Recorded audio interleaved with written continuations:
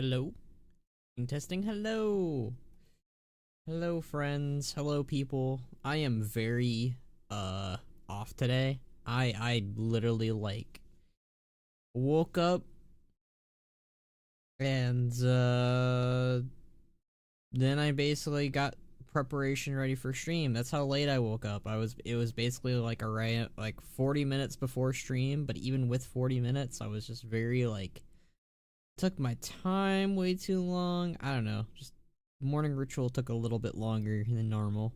But we're logging into WoW. We're doing delves. Yeah. That's the play today. I don't know what the play will be. Gosh, I don't know what I'm even saying.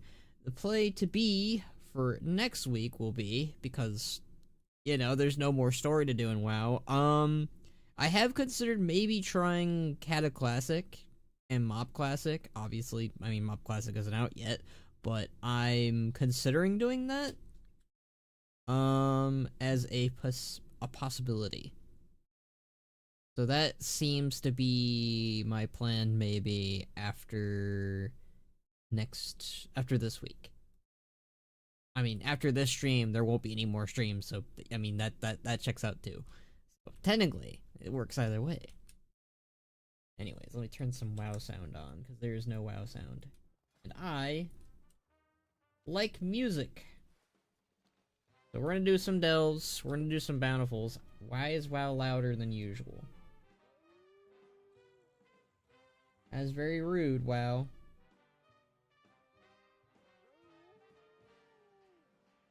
There we go. What? This is your final stream? Final stream for the week. Final stream for the week, Zoran. Also, hi, Zoran. I had a dream about you, Zoran. I had a dream where you kept correcting everyone on the name of a color. And then when the time came for you to reveal your color sheet, it turned out you were lying.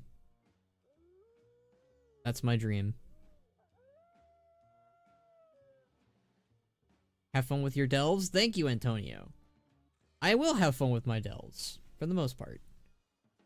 I know you were talking about how they've nerfed Brand to the ground, so that's a bit rough. That sounds correct. I'm a bit of an nerd. Yeah. You are a bit of an nerd, Zoran. Also, how is your day doing, Zoran?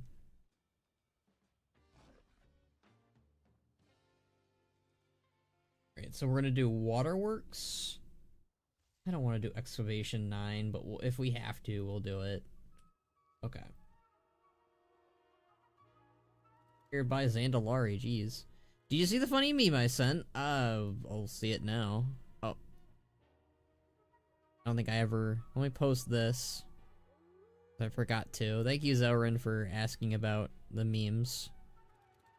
I fell off. That's not really a funny meme, but the views are growing slowly. I will admit, one of the things that I don't want to keep doing is doing videos like those. It's kind of why in the same video I'm like, guys, I'm not gonna do a video like this again. Probably till midnight. Probably till War Within's over, because I don't want to keep saying the same shit over and over. You know how many videos I could do if it's just like, where's Thrall? Where's Rexar? And that's just the same video. And people would get tired of that. I mean, in fairness, people will be like, you keep doing the same video about Rexar and Thrall, essentially. That's not inaccurate, especially with Rexar, but I like adding a new twist to it if there's new evidence for it, This one was more or less just me being, vocalizing thoughts that have been stirring since War Within launched, if I'm being honest, because it was 9 months ago, I think, 10 months ago, 11 months ago, almost a year ago when I made that War Within video where I was like, this is the quest lines in this expansion, and there is no Thrall, and Jaina and Thrall left for some reason. Oh. I was the first viewer, can you believe? I can believe that, actually. You gotta appreciate that I was that at your video. I was at your video in 1 minute. I can't believe you're my biggest fan, Zoran. Am I your VTuber Oshi? Is that what we're talking here? Am I your favorite VTuber? You know, if that's the case, I'm proud of you. Let me just zoom in on my chest for a bit here. Here we go. Yep. Am I your Oshi, Zoran? Oh man. I hope I didn't screw that up too bad for myself. Let me see. I have no idea how well that went, but you know, that was funny. Oh, that's all that does it. It makes me propped out there. You're my Kami Oshi, I guess. What does the Kami part mean? I know, so like Kami, gosh darn Japanese. I don't know VTuber culture, I guess. Hold on. Kami Oshi. Meaning.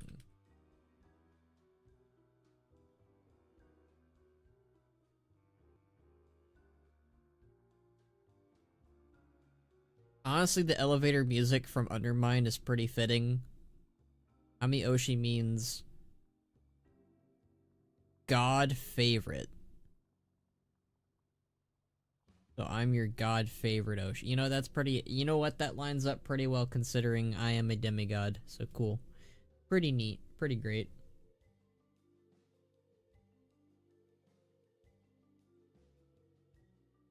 I do have some news though about my new PC, because you know how I've been dealing with this since Dragonflight. Realistically, I mean, it's gotten worse in War Within, but I actually, friend of my mom's who plays Tour with her was like, hey, I work for PC stuff. I can give you guys a list of what you should get for your PC. And, I could send over how much that would be. And my mom thinks it'll only be like, maybe $700, $800. Which is so much cheaper than over $1,000 that I was probably going to end up spending. So there's a good chance I'll be able to afford my PC a lot sooner if that is the case. God King Khono-chan, we missed you. I'm glad you guys missed me. You guys give me life. You guys give me purpose. Sorry, I've been super vocal about delves pretty much everywhere. Oh, hold on. I haven't read your things, Antonio. I feel bad. The whole healers and delves thing is a conversation Blizzard doesn't actually want to have. That's rough. I'm sorry.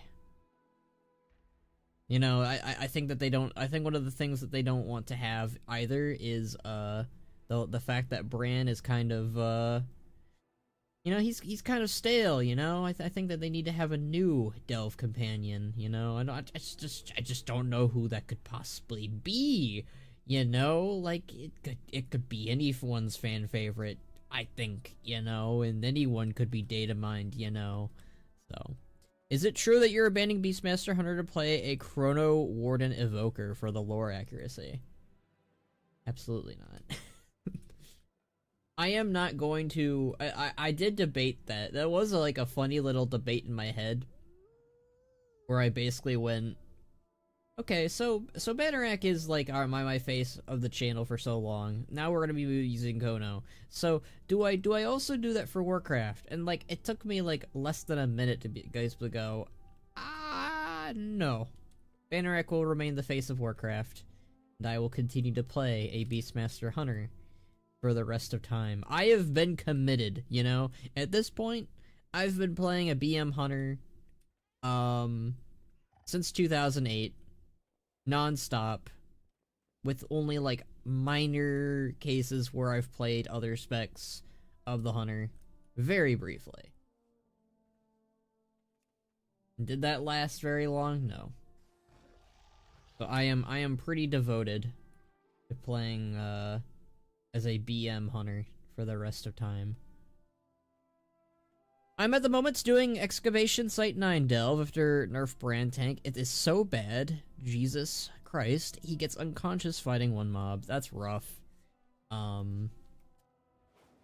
Yeah, I'm gonna stick to healer brand. Healer brand's pretty handy, especially since I have a tank and a pet, and apparently my hunter tank pet is more efficient than Bran. So, why am I going to the Nerubian place? I need to go to the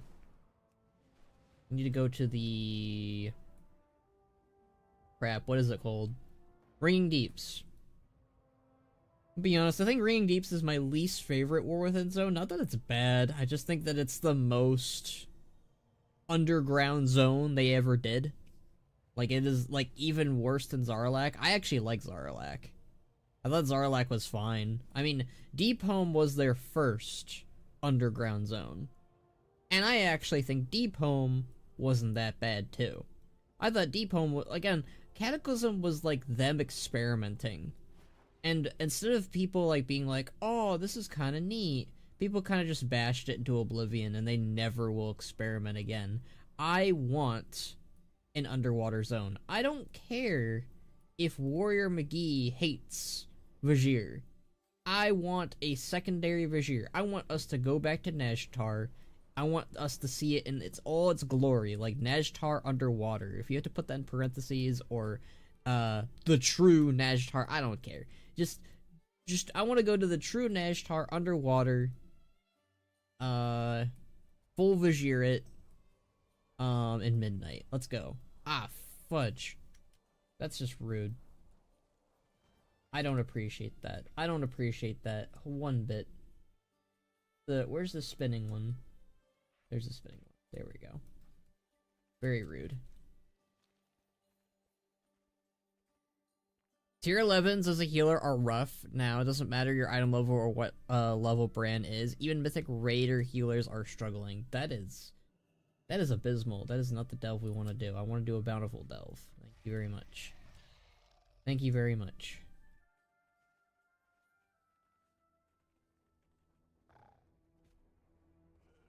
But yeah, I might have enough savings to buy a new PC, which means I will have less issues regarding playing WoW, hopefully. We talked about it yesterday a tiny bit about how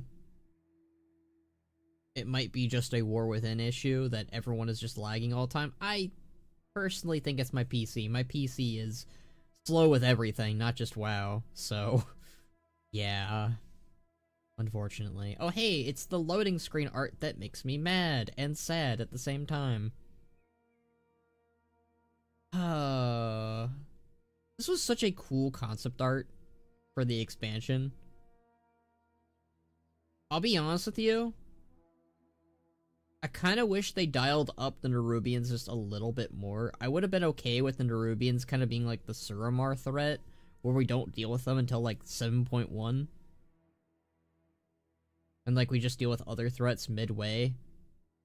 I don't, it sucks because like they didn't want to repeat the Nighthold situation because people complained about them, like, you know, gatekeeping that or whatever.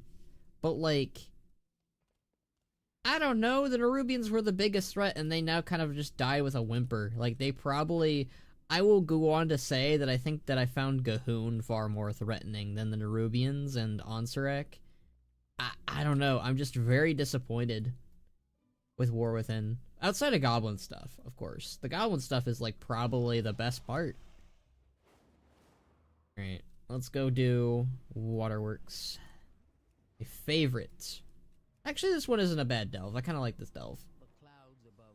My least favorite delves are Excavation 9.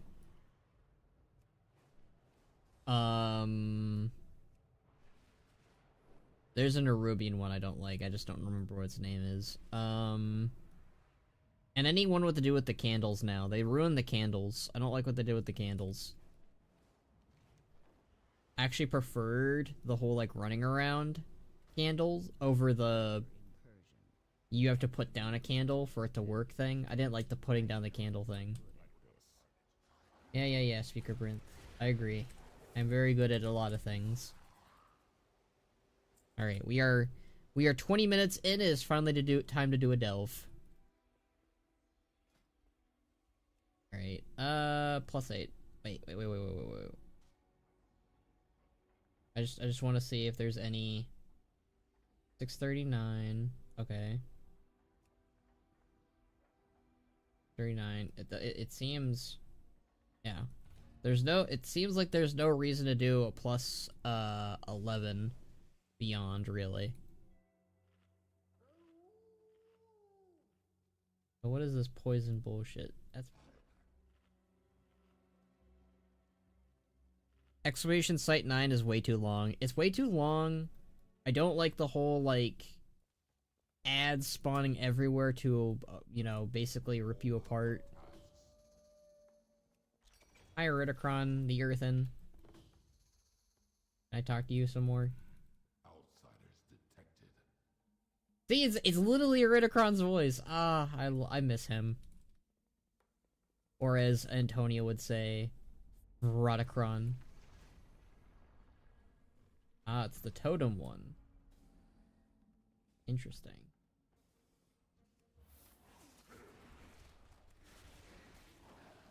You only do 11s for gilded crests, which you can only get 21 a week from delves.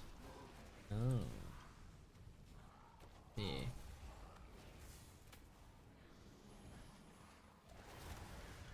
Oh, I don't have my tank pet out. That's why. I was like, why is this more difficult than usual? I don't have my tank pet out, and I'm also not spec for delves, I don't think. Let me get my delve spec. And then get out my cleft hoof. There we go. Here we go. Rodicron until he comes back, maybe.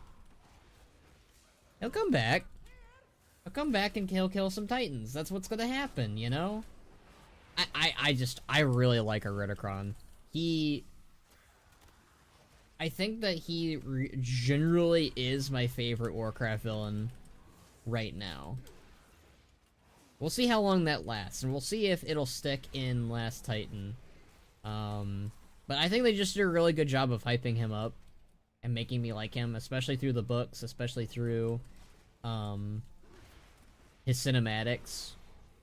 Now, in fairness, does he show up anywhere besides cinematics? True, he doesn't really show anywhere besides cinematics. He has, like, one dungeon boss fight. Which he does almost kill us in that fight. If it wasn't for the fact that, if it wasn't for the fact that, goodness, what I'm trying to say. My brain is broken right now. Oh, if Chromie hadn't frozen him, then he would have obliterated us. We would have died. That's what I liked about his fight. They did a very good job, I think, of just him basically trying to kill us.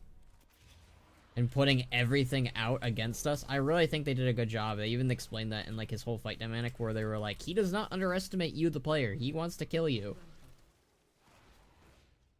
I don't know, Dragonflight was just way more my vibe, which is surprising considering I like goblins, I like Nerubians, I like ethereals. But something about Dragonflight just clicked better than War Within is right now. And, like, it's not like Dragonflight had a lot of orc or horde characters either. It just had dragon characters. And maybe that's just it. Maybe I just need characters that I actually care about. Alright.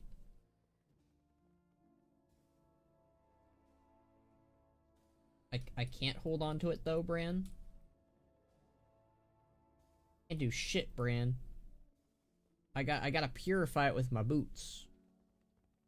Stamp on the ground. Bum bum bum bum ba dum ba dum ba dum. I did like him in the Scaleborn novel. Yeah, more of that. I mean, I think that he was fine in the cinematics too, but just like more of him being a old-time badass and menace like he was in the book. Like, the guy solos a Razagath and Farak and Neltharion? Holy shit. Like, that is, like... If we have more of him doing stuff like that, I don't know what they could do in Last Titan, besides him killing Titans, to kind of, like, you know, emphasize, like, encourage and repeat the fact that this guy is a threat and is scary. I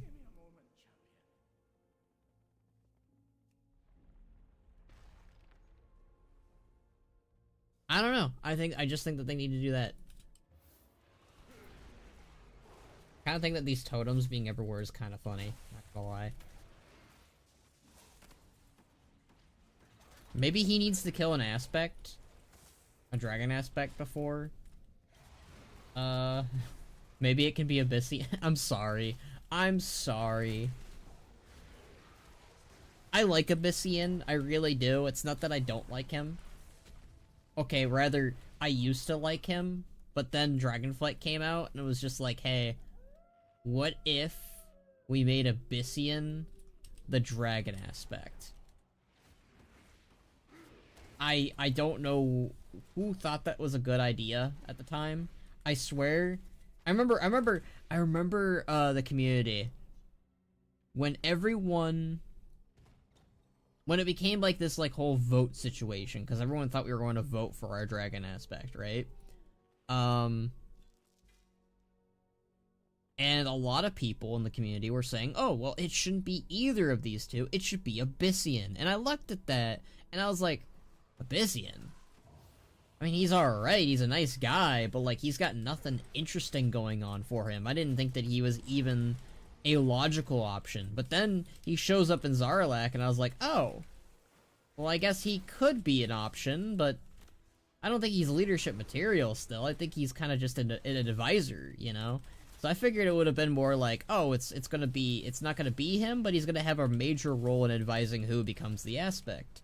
Which at the time, it could have been Sibelian or Rathian, but as time was going on, I was going more and more in favor of Rathian. I was like, yeah, let's have Rathian be the dragon aspect. He's the, you know, he's the most compelling. He's probably the fan favorite. Of course, there is still debate to this day on if he is a fan favorite or not, apparently. Wasn't expecting that either, if I'm being honest. You can see that little guy. Hold on. Yeah, I think that, as sad as it would be, though, I don't think they're gonna do it, by the way. I don't think they're gonna do it. But I do think if Last Titan wanted to do it, the story would be Abyssian shows up to do... Not Abyssian shows up. Eroticron shows up to do his nasty business. He clearly wants to demonstrate that he means business, that he's gonna, you know, go to war with the Titans. Abyssian shows up to oppose him like Neltharion used to. Eroticron mocks Abyssian, calls him weak, calls him, you know, this pathetic peacekeeper that is going to fail to do his job, just like Neltharion did. And then he kills him. And in Abyssian's final moments, he gives that power of the Earth and Dragon aspect to Rathian.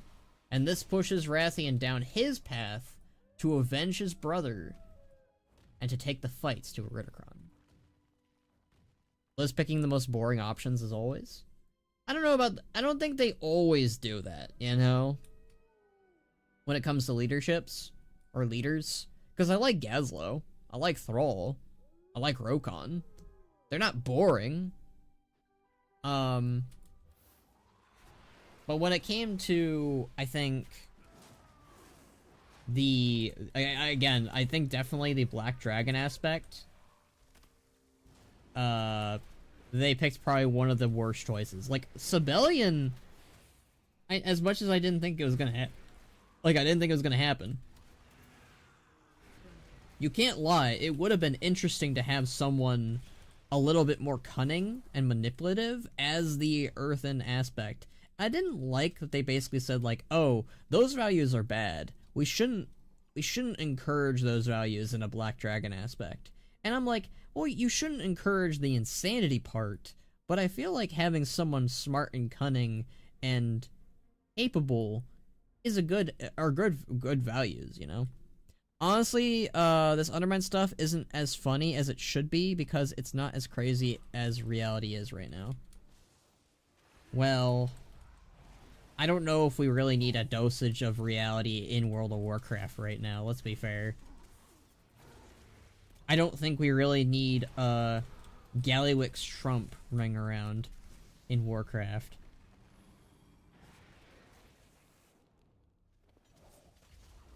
Is the only reason to farm 11s for Gilded Crest over 8s new to farming delves? Apparently.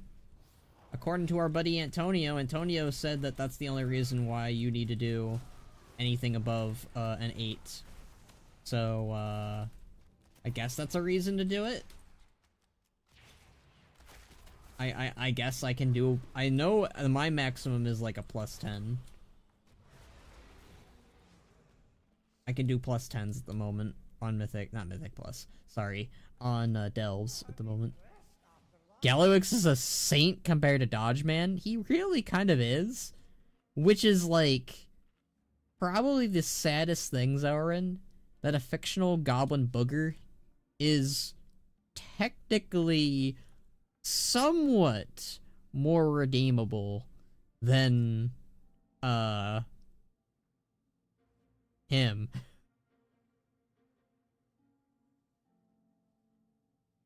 Ah, coffee. Coffee is my morning juice. If I don't have my coffee, I end up like that one time in Dexter's lab when they didn't have their coffee. I now understand that joke completely. From those times. I can do +11 delves. It just seems semi-slow. Didn't realize I could have been farming 8s for the same thing. Me either. I remember in the PTR, I think it was, you could actually do +11 or whatever to get really good gear, and I guess they went back on that? No clue. Wasn't really researching that as well. Just farming for the energy drink trinket. Oh, energy drink trinket. Is that what I have? Turbo drain. Rat Fang toxin. Probably not then. That doesn't sound like anything you would drink unless you guys drink toxins. I know, Bran. I know. You don't need to tell me, Bran, every time. It's okay, buddy. It's okay. I got this. We also might try doing the underpin today. I'm thinking. I think that's a fun little activity to do after we get all of our bountifuls done and all of our amounts done that we need for our weekly Volt. Well, it sounds like my guild actually might not do raid this week because the raid leaders are doing stuff, which I'm completely fine with, by the way. Sometimes you just gotta have a holiday. Oh, I didn't interrupt that, but Bran purged him. Oh my god, Bran, no! Well, I can't believe they're gonna have Bran become the next Lich King. You know, it was bound to happen. He's kind of been showing signs of instability since Wrath. It only makes sense that Bran would become the Lich King after everything that has happened with him, you know? I think that's a good full circle storyline for him, you know? Muradin's gonna be probably pissed, but you know. Gives him some relevancy. Because Raid is too scary? Raid isn't that scary, actually. Normal is pretty easy. We actually one-shot almost every boss except Mugsy and Gallywix, so... Now, Heroic and Mythic, those are scary. Suspicious Energy Drink, best in slot for Enhanced Shaman Trinket in Mythic Plus right now. Oh. Mythic Plus for a Shaman. I have a friend who does exactly that. He likes his Enhancement Shaman, and he likes his Mythic Plus.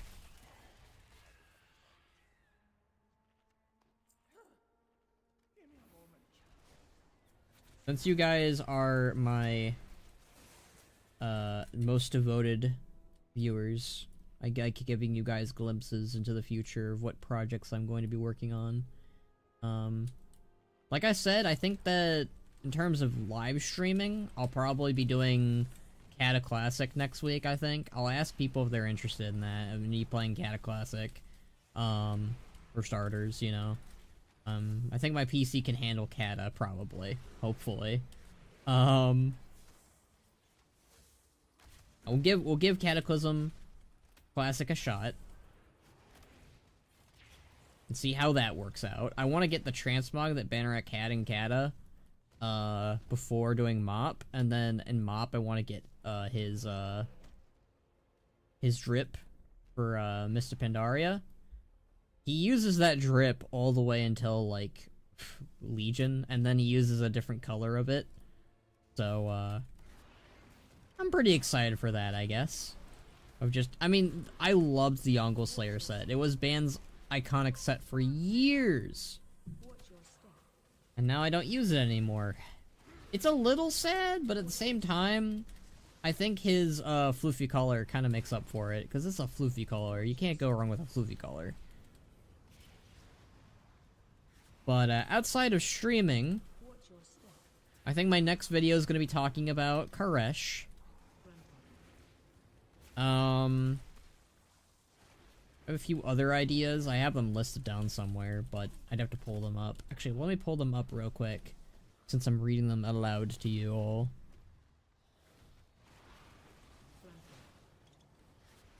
I drank all the potions. You know, I will say the potions do kind of look appetizing. I've always kind of had the headcanon, though, that health potions taste like cough medicine. So, they don't really taste that good as the way they look, basically. Alright, let's see. If I go to Patron Peeps, this is where I list out all of my next videos. So here's some ideas for my next videos, that I've listed down here. Undermine Me, the Galluix villain song. That is currently in development right now. It is being made, it is being sung by the lovely voice of Laurentium. So that'll be a nice little thing for you guys to enjoy. It's basically just using the World of Warcraft soundtrack from his boss fight, adding lyrics to it, and having fun with that. I don't know if I'm going to do anything fun visual-wise with that. Probably not. I might make a machinima version of it in a future date. No confirmation on that.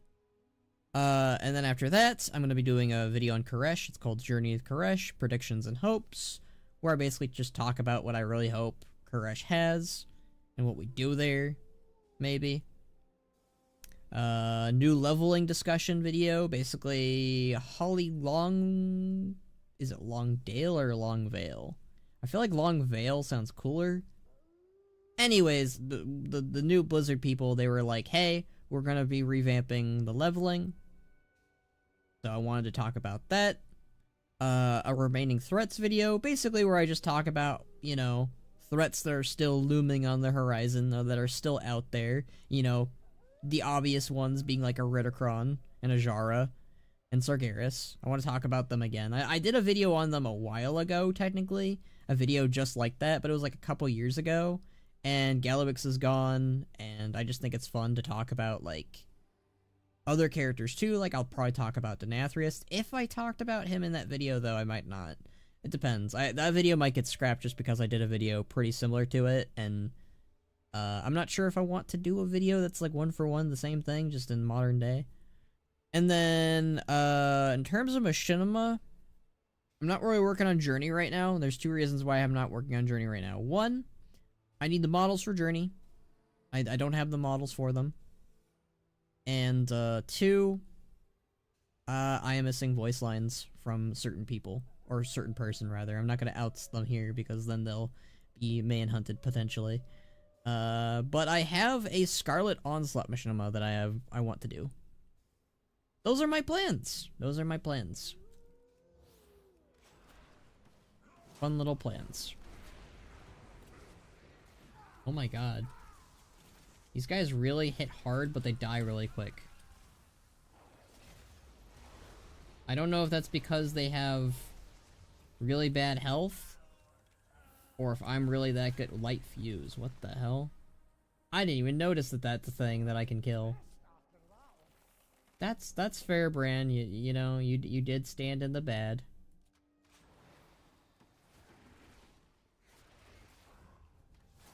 Plants. See, that would be. I know. I don't know what you mean by plants, or if you meant to say plans. Whatever. I don't really mind either way. But you know, Batani being a reoccurring threat on Azeroth would be chilling. Just saying.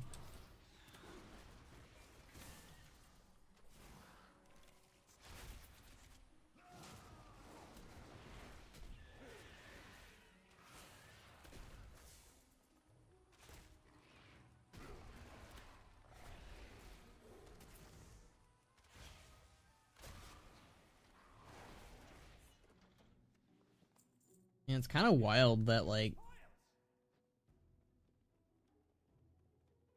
how quickly time is passing right now. Like, we're in March right now, which means, like, we're a couple months away from birthday month. That's crazy. I feel like I just turned in my new age at the moment. You know.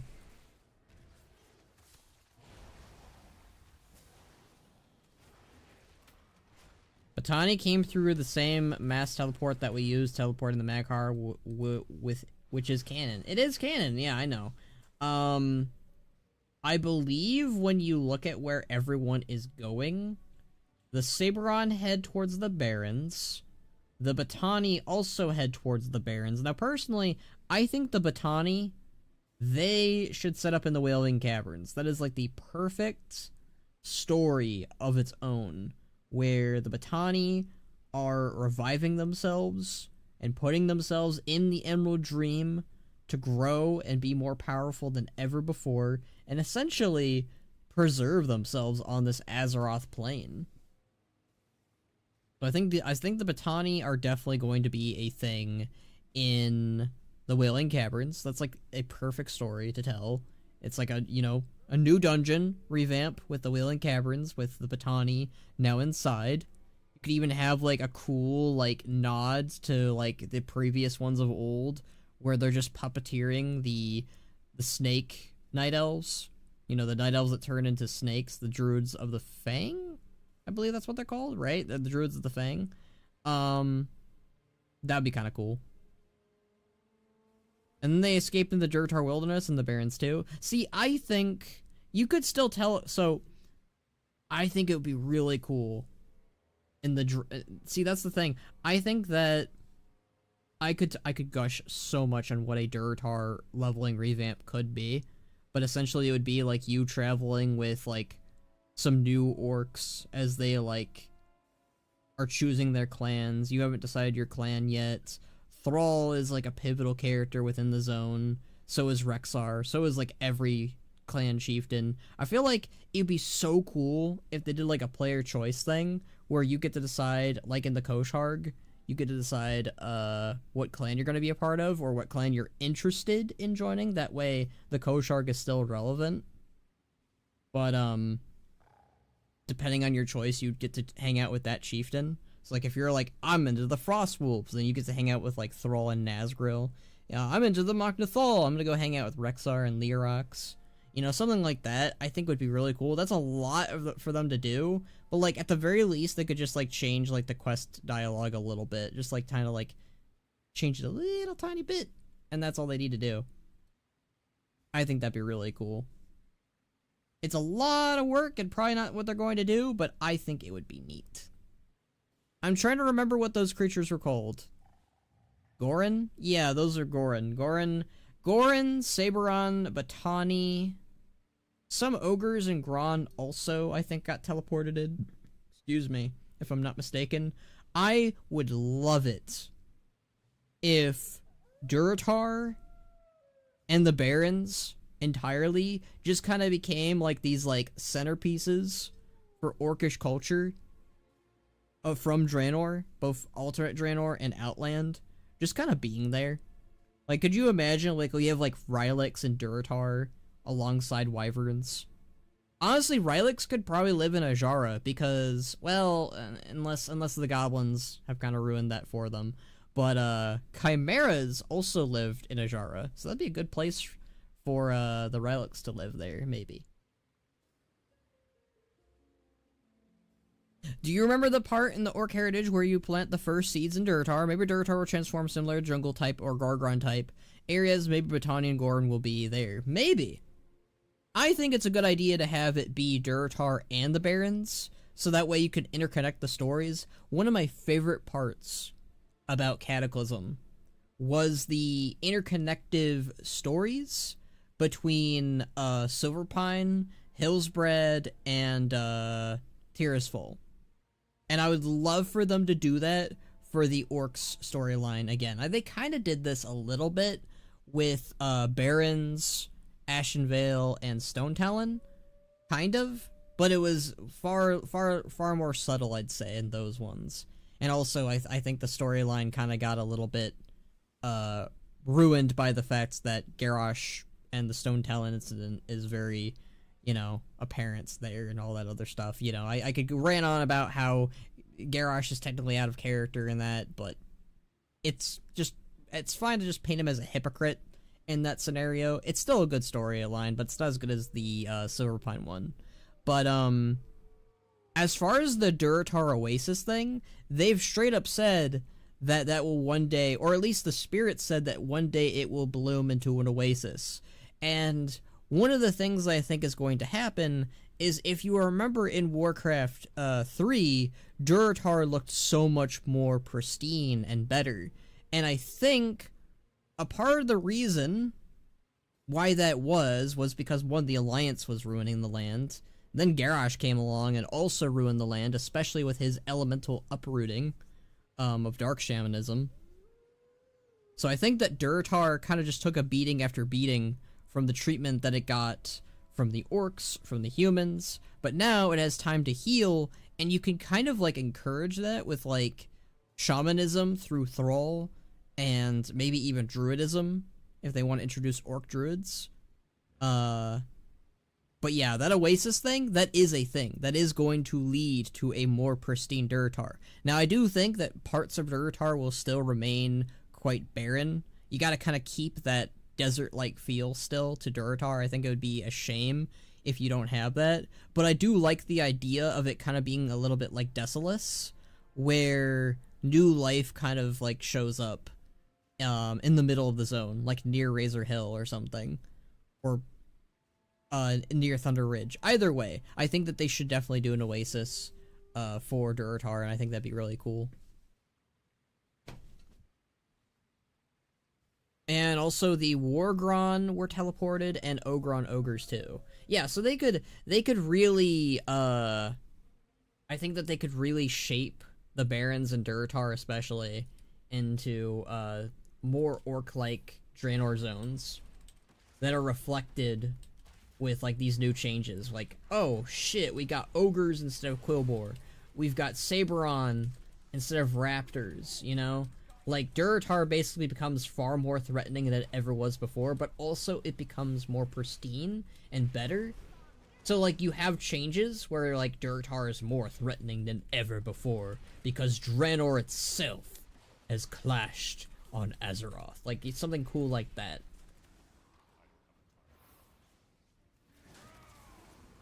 And, you could do something really cool like they did in Cataclysm, where it's very focused on your racial leader. One of the things that I didn't like about the orc starting zone, that every other starting zone kind of had, but not the orcs, was the lack thereof of Garrosh in your starting zone at all. I guess Thrall was technically in the Durotar starting zone, but only for trolls. Which was, that's kind of weird, isn't it? Technically you can quest as an orc, which is great, with the troll starting zone. And honestly, I kind of prefer the troll starting zone. I end up usually running over there now if I ever make an orc character, which I haven't done in a while, I'll be honest. I would like Durotar to be like Gorgron with some Oasis stuff, and Barrens could transform into Tanan. I don't want I don't want the zones to completely change, but I I mean, the Barrens is already kind of like a very Gorgrondy place in some regard. As far as the Tenon jungle, though, I don't think we need. I don't think the Baron needs to turn into a jungle, but I think like the Wailing Caverns area could definitely turn into a bit of a jungle, maybe. I could see that. A nice little caveat of basically, again, I think that it's good to keep all the other stuff going still. Like the old aesthetics and old themes. Like still keep those intact. Don't totally rewrite the whole zone. I don't think people like want another Cataclysm situation like they got for 1,000 Needles, as much as I prefer 1,000 Needles over its classic version. Yeah, I'm a Cataclysm 1,000 Needles enjoyer. Those guys are rare apparently. To be honest, Mag'har orcs are an allied race, kind of added a lot of good stuff from Draenor to Azeroth, which is just kind of awesome. Yeah, I mean, I'm not the biggest fan of the Mag'har in general, but I do like that the Draenor races came with them. And I do think that that would be a very fun thing to play with for the future of WoW. Because Draenor really did add some details for Orcish culture that was good. Like, they basically just kind of just applied what kind of happened on Draenor, alternate Draenor, a little bit. And, made that a thing on our Draenor too. Which I think is pretty cool.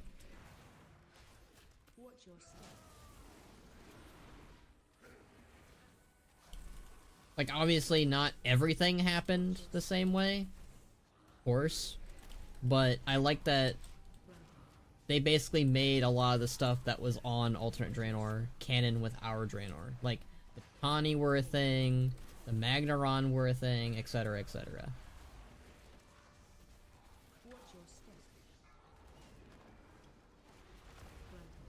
But if we keep those places similar, there won't be much changes, which I personally want to see Durotar. It needs life, it's dead places, etc. What I'm saying is we do have those changes that kind of work.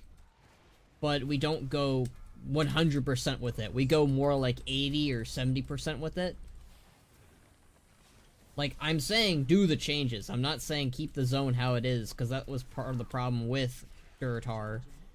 In Cataclysm, besides the zone itself changing, a little bit with the Cataclysm, the quest line and the story remain the same, which was very, very boring. My survival hunter is a Warsong Mag'har orc. I will admit to you again. I'm always honest about this. I prefer the green orcs over the Mag'har orcs. Mag'har orcs are fine. I don't think they're bad or anything. I think I like the orcs of old more. But don't let that stop you. Don't let that stop you at all. Oh, it's boss time. Cool. Everyone has their own preferences. I always just gotta say, I always gotta spill the beans about mine. Where... Okay, there we go. This is gonna be a mess.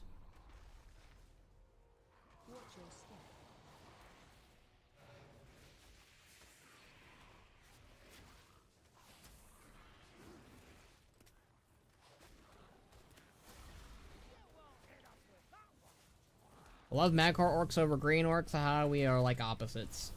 I mean, it happens. I just prefer the rich history of the green orcs more and the aesthetic of the green orcs more. I mean, green is my favorite color. It's not really a big shocker there, but I just think I like the whole history behind the orcs more because they went through so much shit to get here. Well, the Mag'har, they went through their own shit, but like it was not nearly as bad by comparison, you know. They didn't lose their world in the same way that the orcs did. Like, the green orcs, they lost their world through demon corruption and all the other bullshit. I just think I like the story more for green orcs. Oh, hey, it's Malice! Hello, Malice! We actually encountered you on the stream the other day when you were befriending me. I was jumping up and down at you. Hi, Malice. Haven't tried out Season 2 Waterworks, but appreciate how they changed some delves to be more manageable. Season 1 Waterworks was annoying. Kind of feels the same a little bit.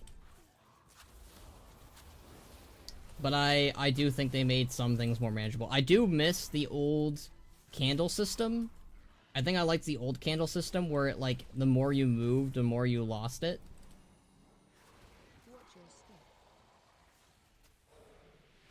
Oop, that was live? Yeah, it was live. But hey. I don't think anyone's gonna... I don't know how I can scrub that if that becomes an issue of you, adding me. It's a little bit harder on my ends when that stuff happens, you know? I was trying to keep it more secretive on asking you to invite me on through Twitter or whatever, but, you know. It is what it is.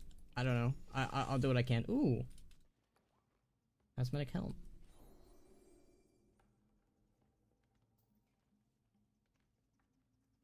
Understand, I just love the Maghar, especially after the racial buffs. I've always been a Maghar loyalist, even when they were not playable, and to be honest, I literally bought BFA just because you can. I mean, I'm fully in support of being able to have a Maghar orc as customization. What the hell? I got a bunch of shit. Dr. Scrap Heal. I don't know if that's a good one. I'll have to look that up. Alright, let's get a bountiful. But no, I was always in support of Maghar being available through customization. My whole beef with the Maghar playable race was I just wish that we got Mok'Nathal instead of Maghar. Maghar should have just kind of been customization in my opinion. You still would have unlocked them maybe in the same manner or way, but it would have just been a customization quest instead. I don't know. I'm kind of also again, maybe this is where I stand in that too. It's I just it did kind of open waves or whatever when they made the Iron Horde relevant again. I was excited, don't get me wrong. I made a whole video about that back in the day. I was like, oh, are we going back to alternate Draenor? Are we gonna have Duratan and Grom as our leaders? Instead we got Gyra, and I actually have like I've definitely started to like Gyra since she became more relevant in the story. But ooh, it's Nightfall Sanctum, nice. But I think I would have preferred the Maghar from Outland over them in terms of like who joins us. Again, if it was customization, I get the whole playable race factor made alternate Draenor make more sense, really. Oh, it's no worries, I don't mind the stuffs. I was just more hoping me going full himbo was funny. Oh, okay. When you were like logging off and logging on multiple different characters, I tried my best to like be like because I figured, okay, probably the easiest thing to do here would be to add you on Real ID through Twitter DMs or something, rather than because I think that if you're on an Alliance character and I'm on a Horde character, you can't add them through BNet for some reason, which is kind of sad. My coffee has got cold, and I'm yawning. But yeah, it was because I'm familiar with you, Malice. So I was like, not like a lot, but you know, I when you know someone because of a, you know, because of a friend would be your wife. I was just like, oh hey, that name sounds familiar. Oh right, it is Malice, because I ended up looking it up while it was happening. I was just double checking because I'm always like, it's gonna be really awkward if I refer to someone and it ends up being somebody else because their names are similar. I was in a panic of how to interact properly. Curse me having majority Alliance characters. You know what? It's fair. It's fine. On the flip side of it, I would have been like, well, I only have like 4 Alliance characters. And, I don't know, 20 Horde characters. Okay, my computer is being oddly nice to me today. I just jinxed that by saying that, didn't I? Let's see. Spelling shadows. Okay, what does this do? Okay, nice. Does that temporarily do that? Yeah, it says temporarily, okay.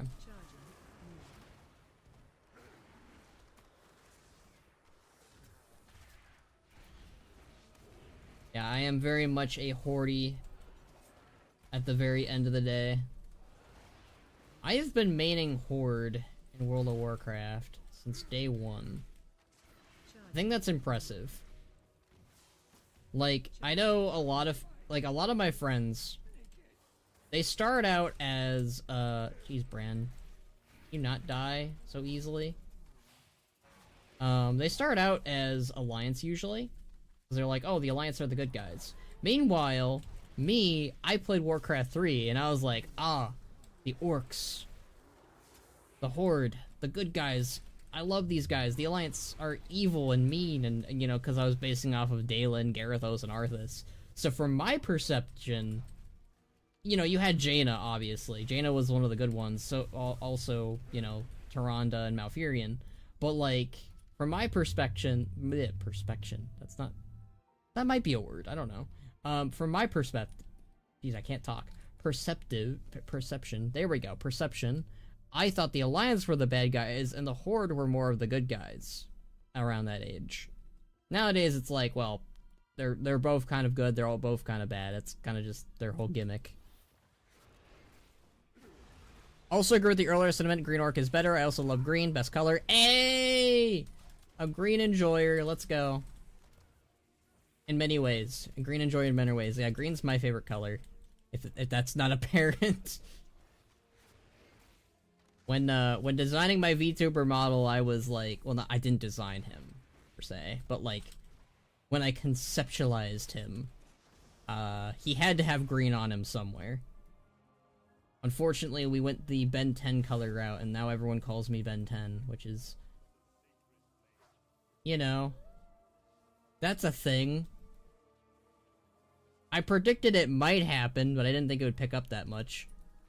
I started with Alliance since the beginning, been Alliance since, been a Warlock main since Burn Crusade. Well, you know what? I've been a Beastmaster main, a Hunter BM main since Wrath of Lich King, so I respect that. I respect the commitment, as always.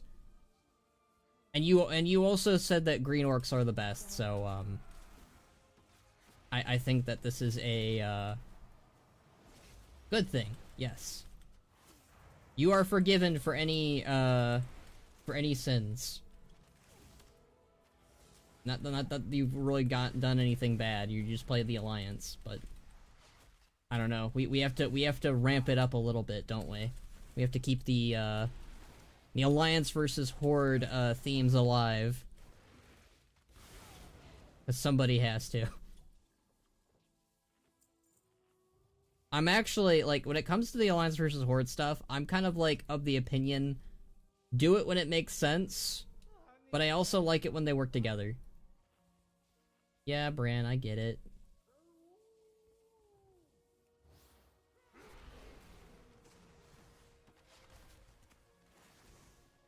Bran should really learn how to heal himself, personally. Claims to be a healer. Doesn't know how to heal himself. For shame. I've always been a Horde enjoyer since day 1. I mean, the Horde are really cool. Not to say the Alliance don't have anything cool to them either. They do. See, I like both the Alliance and the Horde. I just prefer the Horde over them. But, like, each of them has their own cool factor to them.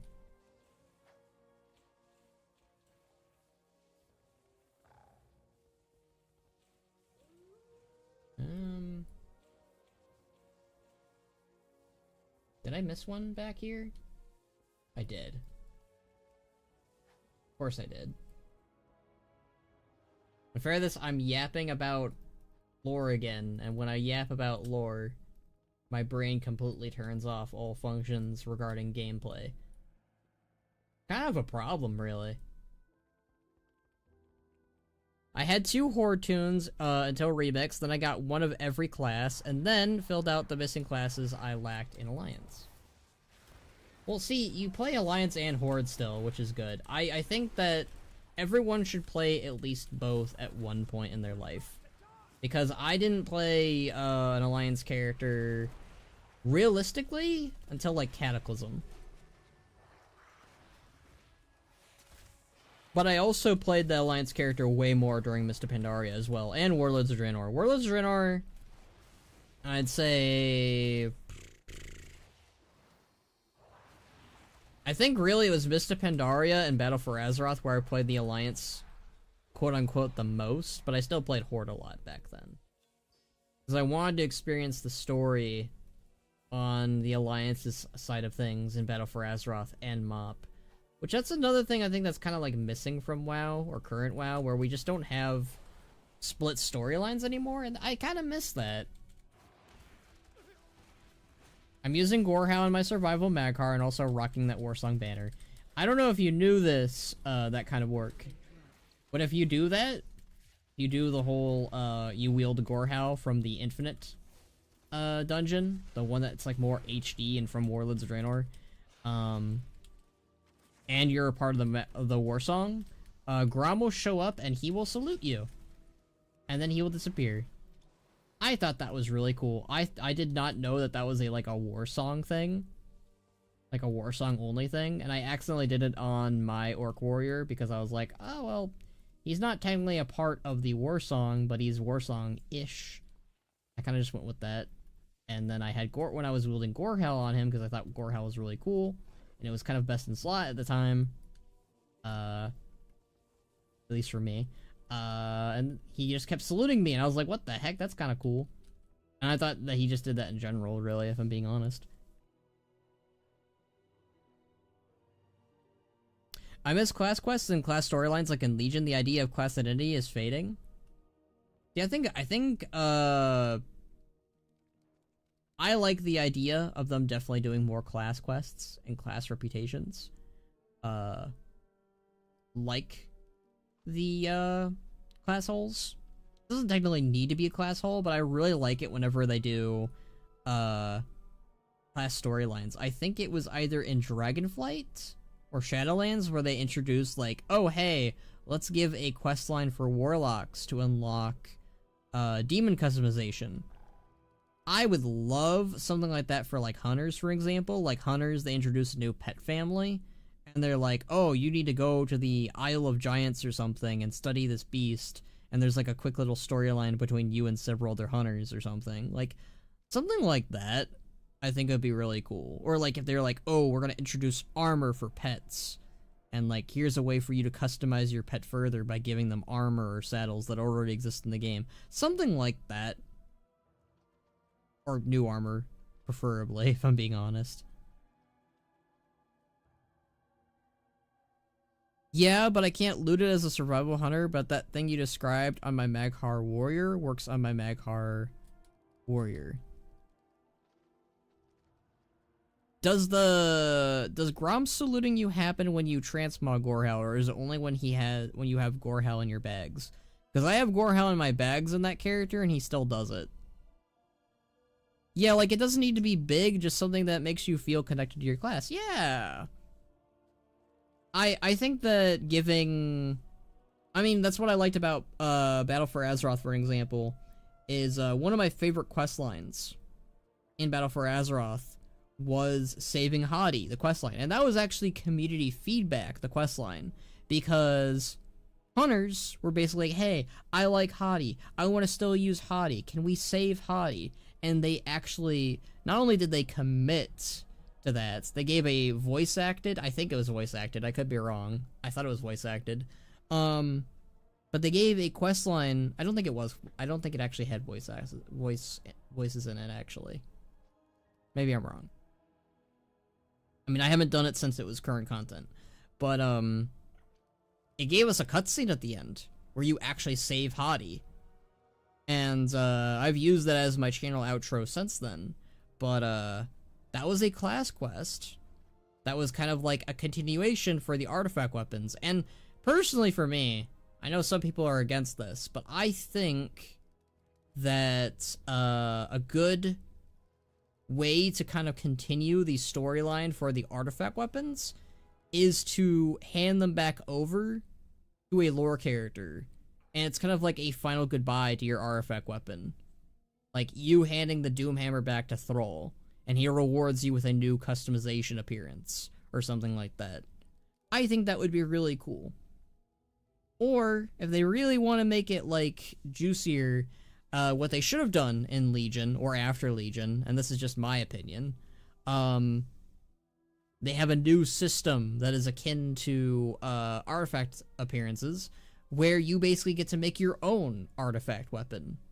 And you use, like, a core part, or power source from your previous artifact weapon to empower the new one, and then you hand it back over to, like, Thrall or something. I think that would be cool. Rumor is we're getting Legion Remix, so we might get some new customizations. Probably. There's actually a lot of artifact weapons in the, like, unused ones that are in the data files. So they could very easily use those ones for the Legion Remix. Or they can make new ones. I don't care. I'm cool with it. If they want to give us some new Mage Tower appearances that people can earn through Remix, like they do like Mage Tower Remix or something, be down with that.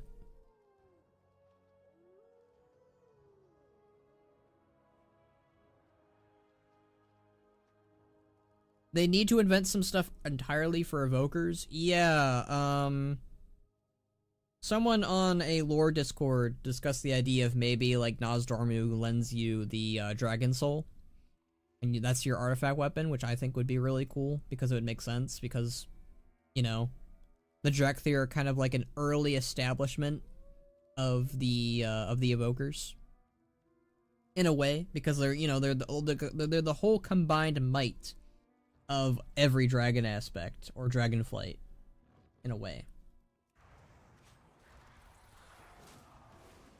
It doesn't technically need to be the Dragon Soul, but I think it could be. I mean, I also think that the Demon Chain, or the Dragon Chain, whatever it's called, maybe that could work. I mean, they might also just say, like, you can't play an Evoker in Legion Remix because in that timeline the Drakthir weren't out and about yet. I mean, that doesn't make as much sense for, like, Earthen either, so you'd basically be, like, saying, hey, you can't play an Earthen, hey, you can't play a Drakthir, you can only play these races. But then you also would have to say the same for Maghar, unless a Maghar is, like, from Outland or some shit. There's no way they're gonna do, like, some kind of restriction system. Well, they might do it for Evoker, actually. We'll see. We'll see if they go the boring route.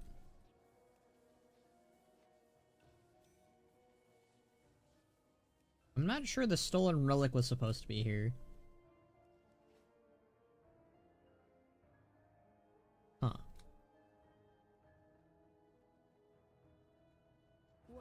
Oh. I heard shit. Not ship. You won't live to see Renalash. Not my fault that you guys are dropping shit everywhere. Okay, there's a rare.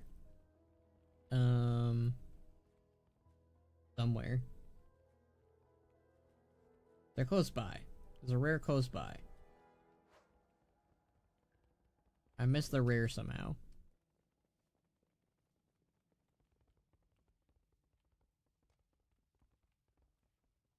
I don't know where the rare is, though. Oh. I missed a friend. Of course I missed a friend. I always miss people. Okay, where is the rare? They're down there, okay.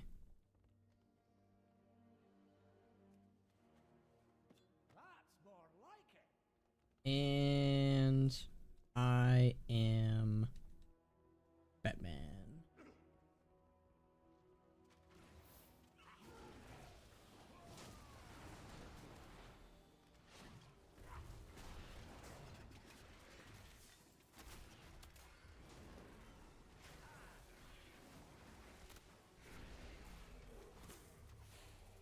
I do think it's funny that Bran changes his hat throughout this whole season.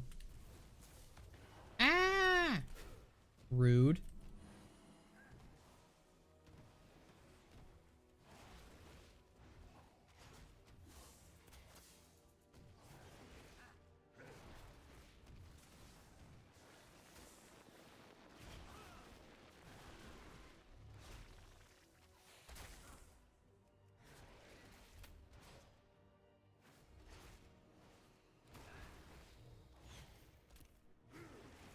And he's dead. Hooray!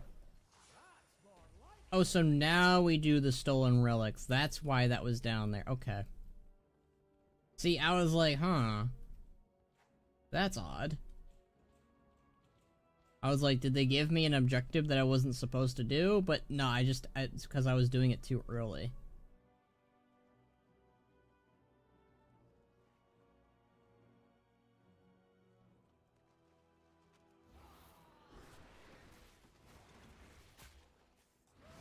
For the Khono! I mean, if you want that to be a war cry, it can be a war cry.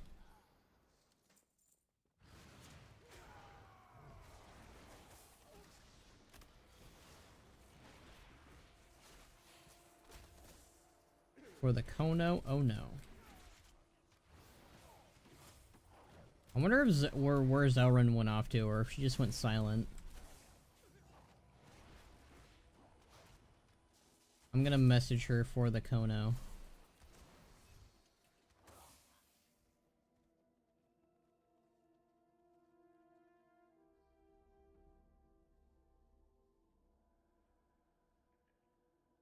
There we go. I messaged her.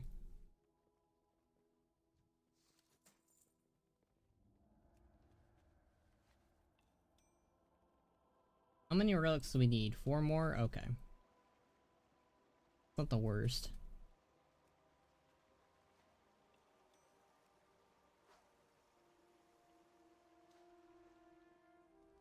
What the heck? Oh, okay. I didn't land that one as well as I thought I would have.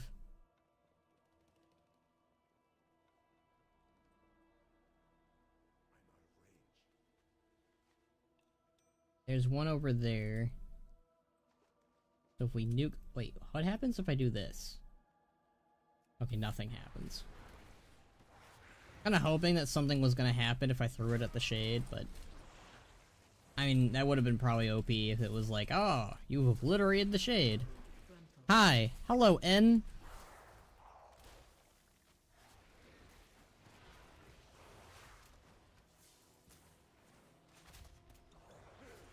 How is it going?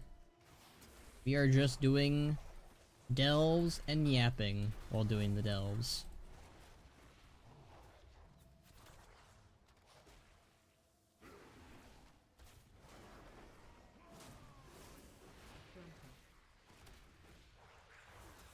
I'm hoping I'll actually get some pretty good gear out of this.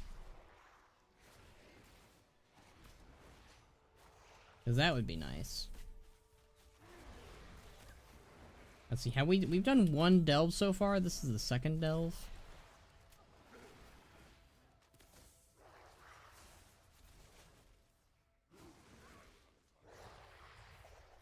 Oh, that guy's dead. Yay!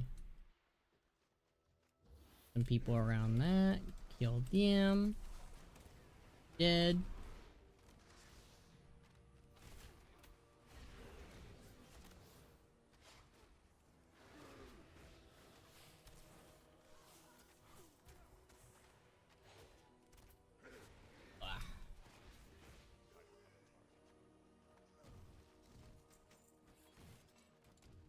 We need 1 more baggie.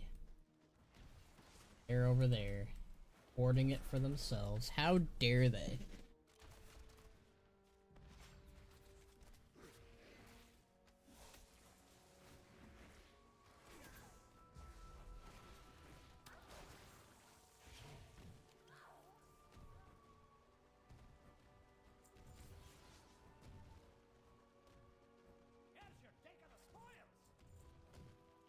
Thank you, Bran. Did I? Okay, I did not grab it. I thought I did.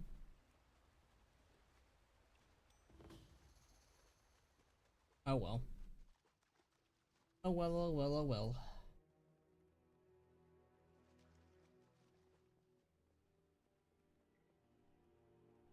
Okay, where is...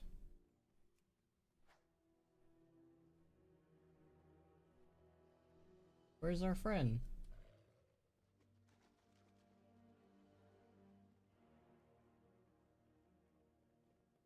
Seeker.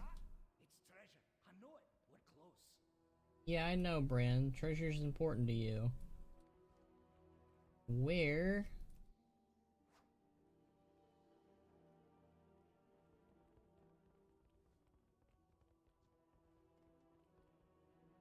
Let's just stealth. Be sneaky about it. Oh, what the what? Fell through the cracks. That's just rude.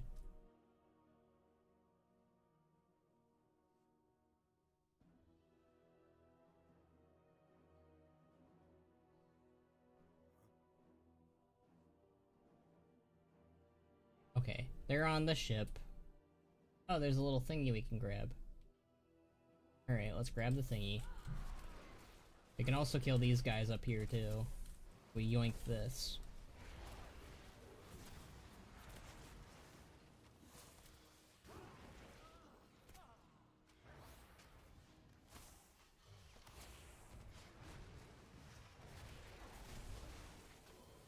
And get yoinks. Kill these hobgoblins. After we kill these guys, I guess.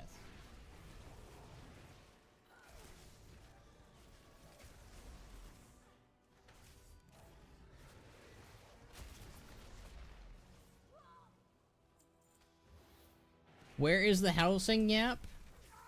The housing yap. Well, we can yap about the housing. So the housing stuff looked really cool. I saw that. I looked at it. I was like, ooh. Look at Blizzard go. They're doing stuff. Fran, you don't get to rest.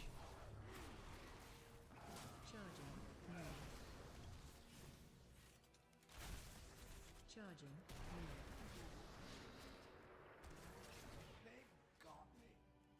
Fran!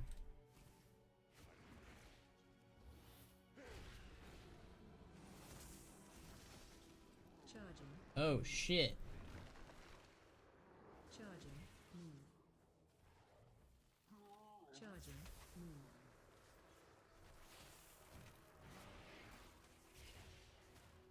Ah! Charging. Tank! Bran! Heal me, Bran! This is getting spicy. Charging. Go for a taco right now. But yeah, the housing stuff looked pretty neat.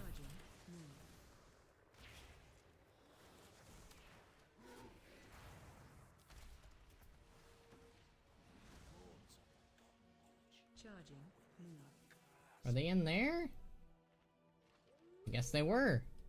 Give me a moment, champion. That's fair, Bran. That one was a little bit rougher than usual. Now I'm in combat with something. Oh, it's a little guy. That's okay. But I thought the new player housing stuff was pretty neat. You can change the color of your object thingies, like by tinting them.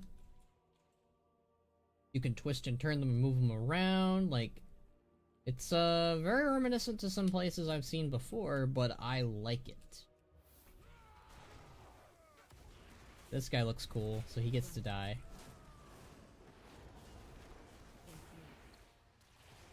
Those relics are ours! The Arathi are ours! You cannot stop Renalash. Stop what I want to stop.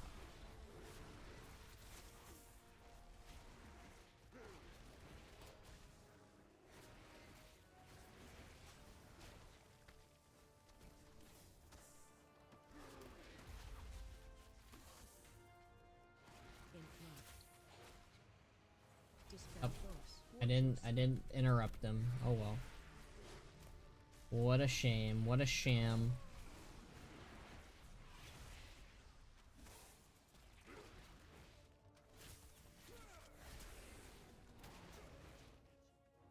You cannot stop Renalash. I won't let you. Oh. I guess he was a little bit.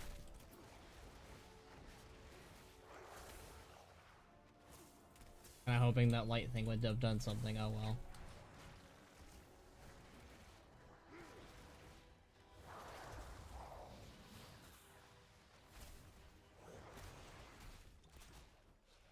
I was gonna say he was a little bit easy, but he wasn't super easy. Mr. Blizzard.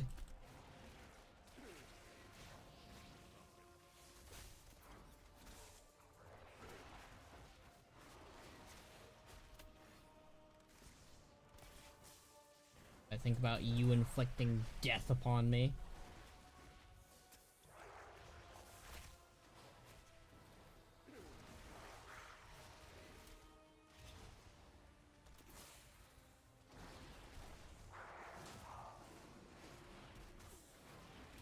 Yeah, well, you can inflict death a little bit. Hooray! Let me get this over here real quick. And yoink. Good job, everybody. We did it. Fire, fire, light the fire. I know it. We're close. Get out of here. Let's get out of here.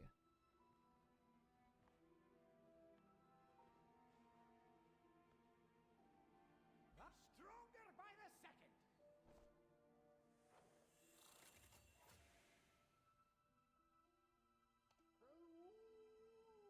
Can't believe Box is losing weight from such activities.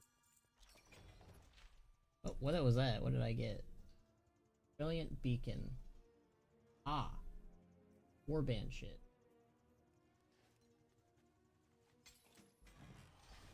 Right. That an upgrade ring. I got Curio. 39 ring. Better crit, but I lose haste and mastery, so not really. That's an unfortunate circumstance. That's what that is. Let's get the ook out of here. Woo! Bump a dump, bump a dump. I'm gonna vendor some shit because my bags are really freaking full. How many bountiful keys do we have? I think I have 4 left, if I'm not mistaken.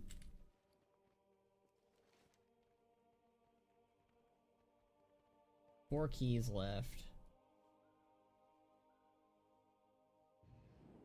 Ashkahet, there's one for the underkeep. Nice, so we'll do the underkeep.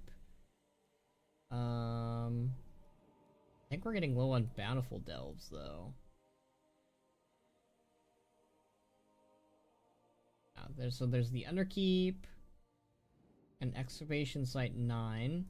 What about undermine? Is there a bountiful delve in there? No, there is not. We only have 2 left. How many keys do we have left? We have 4, so we can do 4. We can do 2 more, and then we'll do non-bountiful delves. Get our thing up. Cool with that. Champion. I don't know if that is actually an upgrade. Healing spells. Okay, that's warbound, so I can just warbound that shit.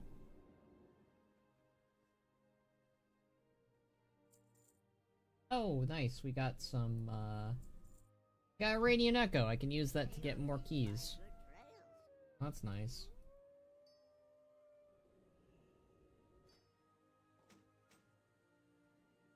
Alright.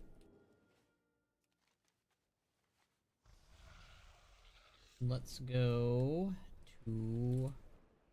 I guess we're gonna end the Bountiful Dells with Excavation 9, my favorite. I don't like that delve. That delve has bad juju.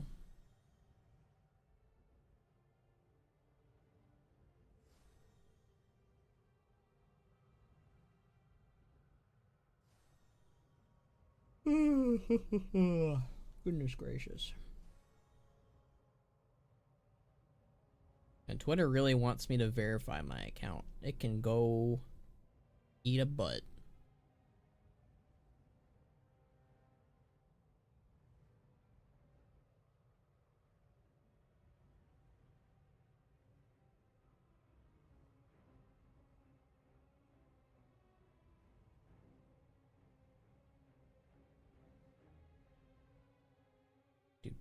Oh my goodness.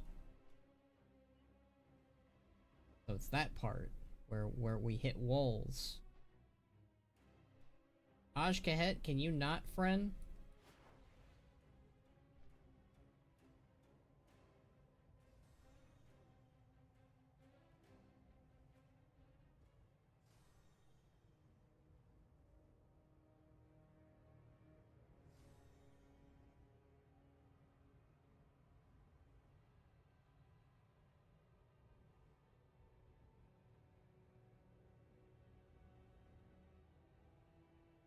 That guy's name was... Some people on Twitter are have very interesting names, not gonna lie.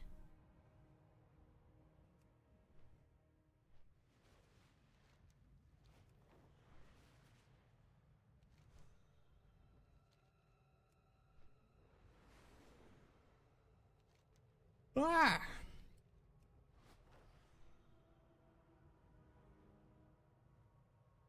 Alright. It is always funny to me when the game takes forever to load in, I just hit invisible walls and sometimes I'll just like, my mount will float sitting on the invisible wall. Oh, that's the first... That is the first time a delve... Well, not the first time. This is the second time a delve has been like, alright. Loading screen.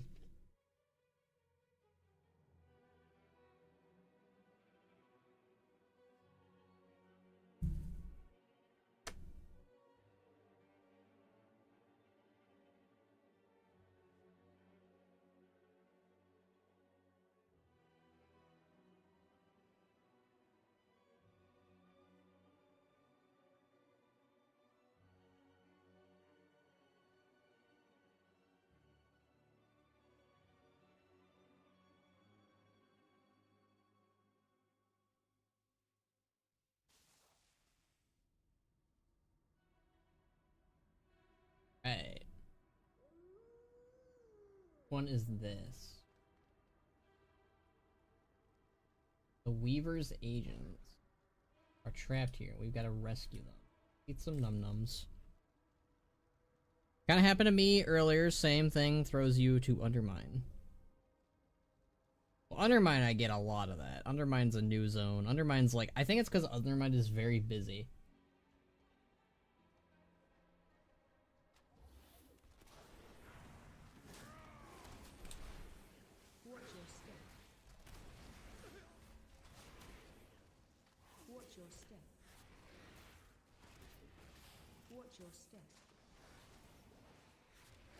Oh no, when are you going to do something crazy? Well, what do you mean by something crazy? Like, can you list some examples of what you mean by crazy? You mean like something that gets me cancelled, or something that, like, I don't know, makes me really likable or something? He already is, he's doing content? Hey, I do WoW content sometimes.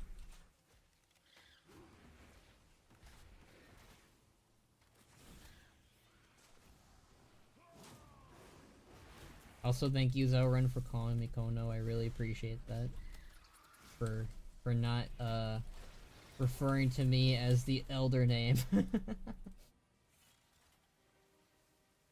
When is Midnight coming out? I'm bored of War Within. I think it's coming out next year.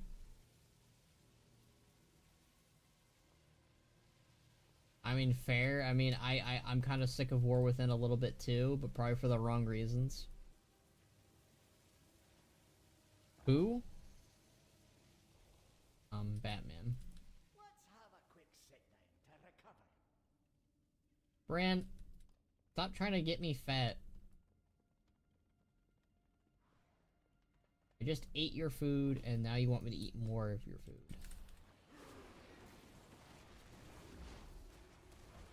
Am I the only one who's kind of over this expansion? Yes. Yeah, I mean, I don't know. War Within, I mean, I will say Undermine was really, really good. Probably the best patch of this entire expansion. But, I don't know. War Within's kind of been a bit of a letdown. Maybe Koresh will be better. But I don't know, I think I'm just more excited for Midnight and Last Titan at this point. Midnight has player housing, but also the potentiality of forest trolls, horde storylines, blood elves, Lorthamar. Maybe Thrall gets to do something. I'm not holding out anything. What the fudge? Hey. Let me do your puzzles, please. Be rude and kick me out of your puzzles. Bandit's the only patch in this expansion. I mean, I kind of count the first patch as in the expansion launch as a patch, personally, but hey, that's me. If you want me to rephrase that, I can rephrase that as Undermine has been the best part of War Within, then. Lorthamar takes Thrall spotlight. Can't we have both, Blue? You always are like, hey, Lorthamar's cooler than Thrall. I want Lorthamar over Thrall. I want Lorthamar to be War Chief. I have really bad takes. I'm Blue. I'm a Smurf. You know, you do stuff like that. And you know, like, that's on you if you want to, like, say that you have bad takes. Like, I don't know why you say that, but hey, that's cool. I mean, at least you know that you're part of the problem. But anyways, I just think that we can have both. Might sound weird, but one of the reasons why I don't like War Within's Earthen is I just cannot accept them as a playable race. Don't get me wrong, I like War Within, but Earthen are like a black stain on a white sheet for me. Man, I just missed Dragonflight. Dragonflight was really good. I actually really liked Dragonflight as an expansion. I like Dragonflight way more than War Within, and I don't know if that's an illegal take or not, but I overall had more fun with the story, I had more fun with the gameplay, I liked the aesthetics more, the characters were just better. I don't know, I think I'm just... Illyria was always kind of like a hit or miss character for me. I don't think she's a hit for me, sadly. I don't think she's bad or anything. She definitely had a good moment or two, but I also feel like her arc is kind of over and done. Same with Anduin, same with Magni. So like I'm kind of just in the waiting room for Thrall to do anything. And that's like the main appeal for War Within for me was. It was like, okay, when is Thrall going to do something? I'm excited for Thrall to be a character again. And it just doesn't happen. So. Yeah, can't really say that I'm the biggest fan of War Within. By this point in the expansion, we had really 3 compelling and fun villains. I have nothing that's keeping me tuned in for War Within. No, I agree. Good. I think that War Within is kind of just... I think it's more of a mid-expansion than Dragonflight is. And, like, Dragonflight, it's only mid because I feel like it kind of just mishandled certain storylines. If it had just, like for example, if it had made Rathian the dragon aspect instead of Abyssian, could have worked out better. Abyssian's kind of just a kind of a boring character. What else? More Ridicron, obviously, but I mean, he'll be in Last Titan, so I can forgive that. I think that Farak could have worked out better if he had more time in the spotlight, so that. I think Vironoth should have been a villain for a little bit longer. But overall, I don't know, I just don't have as much to criticize Dragonflight over. Yeah, I could be like, oh, where are the Horde characters? But I don't that wasn't as bad or as prevalent of a problem as it is in War Within. At least I think so. I don't know. It is suffering my enjoyment out of the game currently. I can't even think of an expansion I have less to say about.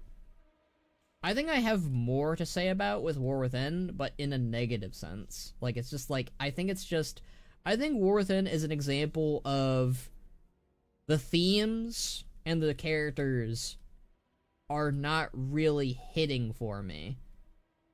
Outside of the goblins.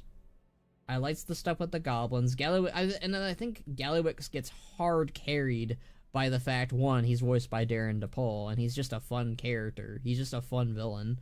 But also by the fact that Gallywix is a character established for 15 years. That's a 15-year-old character that we had grown fond of and hateful towards. So we have more of like a reason to hate him and an establishment with him. And that's a double-edged sword because, you know, a lot of people say that his storyline, his ending wasn't as good as it could have been. And that's fair. I do think that he had a lot riding on him compared to some other villains. But, like, I think that's the main reason why Undermine works so well is because it's a place and it has characters that we've wanted to see for years now. And I don't think Kazalgar, for an example, because Kazalgar is a new zone. It's a new place. You know, it's got Nerubians, which are familiar. It's got No, it doesn't have Tuskar, my bad. It's got Niffin, which were introduced in Dragonflight. The Hollowfall are cool. I like the Hollowfall. The Arathi guys are cool. I like the Arathi. But, like, the Harrenir are new. The Nerubians are kind of new in their own way, but also not. I think the Nerubians are the most appealing part, really. Goblins are, of course, something we've had for years. Like, I don't hate the expansion, but I don't love anything either. Yeah, that's kind of how I feel. I feel like I fall very much in the midway point where, like, nothing is really, like, grabbing a hold of me and shaking me and going, yeah, this is awesome. Suck out of the enjoyment of the expansion. Why are you talking about Bobby like that? I mean, I think Gallywix is a little bit better than Bobby. Maybe. I don't know. How far does that rabbit hole really go down? I just really don't like these scheming characters. Like, okay, well, I don't have a problem with Xal'atath. I like Iridikron. See, like, you have a problem with scheming characters? I don't have a problem with them. I like scheming characters. See, Xal'atath...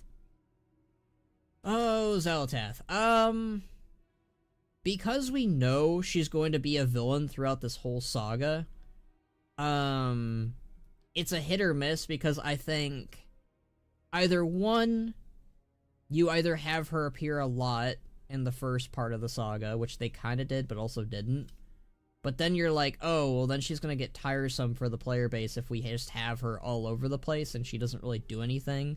There's a chance they might squander that. So I think what they're doing with Xal'atath is fine. I think Xal'atath might be the glue holding me in for War Within, but that's only because of my connection with Iridikron, and also Xal'atath is like... I think Xal'atath is a good example of a newly established villain from old expansions. Like, you know, she was kind of introduced in Legion, and then she was given more build-up in Battle for Azeroth, and now we're finally seeing that storyline kind of get unleashed. So, I don't have as much of an issue with Xal'atath comparatively. I feel like Dragonflight had a strong through line from the start. I don't know what this expansion is going or doing. I think part of the reason, I think another reason why War Within is kind of like slacking, for a better word, is they keep doing these weird break points for the expansion. Like, oh, go do the anniversary event. Go do Siren Isle. And then they also have go back to horrific visions, which, again, I'm very disappointed by the horrific visions thing. That might be the most disappointing part of the expansion for me, because instead of doing something really cool with like Xalatath like reviving N'Zoth on accident, or like the Black Blood causes like Nyalotha through the Unseeming, which has been my theory that the Unseeming is just leftovers from Nyalotha, and it doesn't know how to really process or work without a master operating it, so it's kind of just in this weird limbo space. But I'm really disappointed by what they're doing with Nyalotha and the Visions currently. Mainly the Visions. Nyalotha technically isn't a part of the Visions. I mean, it is technically a part of it, but I'm really disappointed that it's just time travel. Like, that is one of the most boring things you probably could have done with Horrific Visions. Like, why is Horrific Visions back? Is it because Xalatath is playing along with the Black Blood, or reviving N'Zoth, or N'Zoth is back, or something else? Like, Dementius coming towards Azeroth causes the visions to happen again? I don't know. Something cool that isn't, oh, Sora Dormi wants you to go back and do Horrific Visions with her to get prepared for what is to come. That is so boring. I don't know, Bobby's villain arc spans 20 years and had a fitting conclusion. Galliwix had a fitting conclusion? I think it had a fitting conclusion, but I do think his ending could have been better. I personally don't like the whole, like, Gazlo reaching out and being like, Galliwix, look out! When like, Galliwix is, like, this horrible person who has been, like, a horrible person his whole life, and even in the zone itself, he's, like, responsible for Renzic's death.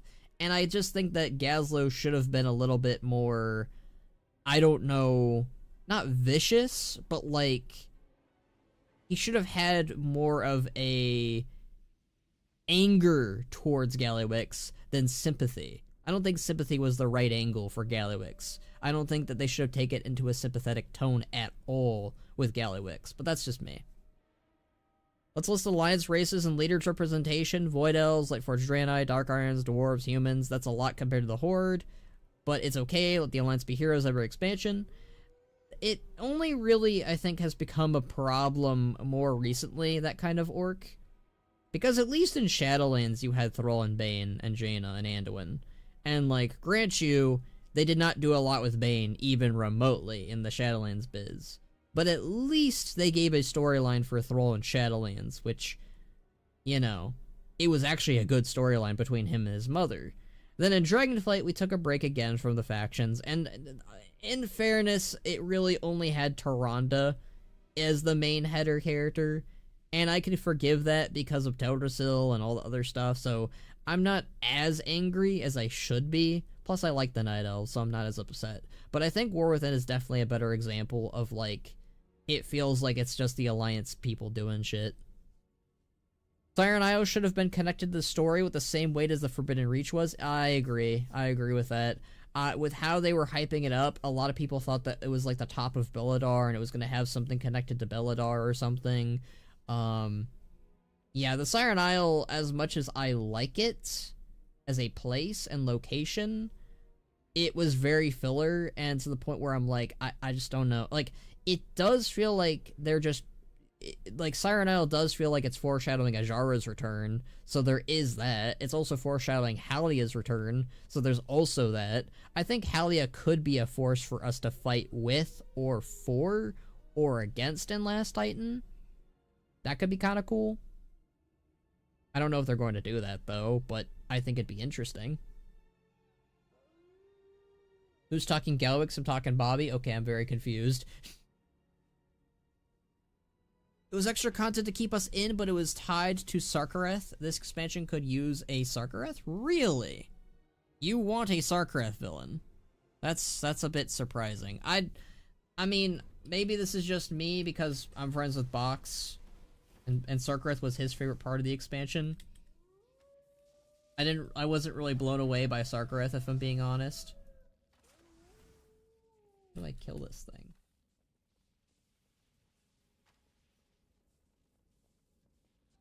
Okay, there we go. Taking a while. I really need to get better at talking my points while doing the content, but I just can't do that well. I don't know, did we... I feel like Gallywix was kind of our Sarkareth villain, if I'm gonna be honest. Like, I think what Siren Isle needed was it needed to tie in more with Gallywix's storyline. So basically, instead of it being the light crystal, it's a big chunk of Kajamite, and basically Gallywix needs that chunk of Kajamite to do stuff with the Dark Heart, and that becomes more of like the overall plot, I guess. I don't know. I think what we needed was, I think we needed Siren Isles for some way or reason to be relevant. Maybe it's like an alliance between Gallywix and Ajara, and like he's using the Naga, and like we have like a quick little banter between Ajara and Gallywix being like, "Oh yeah, I used to be in Ajara for a bit there," and like Ajara's just like, "Ugh, you were in that place named after me, how dare you," or something. I don't know. I don't have a good dialogue for it right now. Gallywix should have been launch content and Siren Isle, then I'd agree. I could see him being in launch content. I think that's what I was talking earlier about how Queen Ansarak need more time in the oven, and also just needed more of a presence, really, in the story. And I feel like they could have done that by having basically a Nighthold situation, where it's the first raid isn't actually Anubar Palace, it's Undermine, and Anubar Palace is kind of like you would have to definitely like reframe everything, but I think it could work, because you'd basically have Xal'atath more reliant on the Nerubians to act as a distraction for her. And maybe you could have just had more fun with the story that way. I mean, the problem is, I guess, is it wouldn't work as well with Gallywix, because then Gallywix would be, like, I guess, less fearful and less planning ahead that Xal'atath is going to ditch him. But at the same time, you could just reframe the story and be like, I'm used to doing this before. When I worked for Sylvanas, she did the same thing to me. So I guess that you could have done it as that instead. Or instead of it's him learning the lessons of what Xal'atath does to the Nerubian Queen, it's more about him learning the lessons that he took from, you know, Sylvanas. Which I think Gallywix's storyline in general should have been more a reference point, and also more of like a nod to things in the past anyways. Like, oh shit. Hi, Underpin.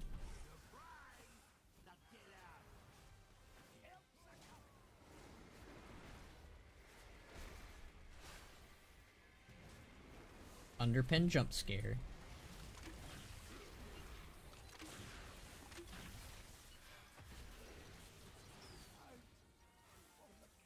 Bran. Swear, buddy.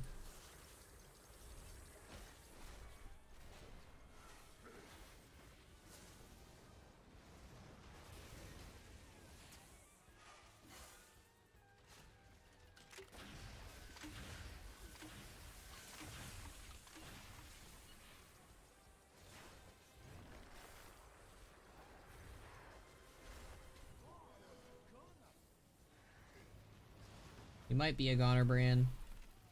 People always messing around on my perfectly legal deeded land. I feel like the Underpin is the Diet Gallywix. Hooray! That was our first time us surviving the Underpin.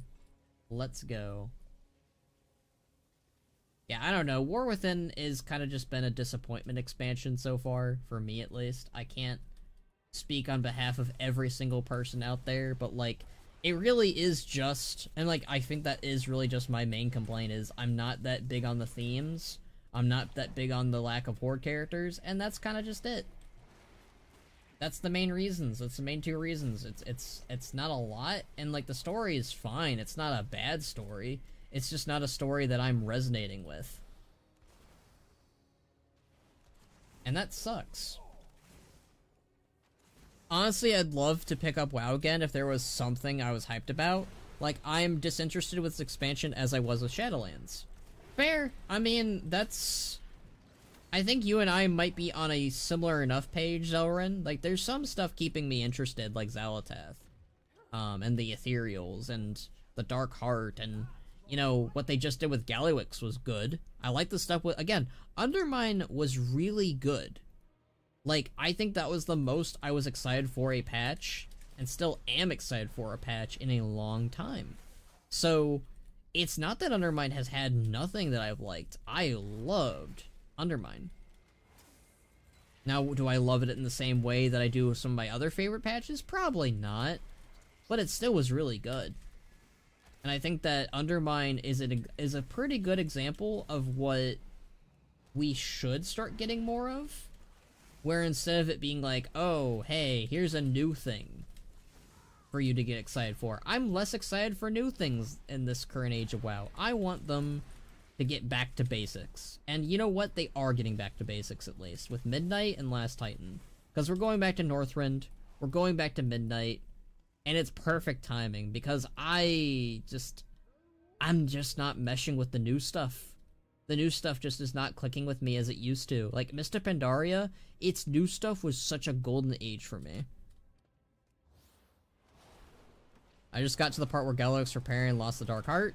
Well, you're a bit behind compared to us. Hoy. We'll try not to talk spoilers, Jacob, but it's gonna be a little bit hard, I'll be honest with you. Yeah. I mean, compared to Undermine to Zarlak, and I think most people prefer Undermine, yeah.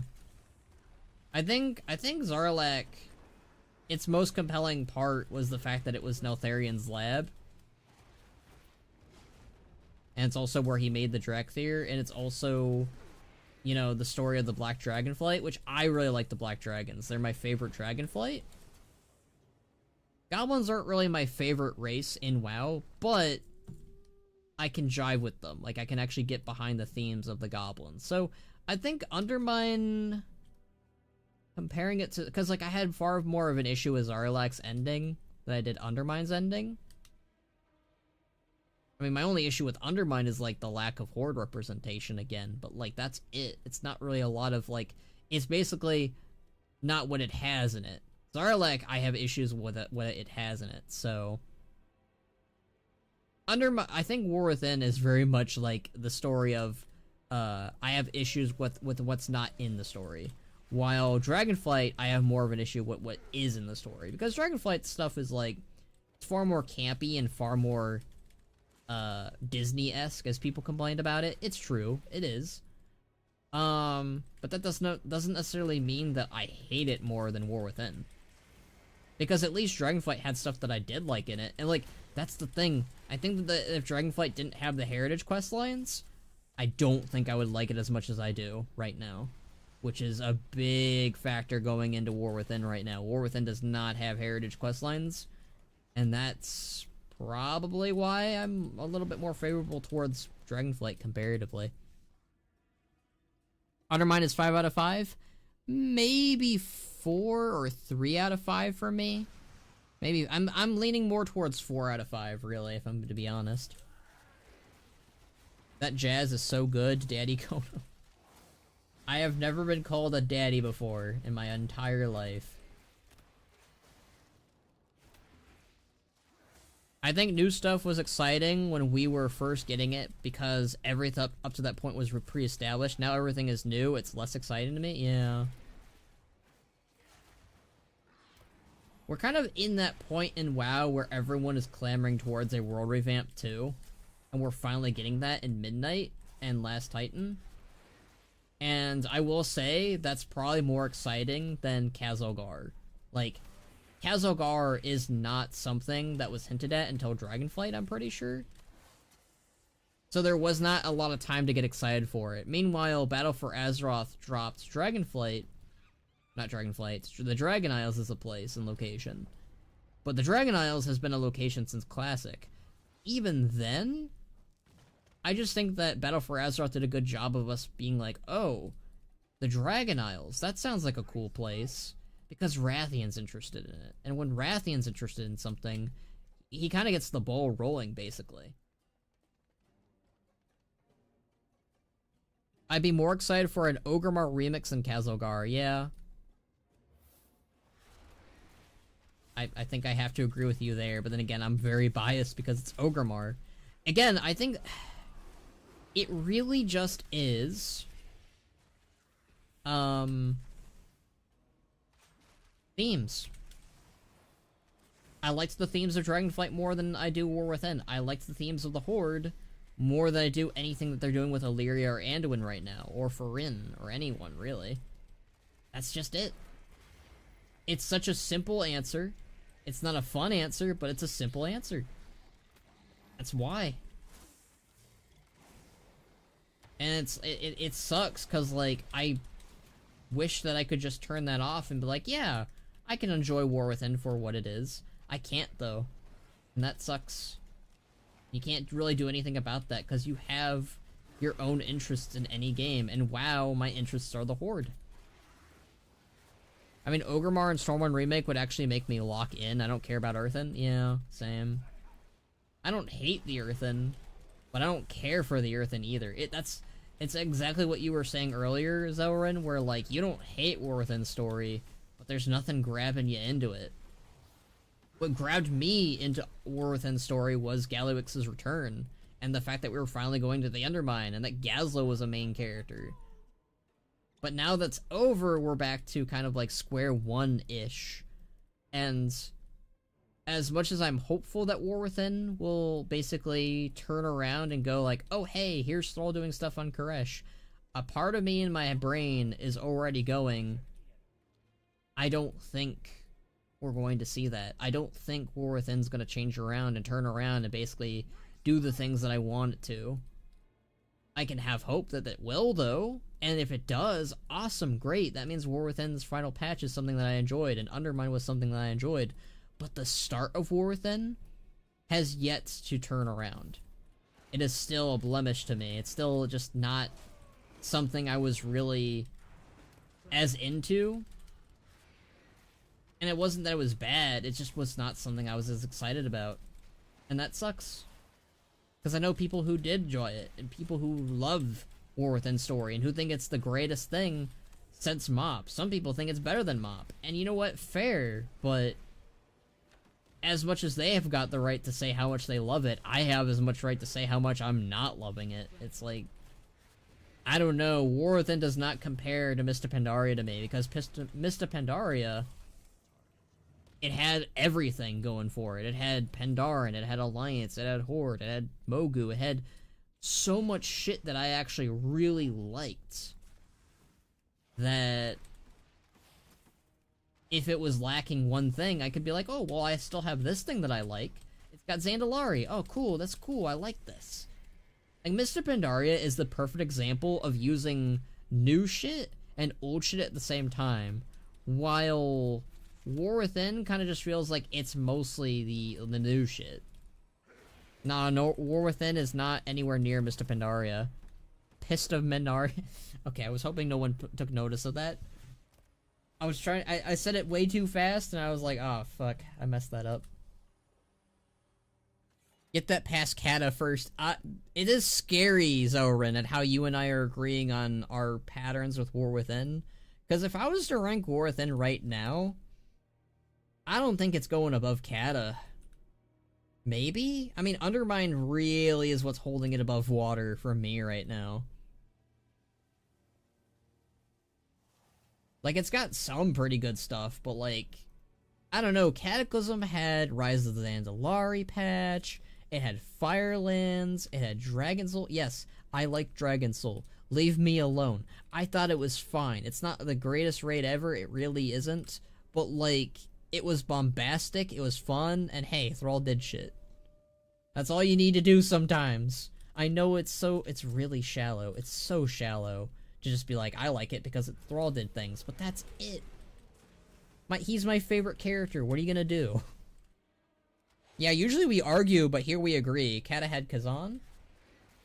Did have Kazan. I don't know yet if I like Undermine more than Kazan or Kazan more than Undermine. That's the problem. I mean, Thrall did kick ass in Kazan though, so... Oof. Gilneas? Gilneas was good. The world revamp was so good sometimes. Silverpine, yeah. I don't think War Within's gonna beat Cataclysm. Koresh has to be amazing. And by amazing, I mean it's basically Argus, but with Thrall in it. And it sets the stage for Midnight. Which is what it has to do anyways, so yeah. Vajir, Kata is so much better than War Within. I kind of have to agree with you in on some retrospects. It really... Cataclysm feels like it does feel better in many aspects of War Within, and Cataclysm is not a very, like, it's got issues. Like, it's not this flawless expansion. Cataclysm has a lot of problems with it. Mainly, there was not a lot to do at the end, once you hit max level. I need to go this way. And I also think that its ending, was very kind of rushed. Like, I kind of feel like we needed a little bit more time. Oh shit, I did not see them. I think we needed more time to set up Dragon Soul as a place that we were going to next. I think we needed, like, a pre-quest rather than dungeons. Like, the dungeons were good, but yeah, Cataclysm does feel like a little bit of a product of its time too, in that retrospect. But it also had some pretty good moments too. Like, I really think that Rise of Andalari and Firelands were really good, both in terms of story and, like, you know, beat for beat moments. If you're above Kata, I think it's a good expansion. If it's below Kata, bad expansion. Yeah. I don't know if I'd call War Within a bad expansion, but it's definitely not an expansion for me. That's how I would probably frame it. Like, I think this is the closest I've ever come to... I don't know, like, the community seems to really like War Within, but I think this is the one time where I'm like, I don't know, community, I don't know.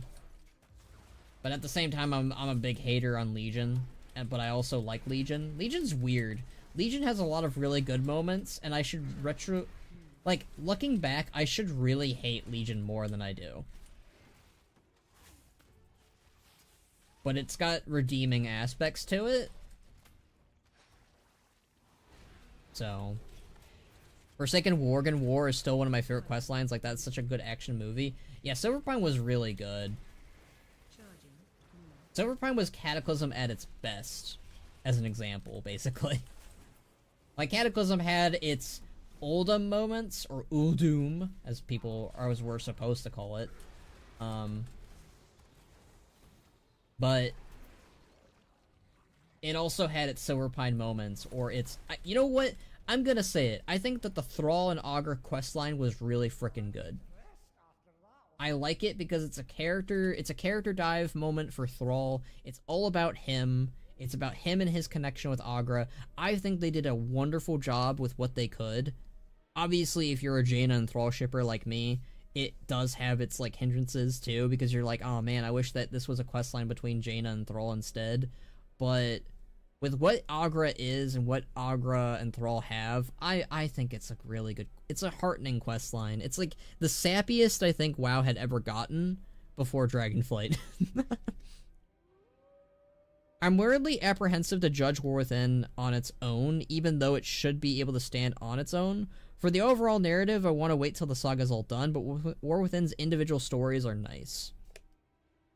I want to wait till it's over too, before I fully... That's why when I made my tier list for it, I left it as undecided, because it is undecided. Because if Koresh is basically the hit... Koresh is going to be the moment where I'm like, yeah, I like this expansion, basically. Because Undermine is basically, like, teetering it. Like, it's basically going like, okay, Undermine was really good, but is it better than Cataclysm good? Not quite yet. Not quite yet. Not quite there.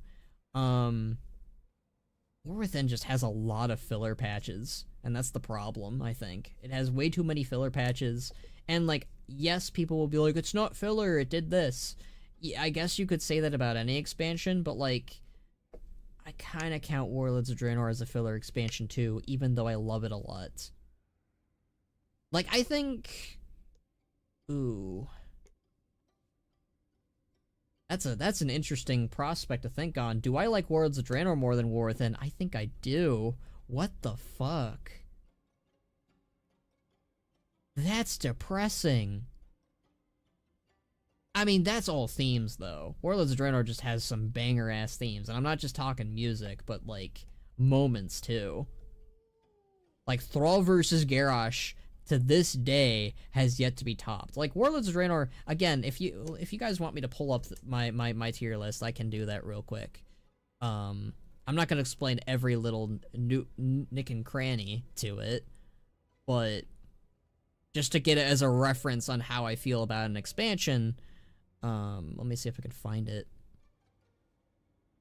There we go, I found it. Here we go. Sorry, Delve. I'll be doing you in a bit. I'm sorry. Okay, so here is my rankings. Mr. Pandaria is my favorite. My second favorite is Wrath. Legion and Battle for Azeroth are neck and neck for third place. I can't decide which one it is to this day. I think it's leaning more towards Battle for Azeroth because of Sarfang's arc, personally. If you remove Sarfang's arc, then it's Legion. Dragonflight is 4th place. And then you've got... See, I don't know if Cataclysm tops Warlords of Draenor. I think it does. Only slightly. Only by an inch. And that's mainly because of Thrall. I think if Thrall wasn't in Cataclysm, probably would have been Warlords of Draenor topping Cata. And then you have Warlords of Draenor. So you got 1, 2. These guys are tied for 3. 4... 5, 6, and then War Within is probably in 7th place right now, but it can rise above these two if Koresh is amazing.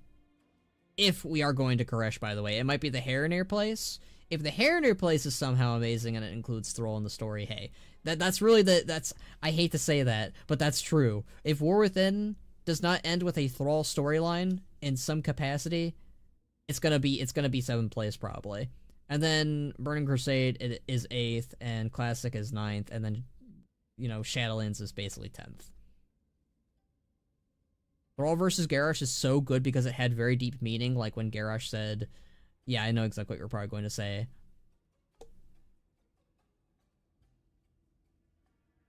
Warlords of Draenor was worse objectively, but I love everything it did. Yeah, it had a really good questing.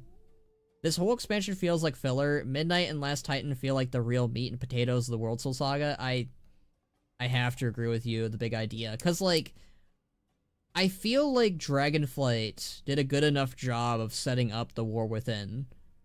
And nothing has really happened in the War Within besides Dalaran getting obliterated. I think I said this. I think War Within kind of just feels like a leftover patch for Dragonflight, but like in the worst way. All I did for the Horde and you failed me is kind of true. Garrosh really did. You saw... No. No, no, no, no, no, no, no, no, no, no, no. No, no, no, no, no. No, no, no. Okay. We're getting back into the Garrosh discussion. Here we go. Here we go. Here we go. Okay. All I did for the Ford... Oh god, I can't talk. For the Ford? Yeah, he did it for the Ford dealership. The whole Thrall abandoning Garrosh and leaving him with nothing and leaving him to pick up his pieces line, it's a good line from Garrosh's perspective, sure. But, like, that's completely ignoring the fact that Thrall did leave him advisors for Garrosh to listen to and pay attention to and take actual lessons from. And Garrosh kind of just murders them all, or tries to murder them. Karen, he kills him in Makara. Vol'jin tries to get him assassinated. Eitrig guts him and leaves him to die above Orgrimmar. You know, like, he leaves him with all of these advisors to guide him, and Garrosh ignores them, and worse, he tries to kill them. And, of course, Thrall had to leave, and the whole, like, abandonment thing, it's like, dude, you're a grown man, you're older than Thrall, but alright, if you're really clinging to, like, Thrall's wisdom still, you can still reach out to the guy and still ask him for advice, but no, you oppose him, you reject him, you basically decry him and basically blame all of your problems that you yourself created on him, when in reality, it's on you. If Garrosh had just admitted that he was... And here's the thing, at the start, he even told Thrall, I'm not ready for this. But that completely went away as time went on with him as war chief, because Garrosh felt like he got emboldened. That he was ready for the role now. That he was better at this than Thrall was. Basically, Garrosh started to sniff his own ass, basically. I think they were both wrong and both right. That's what makes it so good. I think Garrosh is like 90% wrong and 10% right. Like, the 10% right is pretty much Thrall should have picked somebody else. That's pretty much it. Thrall should have picked somebody else. He believed in Garrosh way too much. That's the whole point. That's the whole bit there, really. Like, Thrall, you should have never believed in this guy. And that's depressing, basically. Thrall was the one guy who believed in Garrosh, and Garrosh spat in his face, basically. Garrosh goes double speed limit in school zone. Wow, Machinima, no way, oh my god. In his Ford 150. Thank you, Sil, for bringing that back. Also, I'm glad you're here, Sil. I was sad that you weren't here at the beginning.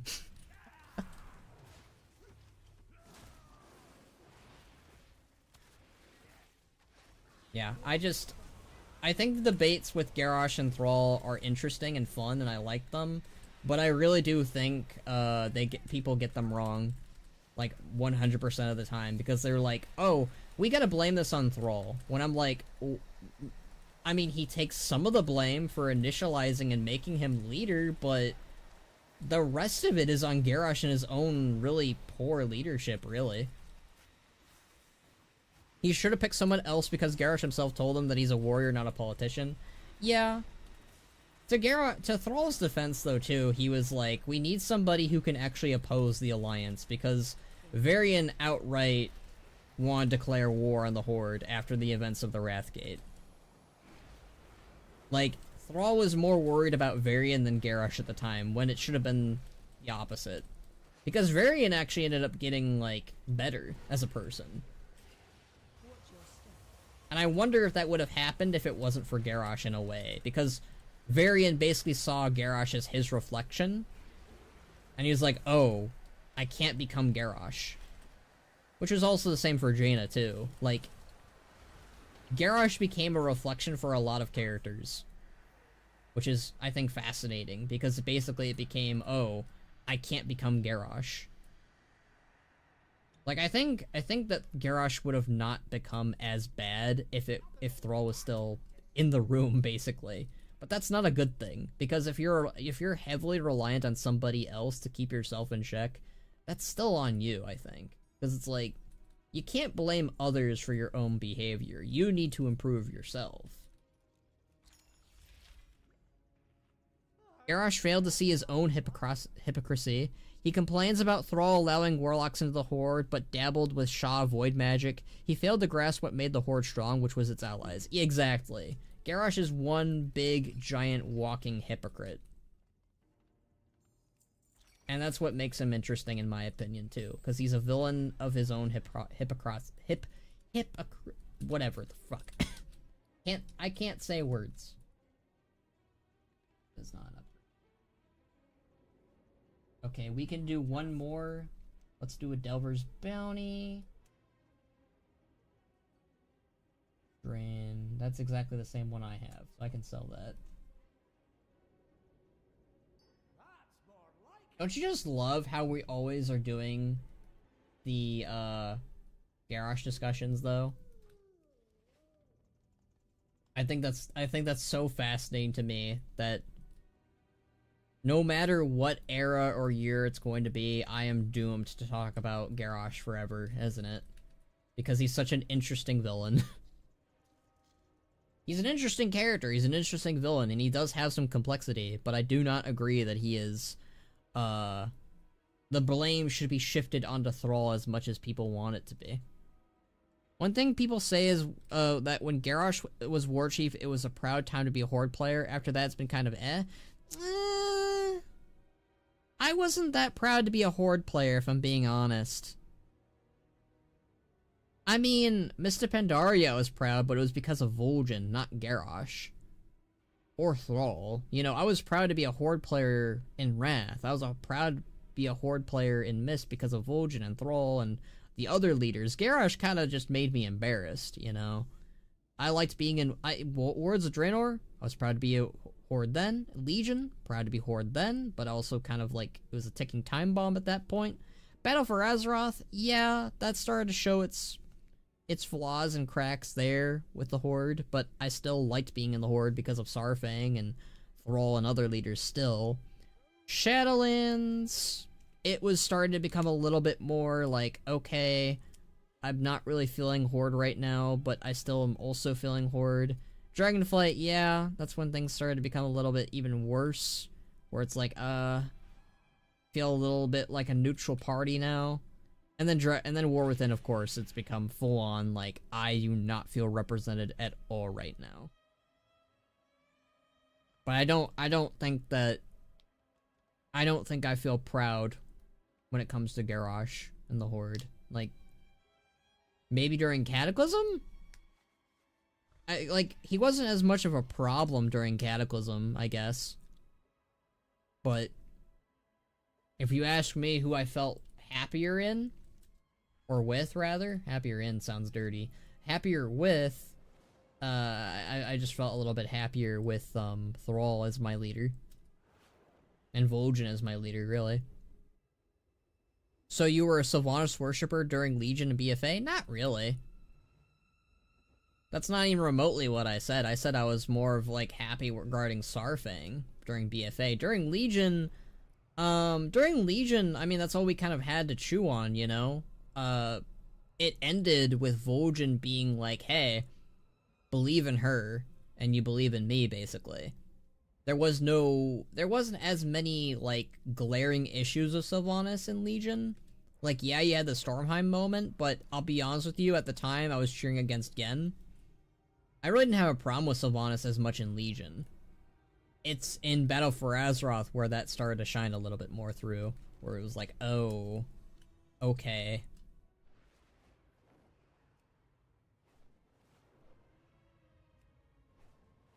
This lady's crazy, basically. What the? I was not close to that. That's a bunch of malarkey. You know, at least in the Nerubians, when you get hit by those web bombs, you don't die. Gotta give the Nerubians some credit. At least they're not monsters.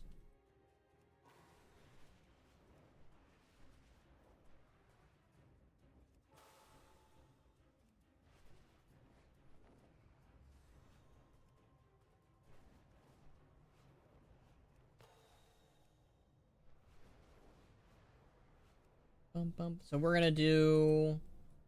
Give me a second here. I don't know if there's any more Bountiful Dells. I think there's only one more left, if I'm being honest. And if there's only one more... Well, I did say we'd do a few more, as long as I get the thing... Hey, Sneck! Thanks, Sneck. Excellent guy. Sneck's a nice guy. The Legion Sylvanas angle of Vol'jin is dead, who will help me avenge him, was so damn amazing. If only they wrote it after that line. Exactly.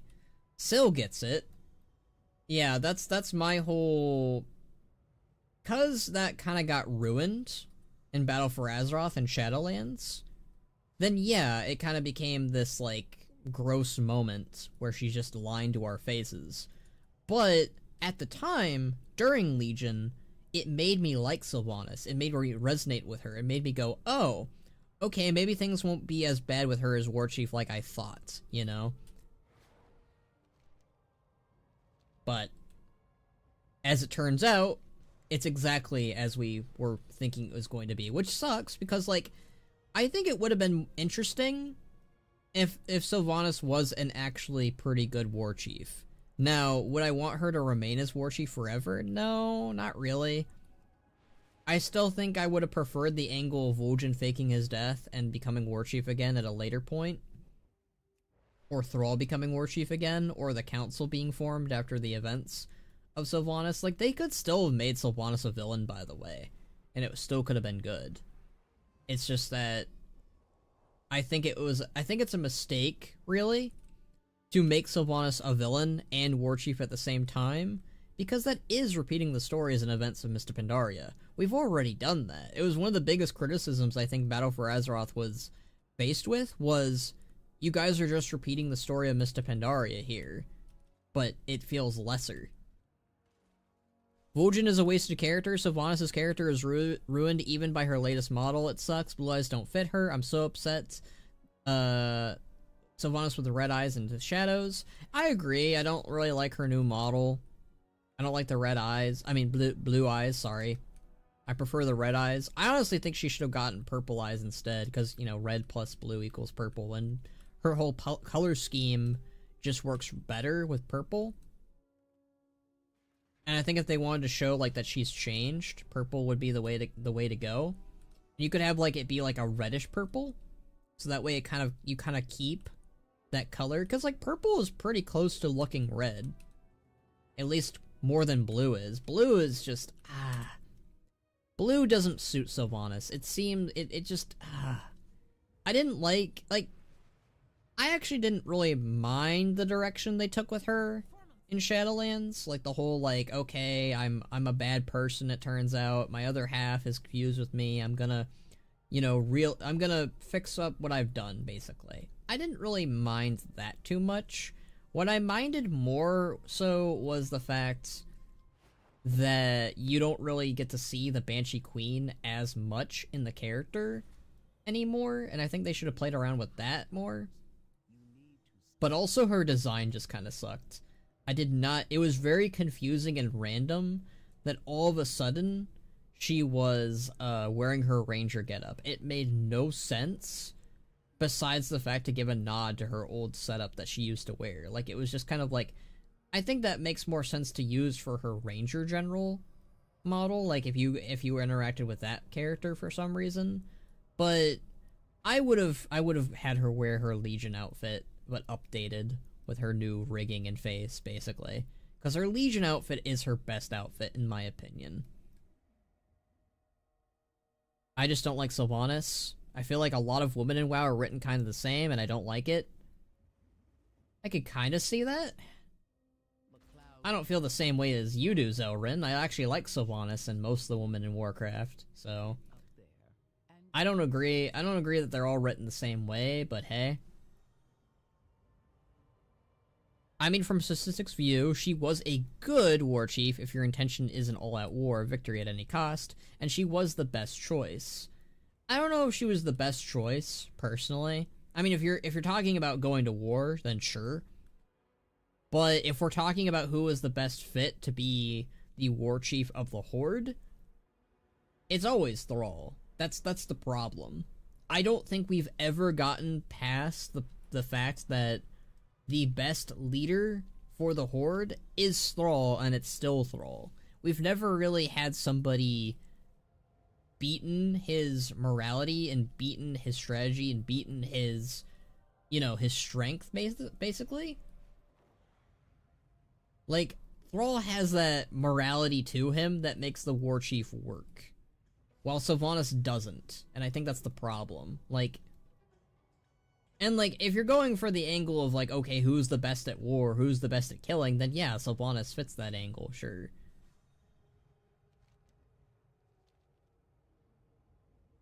No? Alright, Blue, I can remove the messages again. That sounds like a fun day for me. I like doing that.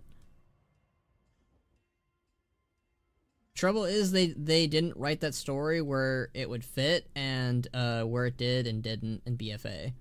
I don't know, there's so many interesting male characters with different archetypes, and I feel like they don't really do that with female characters.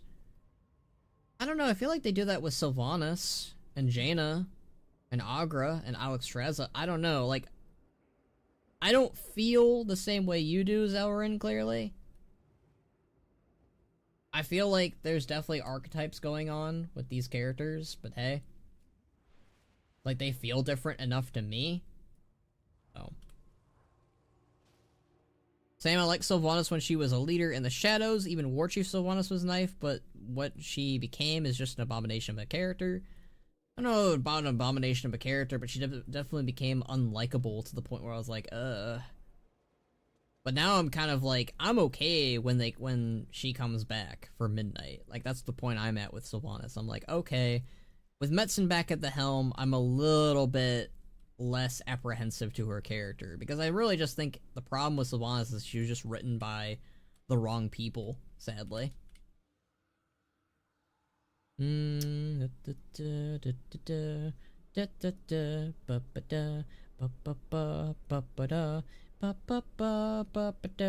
Just gonna put someone in timeout because they did some pretty bad stuff. I warned them.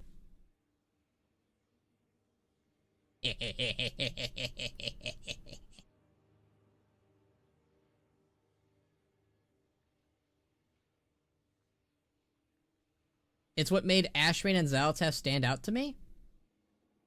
They do stand out. I do think that they stand out, but I also don't think that Sylvanas and Alexstrasza feel like the same archetype. I don't feel like Maiev and Jaina are the same archetype either, you know? Like, when I look at those characters, I still see a different character, you know? Those three have, like, the same type of backstory and act the same, I'm sorry to say. I need Galliwix and that she's a woman. I need a female Farak. Fair. Actually, that's fair. I mean, we kind of had female Farak through that one goblin girl. Whatever her name was. She was in Undermine, I just forget her name. Nikki. Nikki was kind of Farak-ish. I think that's kind of fair, Zelrin. Like, I kind of see where you're coming from, but I also just think you're wrong in the way you're describing it. It sounds like what you mean to say is the characters are somewhat different, but they're also similar enough. We don't really have a Farak-like female character, for example, or a Galliwix female-like character. I think I get what you're saying, where the male characters have so many more variations, while the female characters, they have variations, it's just not enough. That's what it sounds like to me, at least. Personally, I don't want to see any more. For me, there's nothing to salvage. Okay, well, that's fair. I think that out of anyone who can salvage her, it's Metzen, because Metzen's the one who originally created her. You know, I was never of the opinion, personally, that Sylvanas needed to be expunged from the game. Like, maybe retconned in some areas, sure. But full-on dead, full-on expunged, never to be seen again? I don't agree with that. I think the problem is I think that you should fix a character when they're damaged goods. I think it's the worst thing ever for a writer to take a character and be like, I can't fix this. I can't do anything with this. I can't repair this. I think it's far more interesting and far more compelling when instead you, when you repair the character. That's just me. Sure, I agree with your amendment to my statement. Alright. Because it does sound like, basically, you just want more variety for female characters. And it's not that we don't have the variety for female characters, it's just that we just don't have as many as we do for the guys, I think. Because I do think that Jaina is different from Sylvanas, and I think that Xal'atath is different from Maiev, as examples. In fact, I think that Maiev might be the most unique, in my opinion. But I also think that they've toned her down a lot since Legion. Like, I do think that they've kind of basically, like, alright, we need to have Maiev kind of chill down a little bit. Which does kind of hurt her character a bit, but well. Yeah, I don't think Sylvanas is completely ruined. I think you could still do stuff with her. It's odd that people don't want to see Sylvanas again because she's ruined beyond repair, when Illidan was in the exact same situation before Legion, and surprise, his Legion story is peak. Exactly, Syl. That is such a wonderful comparison, actually. Because, in my opinion, Illidan was really bad in Burning Crusade, and I mean really bad. Like, he wasn't Kael'thas levels of bad, but he was bad. And instead of keeping the character dead, the creatives, mainly Metzen, because Metzen said that he loves a good redemption story, and hey, guess what? They can do that with Sylvanas now. Hearing the outcry of the fans, and this is what I think that you should always do when you have a fan favorite character either not be used or be used in a poor way, instead of remaining them, broken on the shelf, you dust them off, you fix them up, and you make them better than ever. And I think that was perfect with how they did with Illidan and Legion, because Illidan and Legion was so much better than Illidan in Burning Crusade. In Burning Crusade, he's a Saturday morning cartoon villain whose motivations are very confusing, and they just play it off that he's insane now. And I hated that. Instead, Legion rewrote it as we are misunderstanding him. And I love that. Because perceptions in Warcraft can be done in a really wonderful way. And I wish they played that more, especially with characters like Sylvanas and Maiev and Illidan, especially. And I'm glad they did it with Illidan at least. They keep toning down mean woman. It's so sad they gotta stop. I think that they can do it in certain aspects. Like with Jaina and Tyrande, perfectly fine. I prefer them being toned down from the way they were, because I think they ramped them up to a 12 a bit too much. Because the player base ended up basically turning on them when they should be siding with them, and that's not what you should be doing. I think Jaina's 180 in Battle for Azeroth was the best 180 they ever did. Now, Maiev, on the other hand, I think they did it a little too hard, basically. Like, they toned her down a little too much, basically. Like, I like what they did with her in Legion, where she's more like, I'm distrustful of Illidan, but I'm willing to let these Illidari and Illidan loose if it means saving Azeroth. I like that because it kind of keeps her in a wiggle room of what she is currently, but also not going, like, too far down a certain path either, you know? To be fair, Illidan was absent from the story for long enough to smooth that new direction for the character.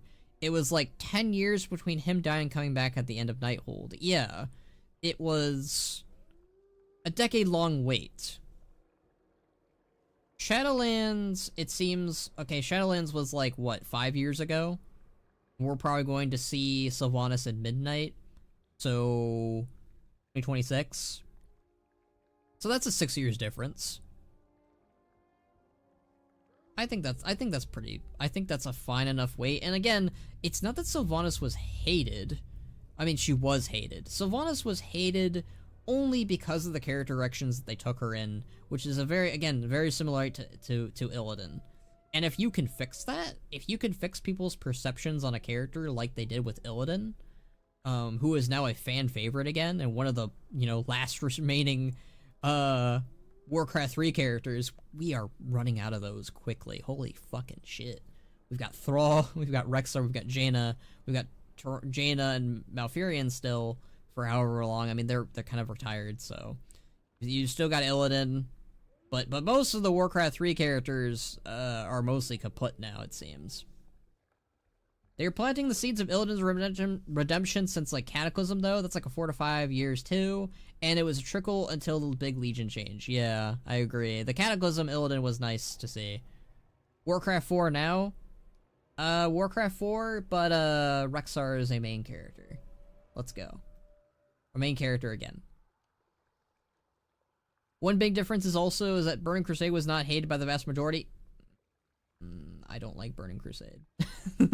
I think Burning Crusade is the best example of one of the most overhyped expansions in World of Warcraft history. I think Burning Crusade is just kind of bad. I don't know. I don't think Burning Crusade has its moments for sure, but it does not hold up in the same way that Wrath of the Lich King does. Wrath of the Lich King is very old and ancient at this point, but it still can be beloved because it did what it needed to do, and it did it right in that era. Burning Crusade is the exact opposite, where it basically was like, let's loot Pinata every boss we can think of from Frozen Throne. That's what it kind of felt like in that era. That's what it felt like in Warcraft, like that whole, you know, early World of Warcraft era, where it's like, okay, Anubarak is a boss, Kel'Thuzad is a boss, Kil'jaeden, he's a boss now, Kel'Thas boss, Vosh boss, Illidan's a boss, you gotta kill him because he's being mean on Outlands. I don't know, I hate Burning Crusade. Burning Crusade has, again, its nice little moments, like the introduction of Garrosh. Outland is an awesome place. I like the music there, but it also killed Zul'jin off, it killed Gruul off, I don't know. I found Burning Crusade very unceremonious with how it handled so many lore characters, to the point where I hated it. A lot of people don't want to see anything from Shadowlands. It's like a trauma. Okay, but Sylvanas isn't from Shadowlands. She was a character ruined in Shadowlands. Like, that's like saying that I don't want to see Vol'jin because they made him a Loa in Shadowlands. Like, that's not true. I want to see Sylvanas come out of Shadowlands. I want to see Vol'jin come out of Shadowlands. I don't associate Sylvanas as a Shadowlands character in the same way that I do the Winter Queen. The Winter Queen is a Shadowlands character that I never want to see again. I never want to see the Archon again. Do I want to see Uther again? Sure, I like Uther. He's fine. Do I want to see Sylvanas again? Yes, as long as she's a good, compelling character that is well written. And hey, Metzen is back, who originally wrote the character. So, yeah. The tragic thing about MMOs right now is that I don't want to play War Within, but I don't want to play Final Fantasy 14 either. Well, I don't play Final Fantasy 14. I actually do want to keep playing WoW. I'm just kind of bored with the story. Well, I'm not really bored with the story. I'm still kind of invested. But, like, I'm not as interested into it as I was maybe during Dragonflight, I guess. Like, I'm interested in War Within story and where it's going with Koresh and other parts too. Like, I'm still intrigued by the World Soul Saga. I'm still intrigued by the characters and, like, the world and all the other shit. Like, I'm still playing this shit. I just am kind of disappointed and bored in some aspects. I think Outland is one of the best for world building, though. In some ways, yes. In some ways, no. I don't know. Outland doesn't have the best world building. I think that Draenor did better world building than Outland did, but hey. Sure, not everyone loved Burning Crusade, but there's so much love missing for the expansion, unlike Shadowlands, which is just straight up hated by the vast majority of player base. I'm not defending Shadowlands. Shadowlands is the closest I've ever come to quitting World of Warcraft. So yeah, I'm not defending Shadowlands. I'm just saying that I think it's silly to basically go, Sylvanas is ruined, let's never use her again because of Shadowlands. That's silly. I think that you should absolutely still use characters outside of Shadowlands. Even if they were introduced, like, some of the good characters in Shadowlands, this might come as a surprise, even though I'm not the biggest fan of Denathrius. I think they should use Denathrius outside of Shadowlands, even though I don't like him as much as I do, say, the Primus, or Crexus, or other villains in Warcraft like a Ridderkron. I still think that Denathrius could be used beyond Shadowlands too. That most Burn Crusade characters are written better in Shadowlands of all expansions should say enough about Burn Crusade, honestly, but Outland is cool. Yeah, Outland is cool. I like Outland as a place and a location. I will play Blizzard for not showing Sylvanas ever in the game. Okay, well, people will pay to see her too. I don't think you're understanding that kind of work. I want to see Sylvanas still. The fact that you don't want to see Sylvanas, that's on you, but they're already bringing her back. Like, come on. They even set the stage for her to come back in the Forsaken Heritage questline, and even in her trial for Shadowlands. Like, I'm not trying to say that your point isn't valid, but at the same time, what you're saying is silly. That's what I am going to say. I think that it's silly to basically say, never use Sylvanas, because she was ruined in Shadowlands. Okay, well then they can fix her outside of Shadowlands then. If they brought her back and she acts the same way as she did in Shadowlands, then yeah, don't bring her back. But this is an opportunity to fix what was broken, like they did with Illidan and Burning Crusade. Like, absolutely they should do that. Outland has, like, the coolest zones. I like Nagrand. I like Zangarmarsh. I like a lot of the zones in Outland. Honestly, with us getting a revamp for Northrend and Quel'Tha Loss, I would be absolutely down for us to revisit Outland and see those places again with a new coat of paint. I will do everything for them to not bring her back. Well, too bad. She's coming back. Sorry. Sorry. I think the issue with Sylvanas is I don't think that she could be a headliner like Illidan was. Probably not. I think she's more of like a backup singer. Like, I don't think she's on the same level as like Thrall, Illidan, Jaina, Anduin. Like, she's no longer on that same wavelength that every other Warcraft character is. She is essentially damaged goods. There's no denying that. But I also think that she can become that again if they handle her correctly. And I'm trying not to overhype Metzen. I'm trying not to. But I think he understood her character better than most did. And I feel like I am far more open to the idea of him using her than any other creative right now. Now they could really ruin oh, hold on, I gotta pull out my tank pet. They could really ruin her again, or they could rather keep her ruined, and that would suck. But I have a little bit more faith. Sylvanas works the best in the shadows. If they make her the main character again, it'd be bad though. Yeah, I don't think they should make her a main character, Zelrin. I think that she should come back and that should be a spectacle of its own, kind of like Ysera. Essentially treat her in a lot of the ways that they've been treating, like, Thrall and Anduin, right?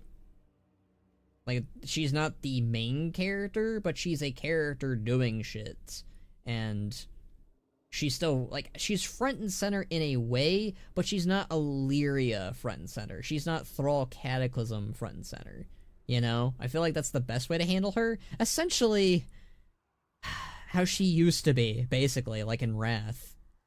Like in Mop. Even to some aspects, Legion. Yeah, but she's not anymore that mysterious, ruthless character. Now she's a patient or of psychological visits. Shadowland psychiatrist Bluther. I just think that you're kind of, you are keeping yourself in a hole with Sylvanas, basically. Like, you were basically saying, like, there's nothing they can do to change her. She's ruined. I'm never going to accept her for what she is now. They've ruined her. There's no fixing her. I think that's very simple-minded. I think that if it was still the current writers, if WoW was still in a very bad place, even though I have disagreements with how they're handling War Within, I don't think WoW is nearly as bad as it was during Shadowlands and parts of Battle for Azeroth. I think that we are in a renaissance with WoW again, especially with Metzen back. And I think that out of anyone that can pull her out of that hole and make her a better character again, and make her a character that you and I can both enjoy, it's him. It's Metzen. Like, that's my opinion. And, like, yeah, it's possible that you could essentially just be like, nope, there's no fixing her. It's done. But I don't agree. Being a WoW fan in 2021 was brutal. It really was. I don't think it's ever gonna get that bad again, personally. They would have to majorly mess up to make that happen. I will never accept her anymore. The magic around her is gone. Okay, well. Okay. That's on you, buddy. Sorry. The thing is, you can do everything you need to with Sylvanas as, like, one questline. Like Bane 1 and Dragonflight. Exactly! She just needs to show up and not do something atrocious and then leave. All she needs to do is be the Sylvanas from Wrath with parts of what worked in Shadowlands. I'm not saying everything was broken in Shadowlands, by the way. I think there were parts of her in Shadowlands that did shine through that could have worked. It's just that you need to angle it and make it work a little tiny bit better. Like, I think that Sylvanas being the cunning character, like, there were moments, I feel like Legion, just take the route that they were going to take with her in Legion, personally. And I think that would work perfectly.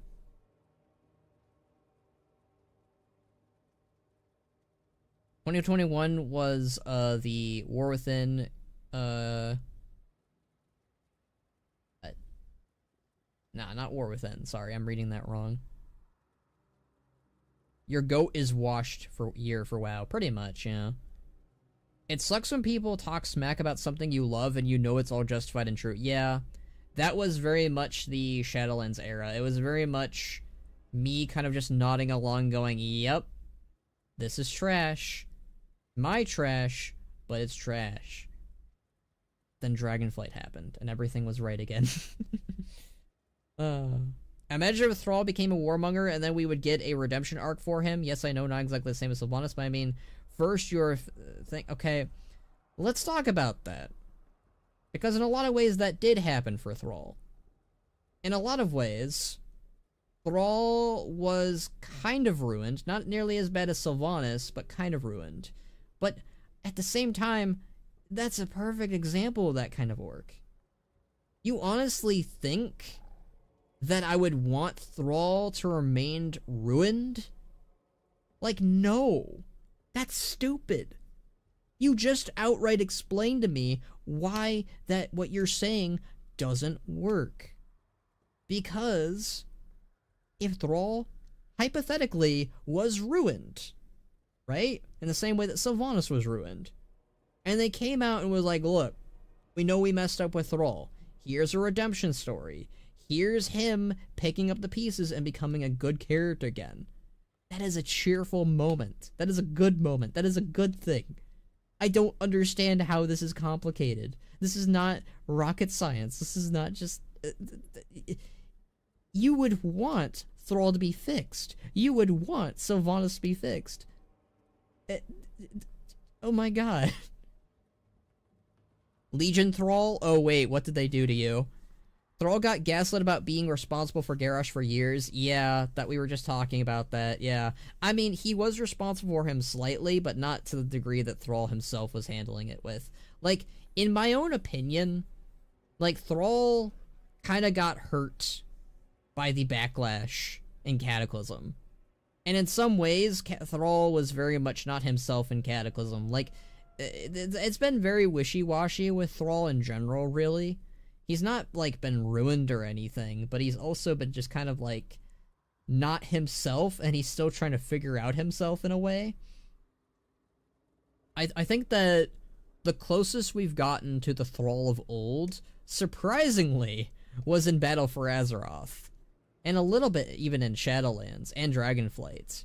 War Within, we're kind of getting there, but they just aren't doing anything with him, so it's just like,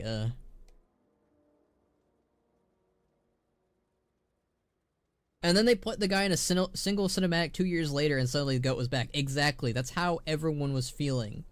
They took away Thrall after Legion. And, like, I think Legion was in that period of time where people, for some reason, were tired of Thrall. I never agreed with it. I was in that camp of, let's see more of Thrall. I didn't see enough of him in Warlords of Draenor, really. But Legion was that camp of, I'm tired of Thrall, I'm tired of Jaina, let's take a break from them. And then Battle for Azeroth came out, and it was like, oh, fuck yeah, Jaina and Thrall are back. It was very surreal, because, like, when you were a fan of them, it was like, oh, hell yeah, they're back. But then you have, like, the hater next to you who was hating on them the whole time, being like, yeah, they're back. And it's like, wait, but I thought you hated them. And they were like, oh, well, I was just kind of tired of them.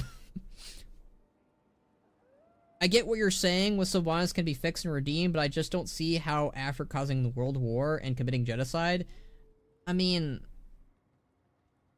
several Warcraft characters do that. That's just Warcraft. I don't know what to tell you. That's so many Warcraft characters that they commit an atrocity. They do something bad, but then they do something good, and they have to work towards getting them fixed. Guess what, buddy? Most of the orc heroes were exactly that. Sarfang, he participated in a genocide, and yeah, it was kind of against his will because of demon juice, sure, but he still did the actions, and he still felt regretful, and he still pushed himself to fix himself. Illidan did that stuff. Yeah, Illidan did that too. Like, I think it's really weird that Warcraft fans, whenever a female character does something atrocious, it's like, I can't forgive them. I can't forgive them. They've done something so bad, so horrendous. I can't forgive them, no matter how many times they apologize, no matter how many times they work towards bettering themselves and becoming a better person. I can't forgive them. And then they take one look at Illidan, at Grom, at Garrosh, at Thrall, at Sarfang, at Rathian, and they're just like, I can forgive him. He did nothing wrong. I hate that. It's stupid.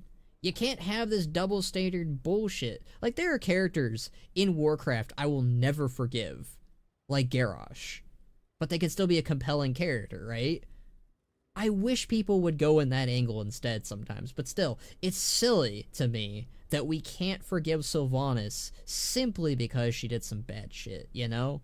Like, I think you can forgive her so long as she's making the work in, making the effort in to better herself and better her deeds, which is her whole arc right now. That's what they're trying to do, because they know that they butchered her, and they know that they gotta fix her. This is why they're going to never do a female Farak. Probably Zelrun. I mean, in fairness, a female Farak would never be redeemed. You know? Like, if they do a female Farak, hey, I mean, hey, that character is never gonna get redeemed anyways, so hey. I'm not saying that, Blue. You can't get me. You can't get me with that. Garrosh does all the stuff for the last 12 years we've had to hear Garrosh was right from losers, and yet I would like Sylvanas to appear in the story again is a hot take. Exactly, Syl. I'm so annoyed. And here's the thing that's funny to me. The funniest shit to me is that I'm not even the biggest Sylvanas fan anymore. I used to be. I used to be pretty big fan of Sylvanas. But, like, now it's kind of just become, oh yeah, she's a cool character. I like her. I want to see her again. I want to see her get fixed up, right? But then you have someone, like, from the frickin', like, I don't know. I think it's so silly to me that all you say is, like, yeah, I think that they should fix her character. And someone's just like, no, they can't. You can't do that. You can't fix her character. It's impossible. Yes, it is. You're limiting yourself if all you ever do is that's impossible. The other day, someone was like, cause like I was complaining about how in Undermine there's no Thrall or Rexxar or Talanji, even though they theoretically could, right? And somebody was like, unfortunately, those characters could never show up, basically. And it's like, yeah, they could. You're limiting yourself by saying that. Like, a writer can do whatever the frick they want. They could literally be like, ah, yes, you know how Garrosh died in Shadowlands? And it turns out a portion of his soul remains in Revendreth somehow. Like, any writer can do that. I'm not saying it's a good thing. A writer can do a bad writing decision too. But, like, to limit yourself by saying, oh, I can't do that. Like, yeah, you have to do the rules in your own universe, for sure. But, like, it's so silly to basically be like, nope, I can't do that. It's impossible. Sylvanas' biggest crime was being the main character of the 2 worst expansions of all time. Well, okay, I don't think Battle for Azeroth was the worst expansion ever. I will remain BFA's biggest defender, Zelrin.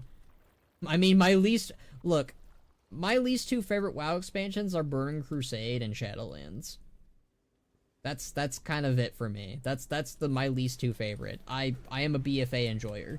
Now, was Sylvanas good in Battle for Azeroth? Probably not. That's probably where I can probably at least understand where you're coming from. God, I hate this. I hate this delve. And honestly, if Sylvanas comes back and her crimes are addressed, she's immediately better than written than like half of the female cast. Maybe. Maybe. I'm not... I'll be honest with you.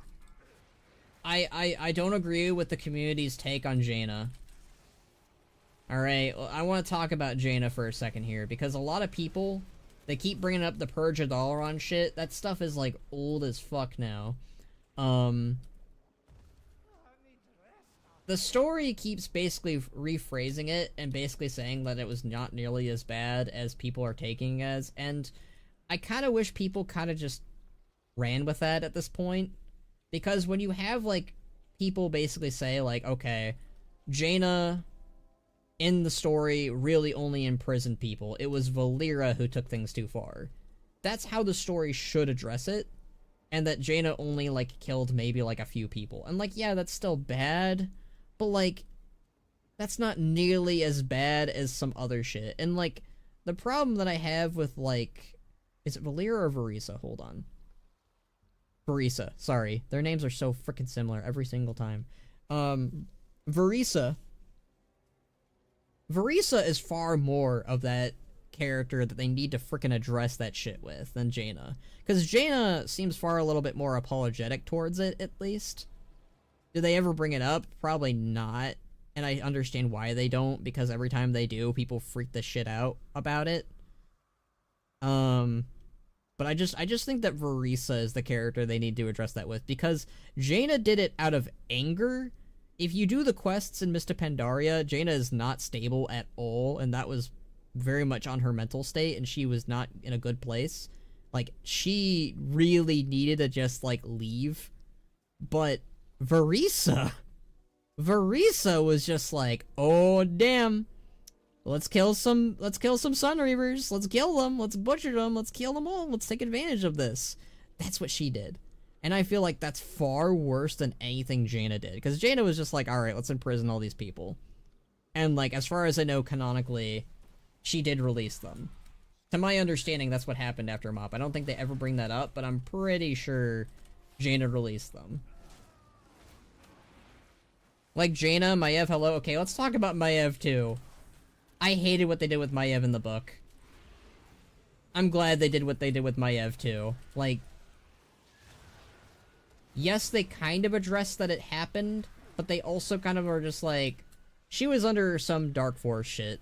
And I'm like, yeah, keep it as that, please. Because I did not like that the book was just like, hey, let's make Maiev a villain. I didn't like that. I did not like Maiev becoming a villain all of a sudden. That was, like, the worst book, in my opinion. And they retconned it. Thank God they retconned it. I hated that book. To be older, I got more of a skew negative on most WoW expansions. Like, I only hate a few WoW expansions, but, like, there's only a few where I think are good all around. I think it's fair that, if they ever addressed Verisa.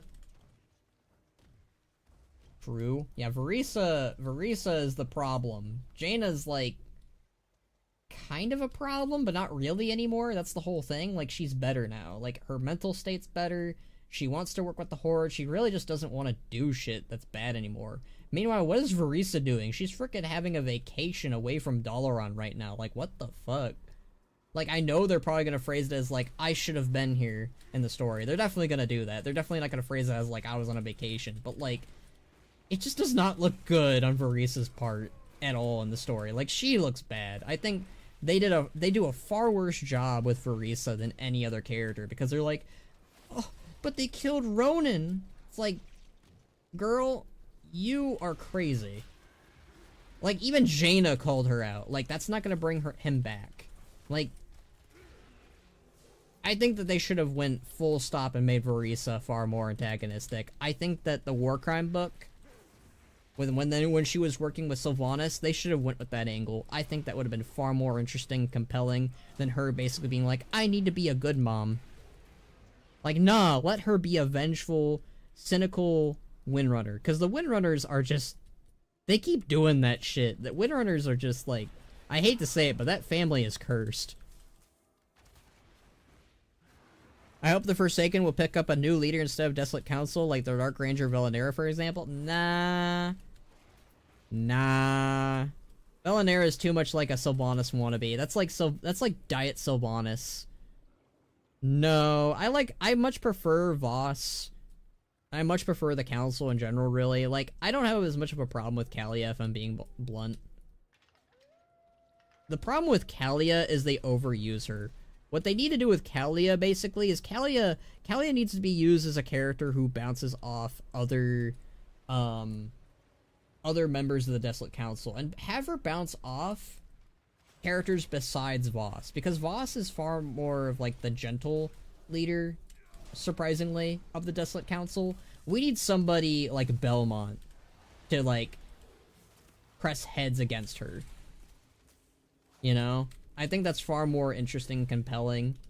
Because, like, that's what I like the Desolate Council and, like, the Horde Council, what would make things far more interesting regarding both is if both councils basically butted heads all the time. Because that's so much more interesting than them just agreeing all the time. Jaina doesn't even give you any quests during the entire section of the quest. Jaina's awesome. Yeah, we like Jaina here. I like Jaina. I can be annoyed that they force Sunreaver characters to be all apologetic and villainized to Jaina, but after she finds out about the bell, you don't take any quests from her, it's all Varisa giving out orders. Exactly. Like, I don't know, like, I think that it makes sense that Aethys is apologetic because, like, it makes sense to do that, right? But I think they also need to do it on Jaina's part, too. I think that would help out the situation a lot better if both sides are apologetic and both sides are trying to make things work. But I think you also need to show other sides to it, too. Like, have Varisa and, I don't know, that one guy who survives when Bane gets arrested, or almost executed, rather.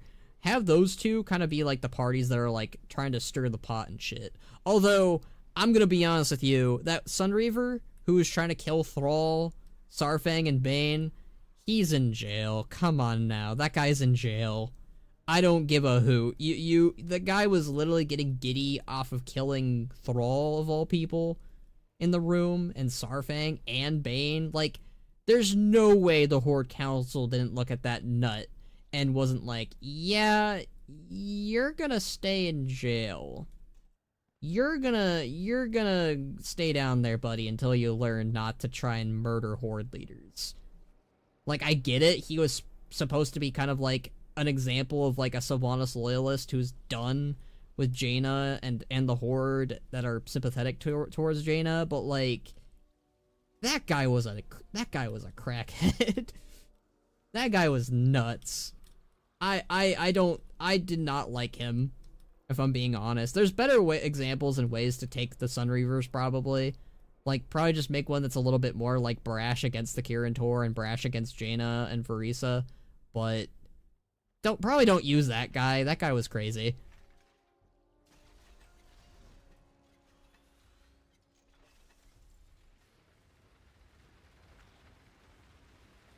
Voss is not much of a leader. She's saying that all the time, but I would like her to be the leader. I just think that that's not gonna happen. I mean, the Desolate Council are all leaders in their own right, though. Voss is just the most active one amongst them. Like, she says that she's not a leader, but you know how many Horde leaders say, I'm not a leader. I'm just a champion for my people. That is, like, almost the entire Horde at this point. So many of the Horde leaders are basically just, like, thrown into leadership, and they're kind of just like, yeah, I guess I'll do this. That's pretty much the Horde. Aethys is a pushover, that's his character, so it fits. Yeah. I just think that probably the best thing that they could probably do at this point, specifically with the dynamic between Jaina and Aethys, is have Jaina start to be a little bit more apologetic towards him. You know? Be apologetic towards the Sunreapers and, like, show that side. And, like, that way you're not mentioning the Purge, but at the very least you're kind of referencing it in a way that makes it work. Because a lot of people want, like, the Purge to be, like, this really, like, hangover thread for World of Warcraft, and maybe it will come up in Midnight, and if it does, that is amazing. If it doesn't, that's what I expect. You know, like, the Purge is such a divisive thing in the community. It keeps coming up, because, you know, people did Remix, and they were like, oh, wow, Jaina's a freaking insane person. But Jaina's not the insane person, it's Verisa. They're looking at the wrong gal. Like, Jaina was definitely not right for what she did, but she also was in a really bad place. Like, that was right after Theramore. Like, I think understanding Jaina in that questline is the most important thing to understand why Jaina's character the way she was for almost a decade. More, well, how long was it? Let's see. Mr. Pandaria was 2013. No, 2012. Battle for Azeroth was 2018. That's like 6 years? So yeah, that's like 6 years of her story. And it's just understanding that bit with her. Understanding that, hey, she's hurt. She needs to heal. That was it with Jaina. Verisa? Why is she acting the way she is? There is no reason. That's the thing with Jaina. Like, at least there's a reason behind the madness. There's a reason behind why she's this angry and upset at the Sunreapers for betraying her. It's Theramore. Theramore was a really sore point for her, and she's seeing that flash before her eyes again. She's worried that Dalaran is once again gonna just be another battleground for the Horde, battleground for the, you know, another Theramore, basically. And in a lot of ways, it ended up becoming that recently. And I wish they played around more with that idea, honestly. That would have been sad as fuck. But Verisa, she has no reason why she hates the Sunreapers. They have never gone into that, and I want to know why. Like, yeah, they kind of go into the whole, like, oh, she blames the Horde for Ronin. But she had hatred for the Sunreapers even before that, too. And also, that's more of the Horde, that's more Garrosh than it was the Sunreapers. And I get, like, there's an issue maybe with her where she just sees all the Horde as the same. Which, if they go that route, they totally should. God, she would... I hate to say it, and I don't like doing this too, because, like, I do think there's a problem with WoW where they love making female characters irredeemable villains who are crazy because they're upset. I do think WoW does have that problem, but Verisa would have been a really good villain for Warcraft, in my opinion. I think they could have made it work.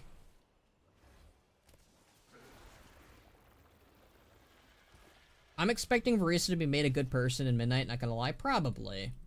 They're probably... See, the whole premise alone kind of tells you what they're going to do, Zelren. Like, they outright tell you the Elven tribes need to unite.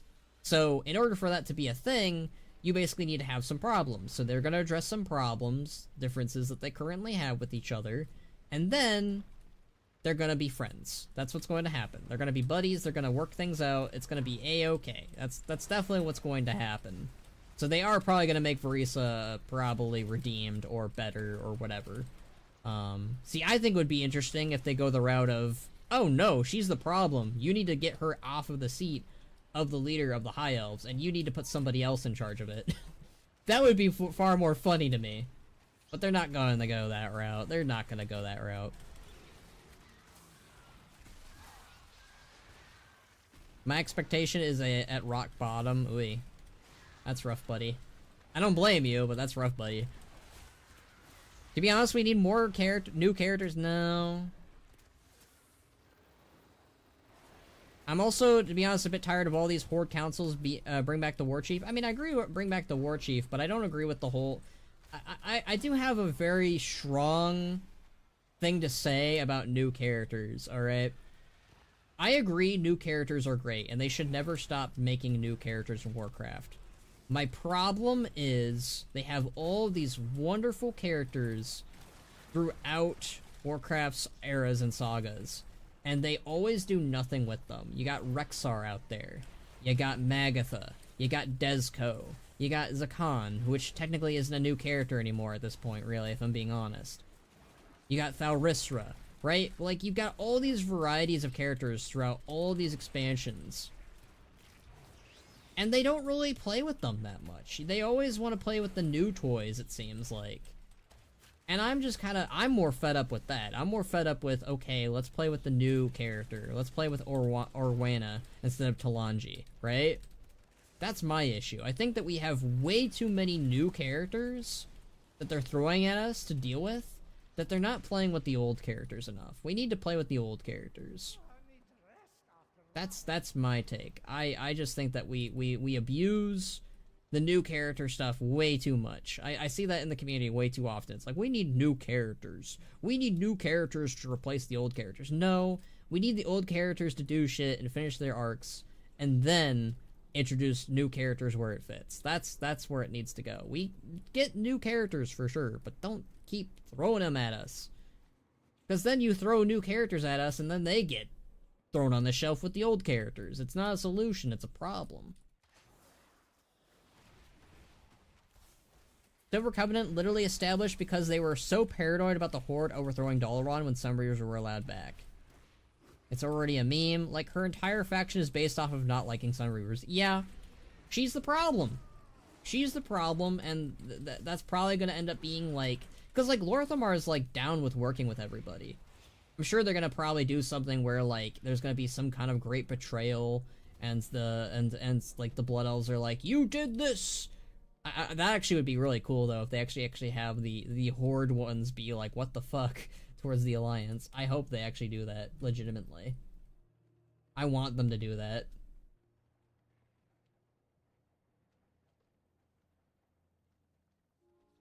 Which is why it's hard to justify her being bad. I don't know. I agree that sometimes you can't make progress with certain leaders in charge. Certain leaders, definitely. Like, I feel like that's might have been the reason why they did the whole Vol'jin thing. I think that they realized... I think that they realized that Vol'jin would have been too much of, like, a... Not like a softie, but, like, he just would have been far more agreeable with the Alliance, so it's hard to create conflict with them. So I feel like they replaced him with Sylvanas because Sylvanas would have absolutely created conflict. But that's the thing, though. Like, the Horde Council could work. It's just that they don't really do anything with the Horde Council. And whenever they do stuff with the Horde Council, it's kind of just like, ah, yes, the Horde Council agrees. You are allowed into the Horde or something, right? Like, the closest we got to the Horde Council being interesting was when they were first introduced and they did something with them the only time, and that's in Shadows Rising, where they're disagreeing on what to do, and they're shattering, basically. They're turning to Thrall to basically be the voice of the council, and Thrall's just like, you know we're a council, right, guys? So I don't know. The council either needs to go or the council needs to do shit. That's my take on the council. It either needs to be dissolved and Thrall needs to be made war chief again, and they need to just make Thrall do shit. Or they need to make the council do shit and have a divide on what to do. I miss Talanji. I have an argument when it comes to new characters, trolls should move on beyond Vol'jin. They will forever shackled to him.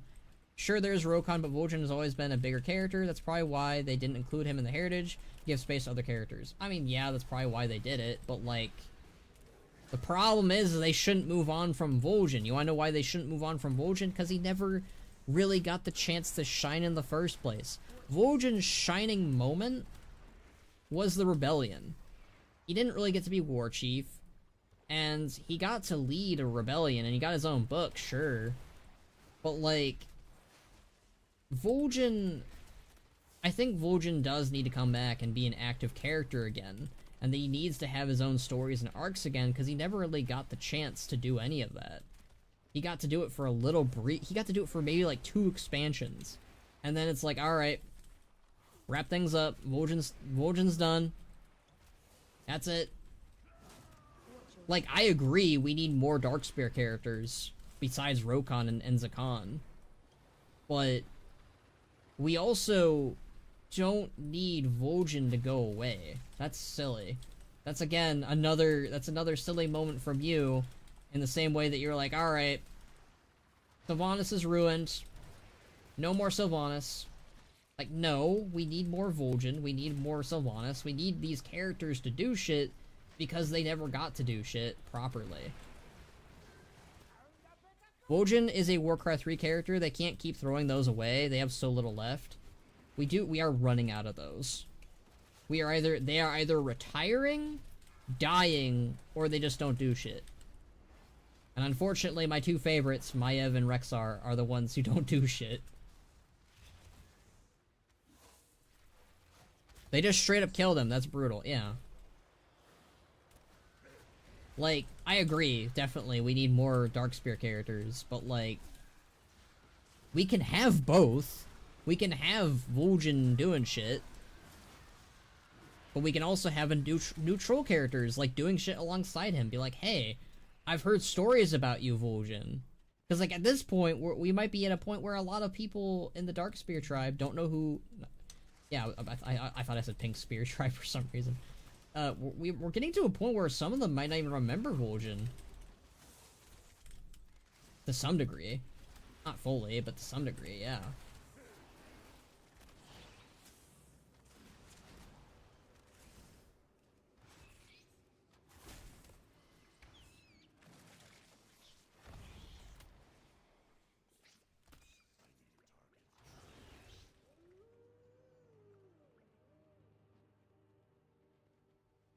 I hate this delve. It takes forever. Smell that? It's treasure. I know it. We're close. I know it's treasure. You like treasure, Bran. You've got treasure obsession things going on, I guess. Honestly, my favorite thing about World Revamp would be the fact that there would be so much less new characters. Like, there might be a few, but not like the last couple expansions. See, if they do a world revamp, they need to use the characters that they currently have for it. Like, we were talking earlier, Zoe, and I don't remember if you were here for it or not, but we were talking about the world revamp on what that could mean for, like, Durotar and shit. And, like, how it could have an oasis, and how you could work with Thrall and Rexxar and all the other Orc chieftains in the zone. Like, it's fighting off the Batani and other Draenor threats that came from the Maghar scenario. Like, that would just be really cool.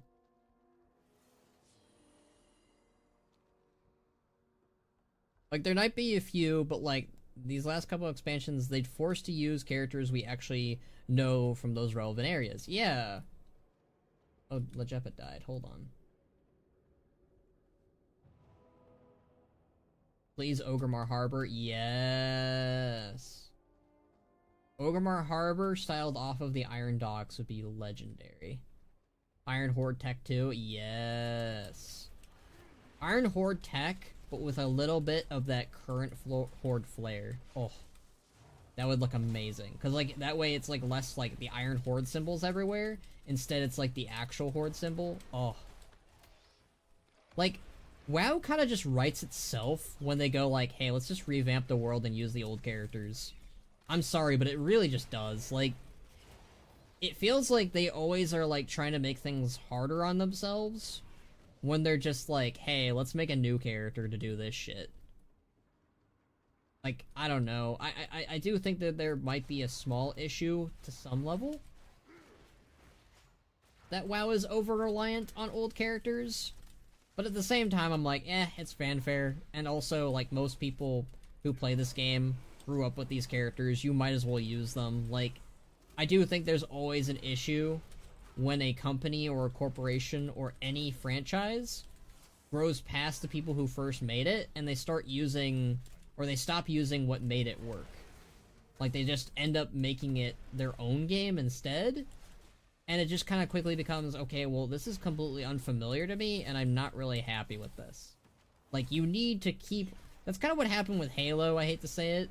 I feel like Halo just wanted to keep making its own world and its own ideas rather than use what works. Like, they have not used Arbiter correctly in Halo at all, as an example. Like, I mean, kinda. They used him a little bit better in Halo 5, surprisingly, and the Halo 2 anniversary thing. But they just don't use the Arbiter. And instead they use, like, just random-ass Spartan characters that are new. And you're supposed to care about them. But I'm just, like, over here, like, where's Arby? I want to see Arbiter. And that's how I feel about most of the WoW characters. It's like, I want to see Rexar do shit. I want to see Thrall do shit. I don't care. I feel bad saying this. I don't care about Farin and what she's doing. I don't care about Illyria and what she's doing. I don't care about these earthen dwarves. I care about, like, Thrall and Rexar and them doing shit. Like, I get you have to expand the world, and you have to keep things kind of, like, new on some level, but, like, you can do that, but on top of that, also stick with the old. WoW is crazy because it's, like, so bloated cast, but also a small amount of characters people actually care about. Low-key, WoW kind of reminds me of Ruby. I can kind of see that. I can kind of see that. It's got a bloated cast, but you only really care about the two teams, if I'm being honest. I really don't care that much about some of the new cast of characters that they added. I'd say, like, the cast of characters I care the most about are, like, all the way up from, like, Volume 3, mostly. The newer characters just don't land as much. And, like, that's the thing about WoW that I actually kind of do like, is WoW actually does make its new characters work on some level. Like, Talanji, like, most of the Battle for Azeroth characters I love. But, like, holy smokes, did they just, like, stop using the characters from Legion and Battle for Azeroth after those expansions? Like, it's so weird to me that, they kind of just were like, alright, Shadowlands, what do we... Shadowlands is the perfect example, actually. Shadowlands is the perfect example to bring this up, because Shadowlands, you know, it's the afterlife, right? It's the expansion and time where you would realistically use your old cast of characters, both the living and the dead, right? No. We're gonna introduce the caretakers of these afterlives, and that's who you're gonna work with. What? I don't know who on the writing team was like, okay guys, we can't be too pandering with this afterlife stuff. We gotta introduce new characters who are the caretakers of the afterlives instead. They're gonna like these guys way more. Like, grant you, I liked Crexus, but like, if Crexus was replaced with, like, Ogrim Doomhammer, I would have cared way more about Ogrim Doomhammer than Crexus. Like, that's just facts. Like, I don't know who was smoking during Shadowlands, and who thought that, guys, we can't pander to the Warcraft fans about this. We cannot add the old characters of old for the story we want to tell. Like, what? Who thought that? Like, why are the main characters doing side quests? Why is Pelagos the main character of Shadowlands? Not even a dead character we know. Ban, you like a character that existed for 5 minutes. I know I brought up Crexus, but I also just said, while I liked Crexus, do you honestly think I like him more than Rexar, than Ogrim, than Grom, than Karen, than any of the characters we could have possibly seen? Not really. Like, he was a cool new character, but like, at the end of the day, he just kind of existed. I'm sad about the fact that they ruined a perfectly well-designed character who could have been cool. But at the end of the day, I would have rather have seen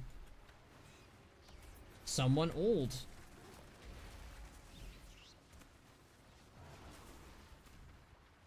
I always feel bad because we always the same subjects always come up on the stream. It's like Shadowlands talk, Garrosh talk, Thrall talk.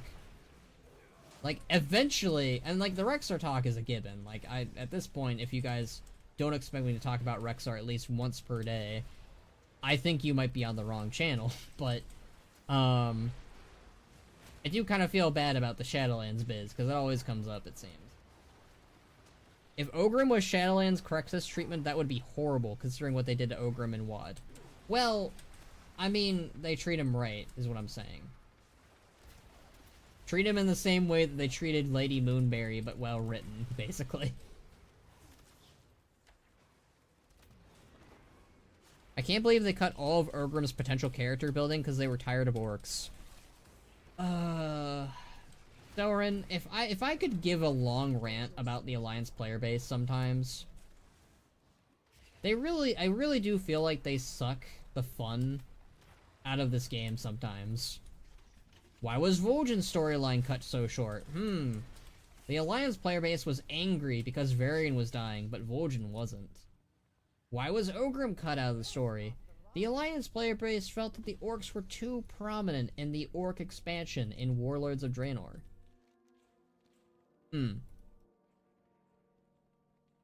I wonder if in War Within, I hate to say it, did people in the creative team, because again, War Within was barely tested to my knowledge. It was, it kind of just happened.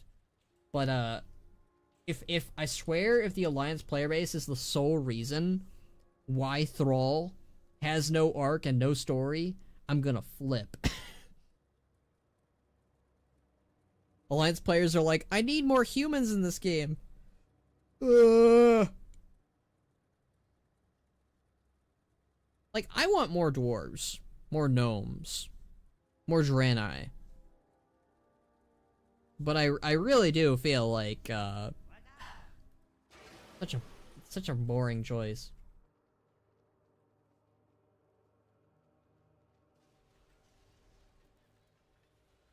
So, you know what I don't understand here?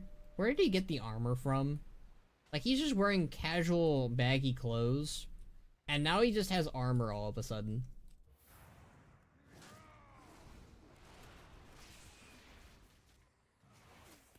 I do love how the Dark Fuse kind of just look like the Iron Horde, though, in their uniforms. Like, even the color scheme is pretty on brand.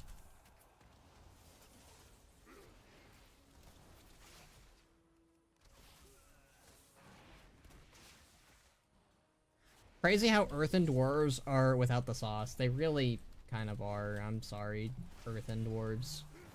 I feel bad because, like, I can tell that they put passion for the Earthen in War Within. Like, there is care there. There is genuine, like, I loved making this in them.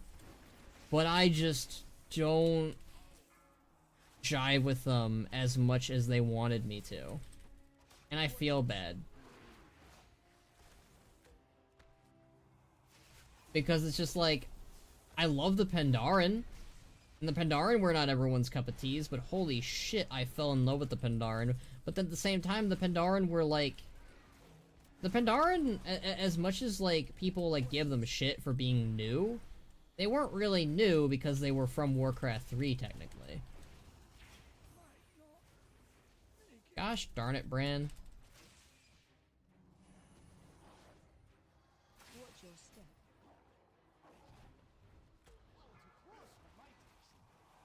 Bran, get out of the shit. Iron Horde aesthetics went hard, nobody can deny it. True. All of Draenor's aesthetics were pretty banger, honestly. Bronzebeards are like, this is a sacred site for you guys. I don't care, I'm gonna excavate it anyways, and I have enough of gunpowder to deal with the restless spirits too.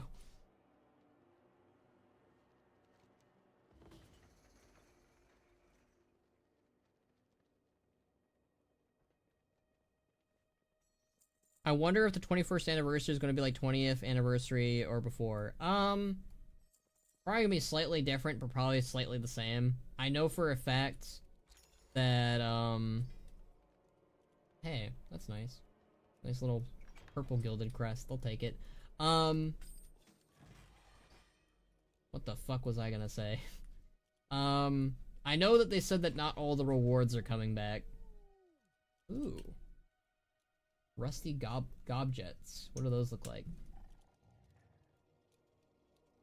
I wish this was bigger. I really wish this was bigger. Like, I hate how all the back pieces in WoW, I swear, the biggest problem I have with them is the fact that they're so tiny. Cloaks, capes, too tiny. Backpacks, jetpacks, too tiny. Wings, too tiny. Like, everything is just too small. Like, it's all miniature. It's like, it does not... needs to be bigger. But yeah, as far as I know, the anniversary stuff, not all of the stuff and rewards are coming back. You had a vendor who outright said that, basically. Okay, tier 8. I don't know how many more I need to do of that, but it's good that I got that done. I've got 2 of those done. 32, 649. Hell yeah. The ook out of here. Like, I can imagine all this being done by Dragonkin. But I feel like the Earthen could have just been replaced with dragons again? Really?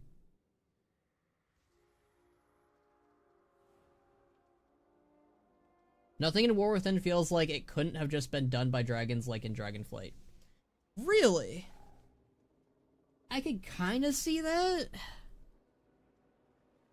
I don't know about dragons specifically. Like,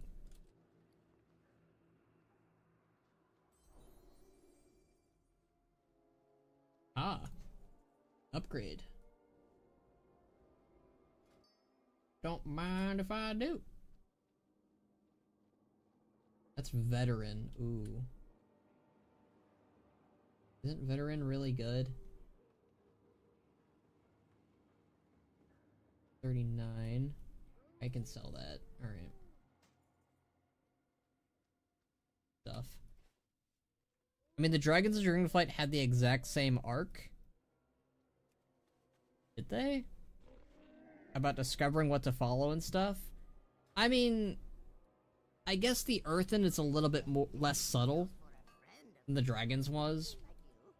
Like, the Dragon Aspects ones was more like, okay, well, the Titans have kind of abandoned us. They're not giving our powers back. Let's defend Azeroth regardless.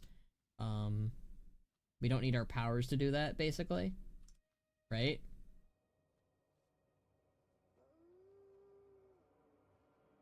I think Veteran is better.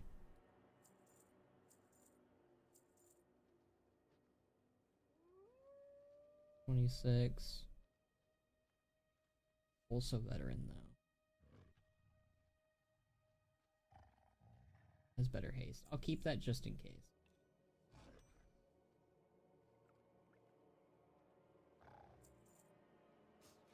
Many farewells. But you see what I mean, right? Kinda? May your feet find Earthen don't really offer anything new.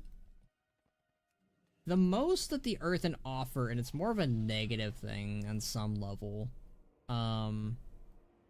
the Earthen feel like, in terms of, like, what they add to Warcraft is, like, okay, here's a Titan Forge race that hasn't been, like, fleshified, and we also just don't have the, like, we still have a culture, right?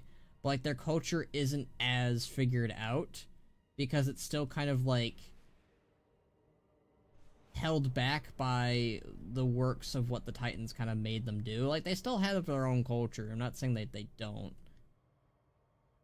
But I also think that, like, again, this is the big reason why I don't like the Earthen, is because the Earthen are so robotic. Like, I honestly think I would like the Earthen more and actually prefer them more if they were more like the Earthen in Cataclysm. Because the Earthen in Cataclysm and Deep Home are not robotic. Like, I don't know why. Like, I get it. They were like, okay, well, what if they're just, like, a robotic race, right? But, like, I'm not really compelled by a robot race at all. Like, the fantasy of playing a robot and figuring out emotions and being monotone, that's just, I'm turned away by that. That is not appealing to me at all. So, like, the Earthen kind of, like, from the gates were already kind of just not my cup of tea.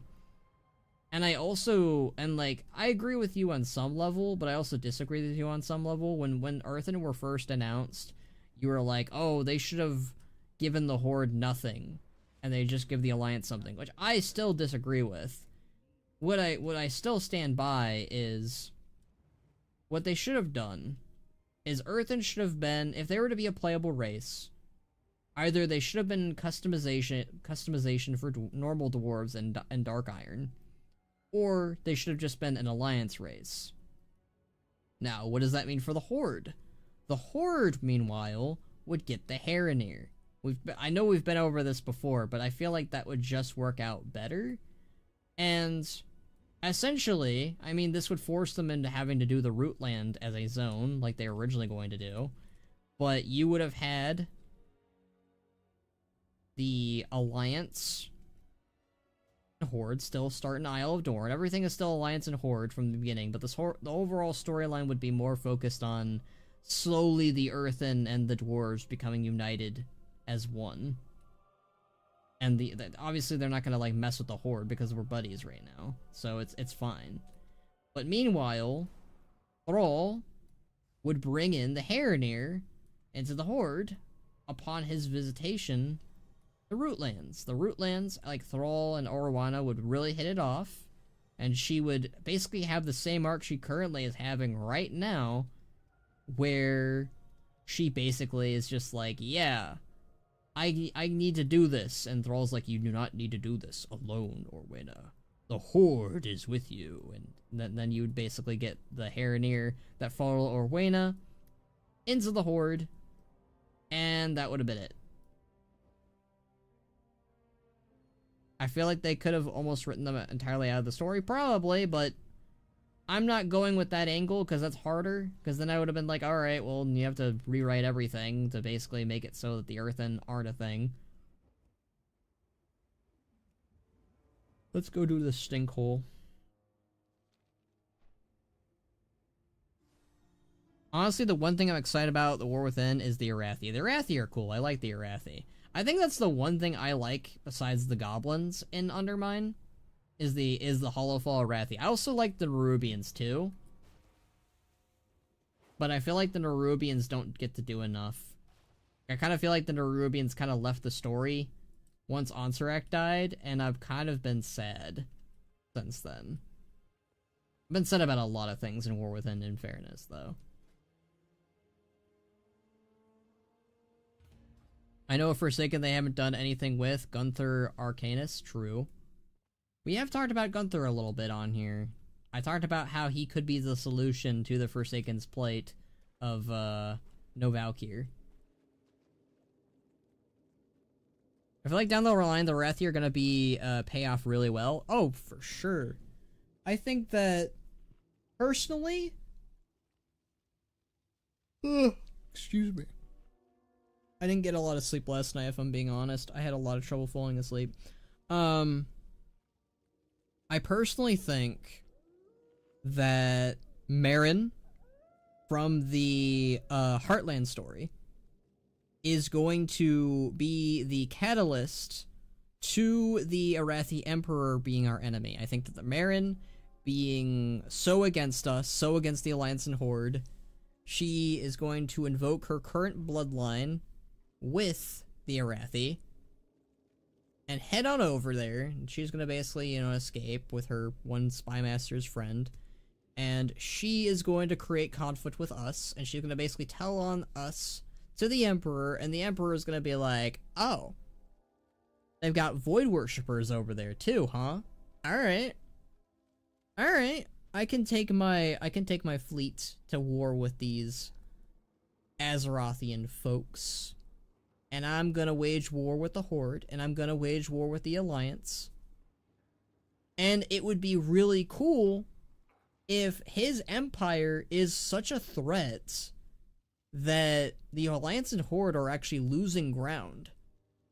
I think that would be really cool and really compelling if you kind of have a broken shore instant. Now, I'm not saying Thrall dies or Jaina dies. That's stupid. Don't do that. But have us lose structures. Not Ogrimmar or anything like that, but like something along the lines of like, I don't know, like Razor Hill or something, On the topic of that, though, on the topic of Razor Hill, I wanted to actually talk about something else, too. I really, really hope that,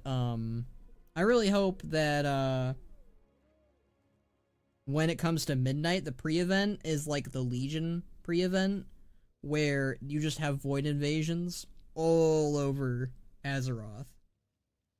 Like, on every continent. And in certain zones. Like, that's one of my favorite things about Legion, where those little invasion points. Those invasion points at the start of Legion, and I'm not talking about, like, on the Broken Isles, I'm talking about the ones that took place in Ajara, in Dunmorrow, in the Barrens, in Westfall. Those were really frickin' good. Like, I don't think I've ever been amazed by a pre-event since then. That is the best pre-event they've ever done, and I am surprised they have never copied it since. So, I'm really hoping for Midnight, that's the pre-event, because we still have not gotten anything like that since then. The Shadowlands pre-event, Bupkis. The War Within pre-event was even more Bupkis. The War Within pre-event honestly feels like kind of a precursor to how I feel about the current expansion, because holy shit, it's nothing but a letdown. Oh, I feel bad. I feel nothing but bad for this expansion, because it has its golden nuggets. It's not a bad expansion, it's just frustrating that it doesn't do what I want it to do.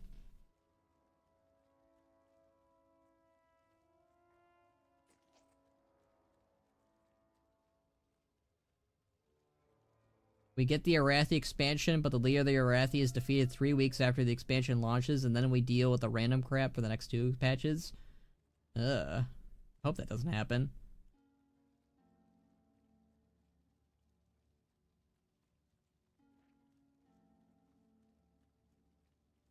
Khono, you know what this reminds me of? The Iron Horde. That was so compelling to me that the Iron Horde for the time pushed that back against us, and we were on the back foot. Honestly, the whole first patch of WoD felt like we were the underdog, getting our asses handed to us. Yeah, I feel like it was in that Warlords of Draenor and Legion period, and a little bit of Battle for Azeroth, not completely. Can we talk about how the battle for Lordaeron, as cool as it was, it was really cool as like an entry point into Battle for Azeroth. It kind of went nowhere, but it was really cool, and I feel like it should have been like a midway raid or the finale raid for some reason. I don't know. Battle for Azeroth is a very weird expansion sometimes. But like, yeah, like Warlords of Draenor and Legion was like that kind of period where... Shut up, Bran. As I was saying before, Bran interrupted me because he's a dick. Warlords of Draenor and Legion was kind of that period where I feel like they definitely were...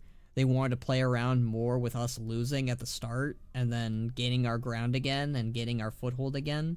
I definitely feel like that was the angle they were trying with. I'm not sure why they stopped, personally, but yeah. At first I thought this was like a little skull, but it's just a little buckle. I don't use Legepa that often. I'm glad that I use her as my tank pet, though. I actually kind of like switching out what pet I use, depending on what I'm doing. Like, I like having, like, the option to be like, alright, I'm gonna use my tank pet. Okay, I'm gonna use my DPS pet.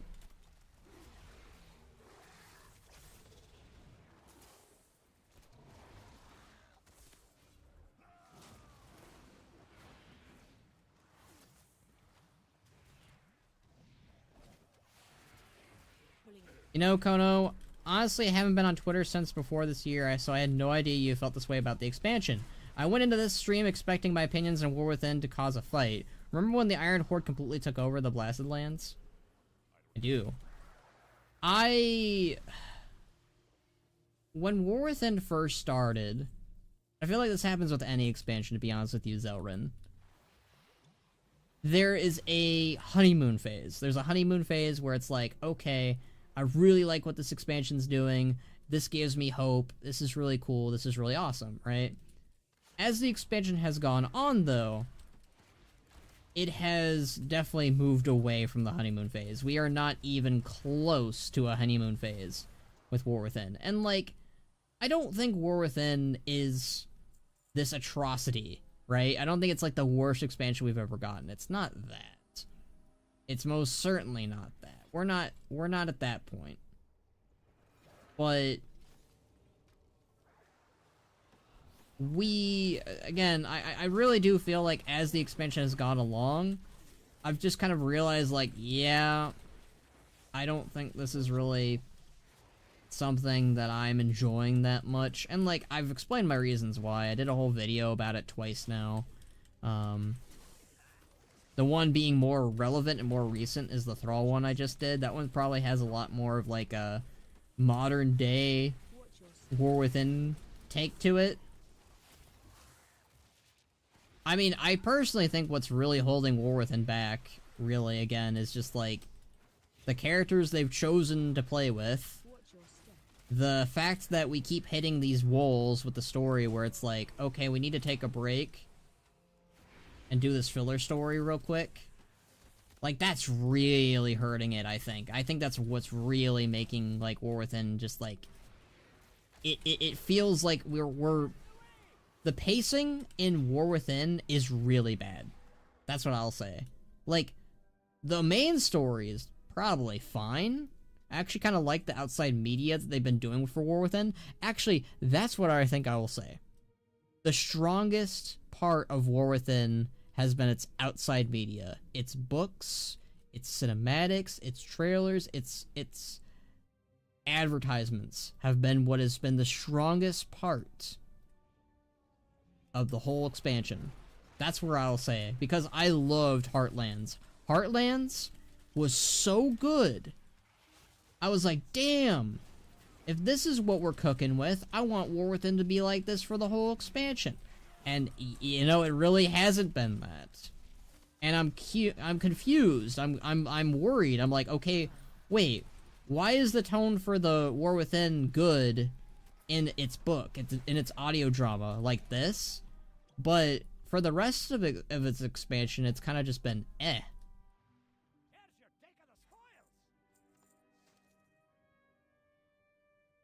It feels like watching a 2000s anime where you are about to hit a big fight and then suddenly you're hit with a filler arc. And now you gotta wait months to see what happens next. Yeah, that's how it feels. I did a War Within review, like I did for Dragonflight. I have a lot to say about War Within already so far, and a lot of it's bad. The fact that you and I agree where its placement currently is, like underneath Cataclysm, where it's like, it's not a bad expansion, but it's not a good expansion either so far. Like, I have a lot of friends who think that War Within is like the best expansion, like it's up there in the top 3. I don't think so at all. I think it's like, currently, like I said, probably under Kata. If Koresh is really good, if its other patches are really good, then maybe it'll be above Kata, but I don't know. I don't think it's gonna beat Legion. I don't think it's gonna beat Battle for Azeroth for me. I don't think it's gonna beat Dragonflight. I don't think it's gonna beat Mr. Pandaria. It's most certainly not gonna beat Mr. Pandaria. And it's not gonna beat Wrath. Like, it's probably going to sit where it currently is. Probably. Unless they really blow me the frick away with Koresh. Like, Koresh basically needs to be Argus plus Throne of Thunder plus, I don't know, I'm trying to think of like a really good patch. Throne of Thunder is really good. 5.4 Siege of Orgrimmar. They basically would need to combine those ones to make it like actually good. Like actually like more than amazing. Like actually, like I don't think it's gonna do that though, but hey, if it does, awesome, you know? Like, I'm not gonna say no to that. If they combine all those patches somehow, holy freaking shit, that's good. We agree on the issues of Legion, that's true. I mean, we agree with a few core things. We also have a lot of disagreements. Is that confirmed the final patch? Not confirmed. All we have is the teaser for Koresh right now, and that's Blizzard said that, like, you're gonna know where we're gonna be going by the end of Undermine. So, it's either Rootlands or Koresh, and I'm gonna be honest with you, I think if we go to Rootlands, it's probably gonna stay where it is, unless Rootlands is amazing. Like, I keep having to say this, you basically need to do an arc with Thrall, and the arc with Thrall needs to be freaking amazing for me to basically rank War Within any higher than I'm currently ranking it.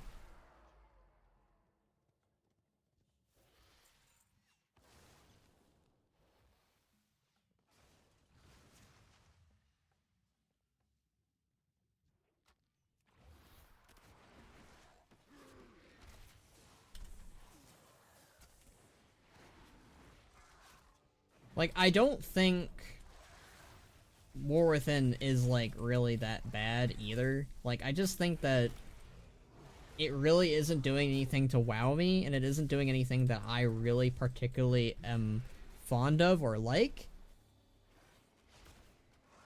So, I don't know. I don't think War Within is shit, but I also just don't think it's a hit either. It's like, it really just falls into that little middle section, surprisingly.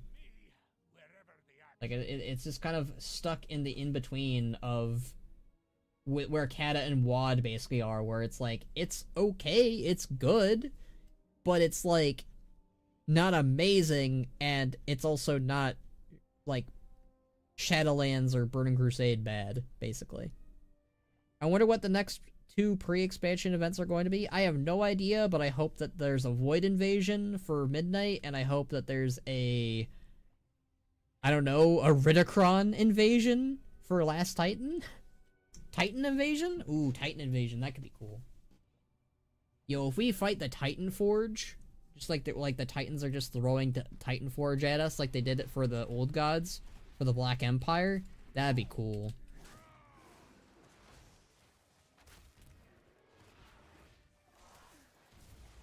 Remember in Legion when we knew what we were going to do, where we were going to be doing at the end of every single patch? A little bit, you know? Kind of the same with Dragonflight too, a little bit. I mean, I will say, that's actually kind of been the, oh my god, this tentacle, holy shit, that's huge. One thing I will say about War Within that has kept me invested is the fact they've been like, okay, here's, we know where we're going next. After War Within, we're going to Midnight. We know after Midnight, we're going to Last Titan. That's been compelling. What I think that has been fascinating has been kind of the journey each. Like, the midsection has been pretty good. Like that, like, oh, we're going to Undermine after dealing with the Nerubians. That's pretty freaking cool. Oh, after Undermine, we're going to Koresh. Like, that's been the main appeal, I think. It's been the locations. I think the locations have been really good for War Within, except for Kazilgar. And, like, I mean, I like Hollowfall and I like the Nerubian's Kingdom, but outside of that, I'll be honest with you, I think it was very smart of them to be like, alright, after Kazilgar, we're going back to, Quel'Thalas and Northrend, because I think that's part of the issue. I really don't care about Kazilgar as a location and place. Like, it's beautiful. It's neat. I like some of the stories there. But overall, I would have just preferred going back to, like, Pandaria or something.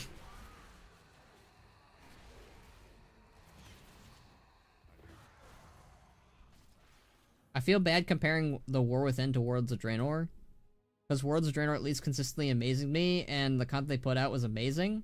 Like, I feel like the War Within is coasting majorly off the innovations made by Dragonflight. What's Delvin? I'm Delvin. I think, Warlords of Draenor, it has a lot of good nuggets in it aesthetically, and also really good, amazing, like, quest lines and stories and cinematics at the beginning. Warlords of Draenor took a dive after the first release.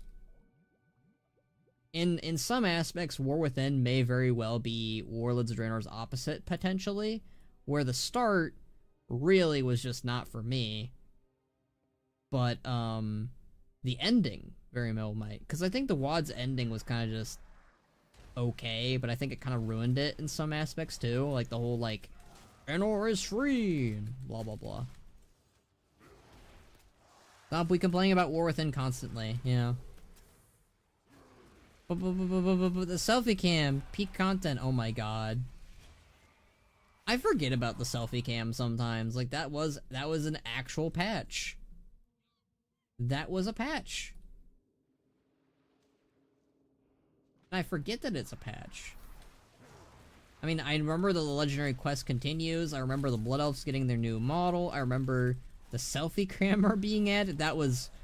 Oh man, people were unhappy about that. They were like, this is a patch? Giving us a selfie camera, World of Warcraft? Really? In 2016? Or not, it wasn't 2016, it was like, what, 2014, 2015? Yo, that's nuts. That was 10 years ago. See, I base time off of WoW patches and WoW expansions.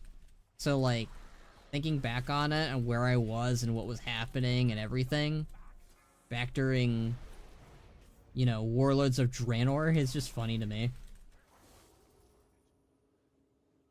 What is like when there's something you love, but it releases it like once a year? War Within puts stuff out like all the time, but I don't feel anything about it. Yeah, well, see, the thing is some of the stuff that War Within does release in that patch cadence is better than the year-long wait we did for Warlords of Draenor. Like, the Belfie patch was just kind of eh. And, like, Hellfire Citadel was a pretty decent patch, but, like, as far as endings go, that was alright. It didn't really wrap up everything for Warlords of Draenor, which is why I sometimes think, like, that's why they gave us the whole, like, you know, Battle for Azeroth Heritage questline. Not Heritage, Allied Race, sorry. It's 10 years old as of a couple weeks ago. The patch with 4 features and 2 of them being removed. Yep. Ban, you are loving the specks of spices put out in the bread sandwich. I guess, but like, I mean, Warlords of Draenor is really not doing a lot either, if I'm being honest, Elrin.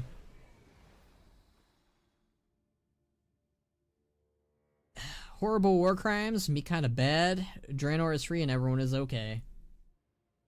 In fairness, I'm down with Grom having a redemption arc, I just wish that they did it in a better way. Okay, I think I need to go through here.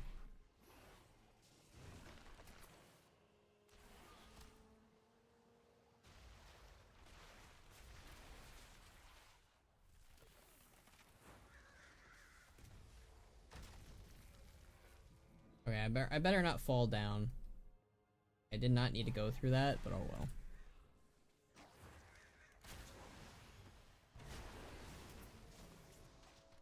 Meanwhile, I'm enjoying the tiny fancy pastry with a leaf on it that the French restaurant is taking an hour to serve me.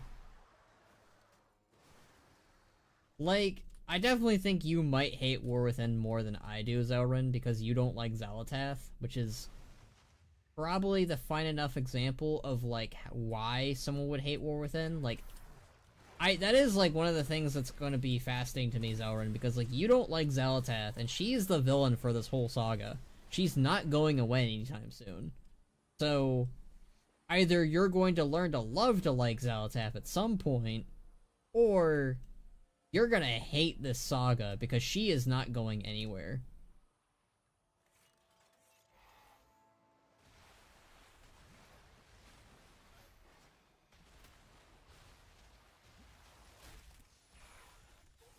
Wouldn't call losing and saving face by saying they will stand against you as a redemption. I'm not saying that, how do I word this? What I'm saying is a Grom redemption story could have worked. I just think that they did it in a bad way. Like, I think they could have made it work, is all. I like her, but she's very much a nothing character at the moment. She needs another character to be the main villain. Well, we know a Ridicron in Last Titan is going to show up, and I imagine... so here's my prediction, alright?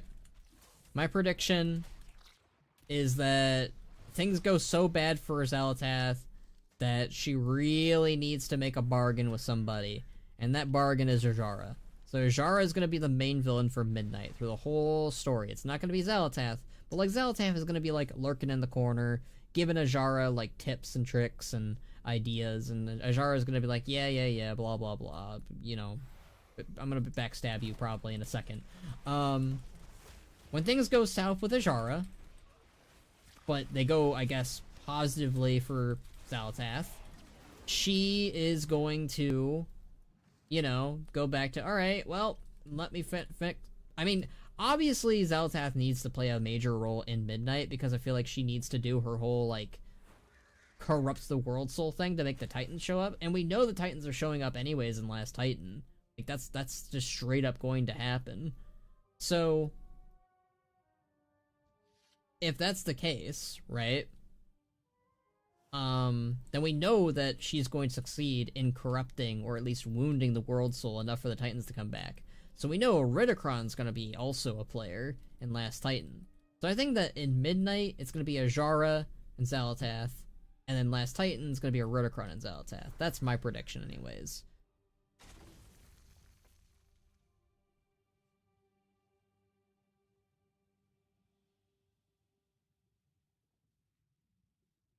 I don't think she can carry an expansion by herself. No, I don't think she can carry an expansion by herself. I mean, Galliwix was kind of a good example of that, where, like... see, that's where I think Xalatath is at her best, though. When she's gathering up a force or an army, and either they oppose her, or they realize she's the enemy, or, you know, whatever. And, like, I feel like playing off of those interests on those types of characters is fun. Especially, like, I think Ansarek... as much as I have such a problem with her as a character, she works because she's kind of like that first little domino to Xalatath to get the ball rolling, basically, you know, like where it's like, fuck, my brain went. She's a good example of like, okay, this is what's going to happen to you if you're stupid with Xalatath, right? Where you've wasted her time, you're no longer useful, you've done all that you've needed to for her, you're expendable now, you're done, right? And I feel like it's a good example of jumping the shark next to Galliwix, because Galliwix is outright like, I know what you're about. I know you're going to backstab me as soon as I'm no longer useful to you. And I'm going to make preparations for that. And he technically did. Technically, he doesn't die because of Xalatath. I mean, in ways he kind of does, but also ways he doesn't really. He dies because of his own mishaps, really, when you think about it. Everything, really, is on Gallywix. The reason why Gallywix dies is because of his own fault. So whoever we see next with Xal'atath, I think that they're going to show a little bit more of a bite to her. I think that they're going to and that's why I think Ajara is the perfect character to play off of her next, because Ajara is definitely the type of character who goes shoulder to shoulder with gods and acts smug as all hell, because she already did that with N'Zoth. So whenever it comes time for Ajara and Xal'atath to work together, there's going to be a little bit more of like a push between the two. And then ending it with a Ridicron, who I personally think is going to be the only one, this is just my belief anyways, who will successfully get something out of Xal'atath and live long enough to be smug about it himself. Honestly, I would love the twist that instead of Xal'atath using a Ridicron, it's a Ridicron using Xal'atath, and Xal'atath ends up getting backstabbed by him. I hope that's what happens by the end of the saga. I hope.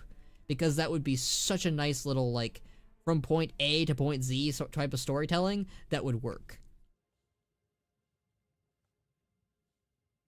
Do you think Xal'atath ever wears socks? I think her former body, you know, like her former self, like the person who inhabited the body before Xal'atath did, and Xal'atath immediately was like, I ain't wearing these.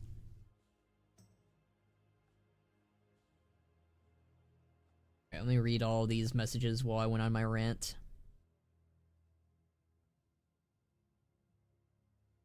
She needed an evil meathead to be the main villain and to bounce off for this expansion?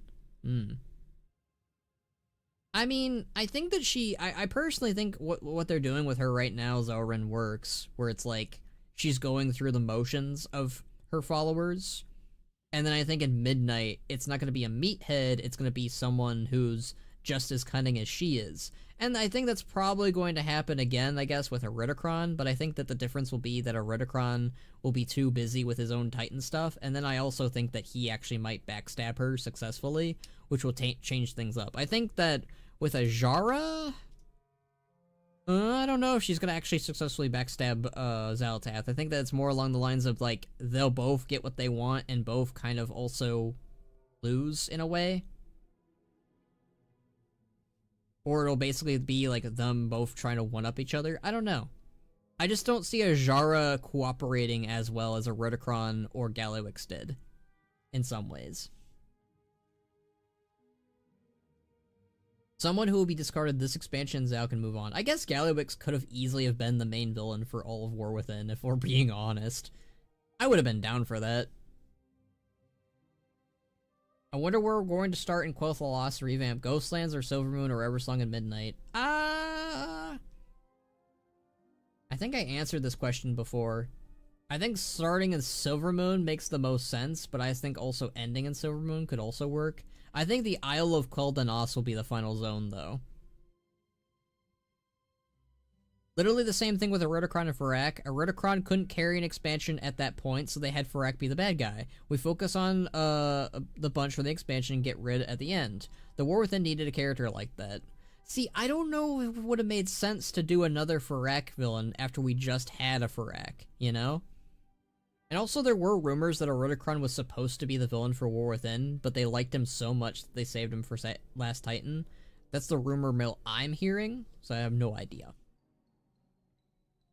Honestly, every villain after N'Zoth has ended someone else to actually be the villain for them. Zavol had Sylvanas. Razageth had Kurog. Farak had that one guy. And Zal's just the latest. Wait, I'm confused. Someone else. Zavol had Sylvanas? Razageth had Kurog. I'm confused what you're saying, Syl. I have this minor hope that sometime in Midnight they explore the backstory and the body of Xal'atath inhabits, her family, etc., but that woman's name is literally Void in Latin, so... it would be interesting. I could see that being a side quest, if I'm being honest, Syl, where, like... oh, you know how haunting it would be if Xal'atath is heavily a part of that quest? Where, like, she's constantly just mocking the family and you for trying to, like, free her or something? See, I still think that potentially in either War Within or Midnight, she's going to lose her physical form.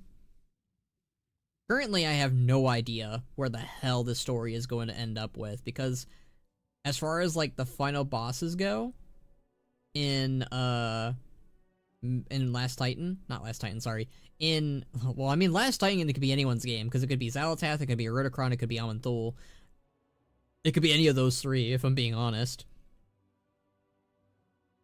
But I think Midnight might be Ajara, personally. Or Dementius. It's either Ajara or Dementius. I don't... See, the thing is, they might end up being like, hey, we're not killing Ajara off after all. We're gonna keep this lady around for even more 10 years. And if they do that, I'm cool with it. Ajara's a cool character. But War Within could end on with Dementius. It could end with Locust Walker. It could end with Xal'atath's physical form. It could literally end with that weird ethereal guy, whom I don't think will be the final boss, but I think he will be a boss of some kind.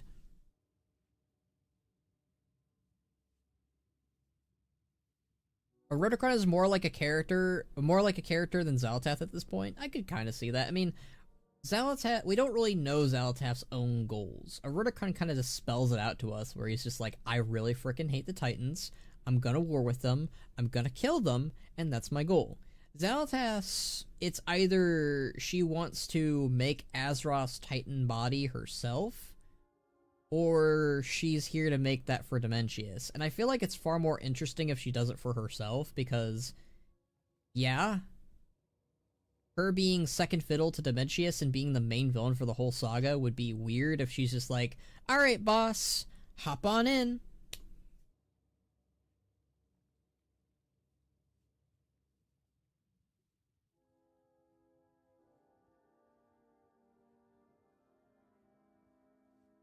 I really feel like they were so effective with their time in Dragonflight with the Incarnates. They really were. The Incarnates were the... I mean, that's another reason why I like Dragonflight so much. The Incarnates were the best part. Like, anytime I saw them on screen, I was so happy and so giddy. Like, I don't know, that just made Dragonflight for me, and I remember, like, all the articles of people, like, saying how much they love the Incarnates, and I'm really happy that they already were planning on having a Rotokron and Vironoth survive. So, like, I really am glad that the Incarnates are still here in WoW in its current era, because, like, one of my biggest problems with WoW's villains is always, it's just like, okay, we're just gonna go ahead and kill these guys off per expansion, instead of saving them for, like, I don't know, an expansion or two for later. Like, I love that about Garrosh and Gul'dan. And also Ajara, too, by that extent. Really don't get much time with them, but they make them so endearing and cool and fun, they really did. Oh, I mean, like, the big face villains like Xal'atath and Phyrek and Zavol are all about doing the big evil thing, but they always have a lackey to be the guy that actually antagonizes the heroes. Oh, okay. I think, here, her real form is the Flying Spaghetti Monster. But instead of meatball eyes, she has photorealistic purple feet. That's terrifying. I'd love if Eridikron does a Gravemind, to be honest with you, with Ajara and Zal being the chief and RB in this scenario. That'd be kind of cool. I love that the Incarnates can come back. Like, Eridikron will come back, so can Phyrek and Vironoth. Phyrek can come back. They did kind of leave the door open for him with his whole, like, Firelands thing. With him eating Smolderon. So I honestly think that in Last Titan, we actually might see Eridikron go into the Firelands to recruit Phyrek for his cause. And either we'll see Phyrek be like, no, I'm going to be the Fire Lord now, or something, you know. I can't really do his voice that well, but I try, you know? I try. He has a very Ghost Freak-like voice, which makes sense because Matthew Mercer voices him, and I'm pretty sure Ghost Freak was voiced by Steve Bloom. So, and Steve Bloom and Matthew Mercer are kind of like, you know, each other a lot of times. Like, Eridikron will come back. I'm so excited for Eridikron. Like, Last Titan, no matter what happens, it's probably going to be my favorite of the trilogy. Because it's bringing back Illidan. It's bringing back the Titans. It's bringing back Sargeras. It's bringing back Eridikron, right? And if it does things right, it could easily bring back the Alliance and Horde into the story by having them be the main forces on Northrend, like they used to be. R.I.P. to Rezgath, though, screamed at people for 30 minutes and then slumps over and will probably never come back. The way that they framed it, it definitely feels like Rezgath is dead for good unless she goes to the Elemental Plane when she dies, which I don't think that's how it works. They were really treating it like that was her permanent end. And, you know, with Farak eating Smolderon, it makes me think, like, yeah. You know what would be really cool, and I don't think they're ever gonna do it, but I think it would be very interesting if a Ridicron, the first thing he does when he comes back is he eats Therazane. Like, he just like, alright, I'm gonna do what Farak did, because that apparently worked. I'm gonna become immortal, and I'm going to eat the Stone Mother, and I'm going to become the new Lord of the Stone. Like, that would be so cool, because that would give him a power boost, but it would also mean that he could come back, and he could technically be immortal, so long as he isn't killed in Deep Home. And I think that would be so cool, personally. And I also think that Eroticron is just far more interesting than Therazane. Sorry, Therazane enjoyers out there. I watched Ben 10's intro and immediately changed the channel if I had Cannonball instead of Ghost Freak. Oh, Ghost Freak scared the shit out of me as a kid. I liked Cannonball more than Ghost Freak, though, so hey. You know, there's that Zelrin and me difference coming in. Varian comes back to put a Rotocron in his place. I mean, if you want to make that a fan film, go right ahead, Mr. Thomshire man. Razagath was goated, I love her, but she really was just a tool to get the other three out of the prison. Yeah. That's the truth. That's the truth. Sad truth, but it's the truth. Hello, friend. Time for you to die.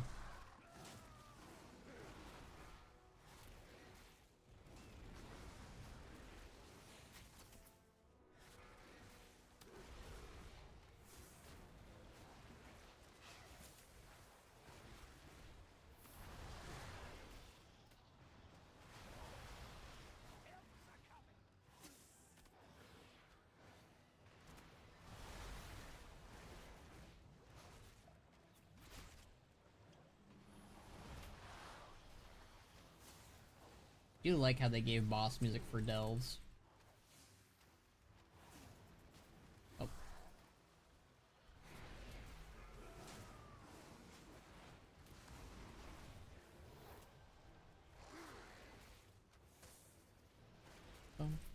Ben Wolf was cool. Oh, Ben Wolf was my favorite. I like werewolves, what can I say? I just wish that he ended up with any other person besides Kai. That was my least favorite Ben 10 character. I liked him with Julie way better.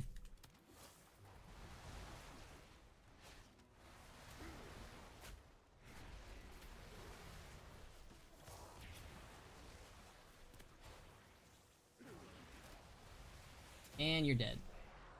Hooray! Read what you guys are saying now. Time for some dynamite. Stand back. Oh, my chat broke. Maybe? Yeah, my chat broke on that. That's rough. That makes me sad. My OBS chat broke. It's very out of date now. Very sad. Let's see what you're talking about, peoples. I loved Ghost Freak, but I always was a little emo. True. Ghost Freak is goated, though. I'm mad because my favorite was freaking Ditto, and he showed up only twice. I probably had something to do with the voice actor. I think he was too expensive or something. I don't know. You know, I'm glad we share an enjoyment of Eroticron. We rarely do, especially with these scheming characters. Eroticron's just really freaking cool. Like, he has, like, the best design they've had for a villain. He has a cool voice. He has compelling backstory.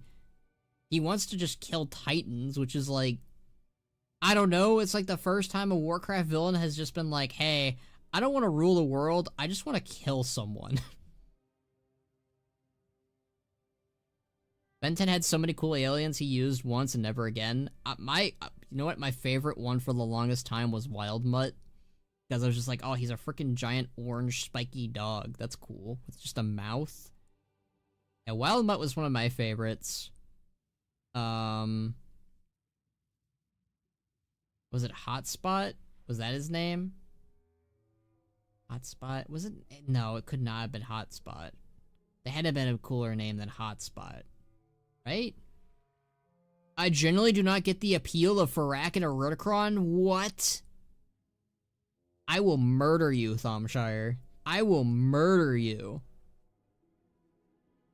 I will murder Thomshire today. I don't understand the appeal of Farak or Eroticron. I can kind of understand Farak, but like, Farak is just this insane little goober who's just like crazy, and like, it's been a minute since we've had a WoW villain who's just like crazy and just like, I want to burn everything.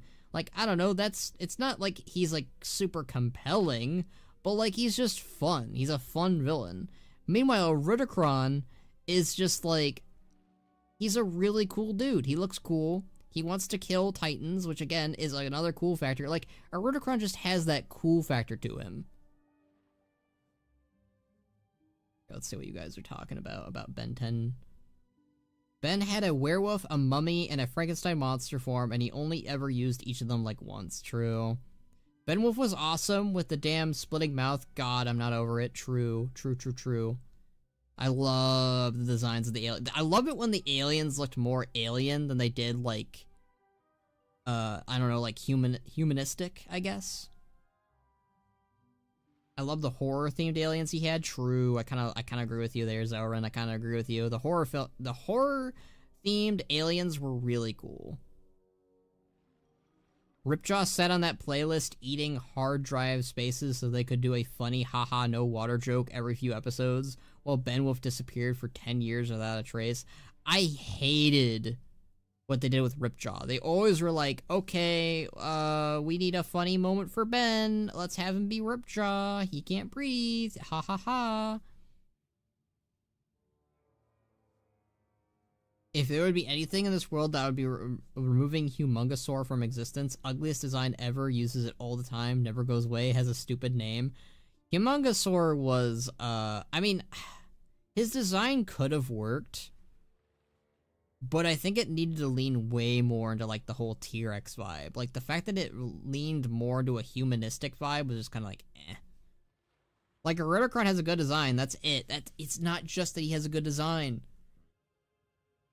He literally, what I think is so cool about Eroticron in general is that he doesn't underestimate the players, which is rare for a Warcraft villain. You know how often they do that? The last time they had a Warcraft villain who was like, do not underestimate the players. I think it's like Arthas maybe? But even then Arthas was kind of like, he kind of underestimated us too. I can't think of anyone else. Really, if I'm being honest with you. I cannot think of anyone else. Maybe N'Zoth? I don't think so. I think every other Warcraft villain has always been like, nah, I can take them. It's fine. They've taken on gods before. They've taken on titans before. They've taken on old gods before. Nah, it's fine. I could take them. Like, every time. And then Eroticron's just like, no. They took down Deathwing. They took down old gods. Let's think this through. They took down a titan. Let's be careful about this. And I love that.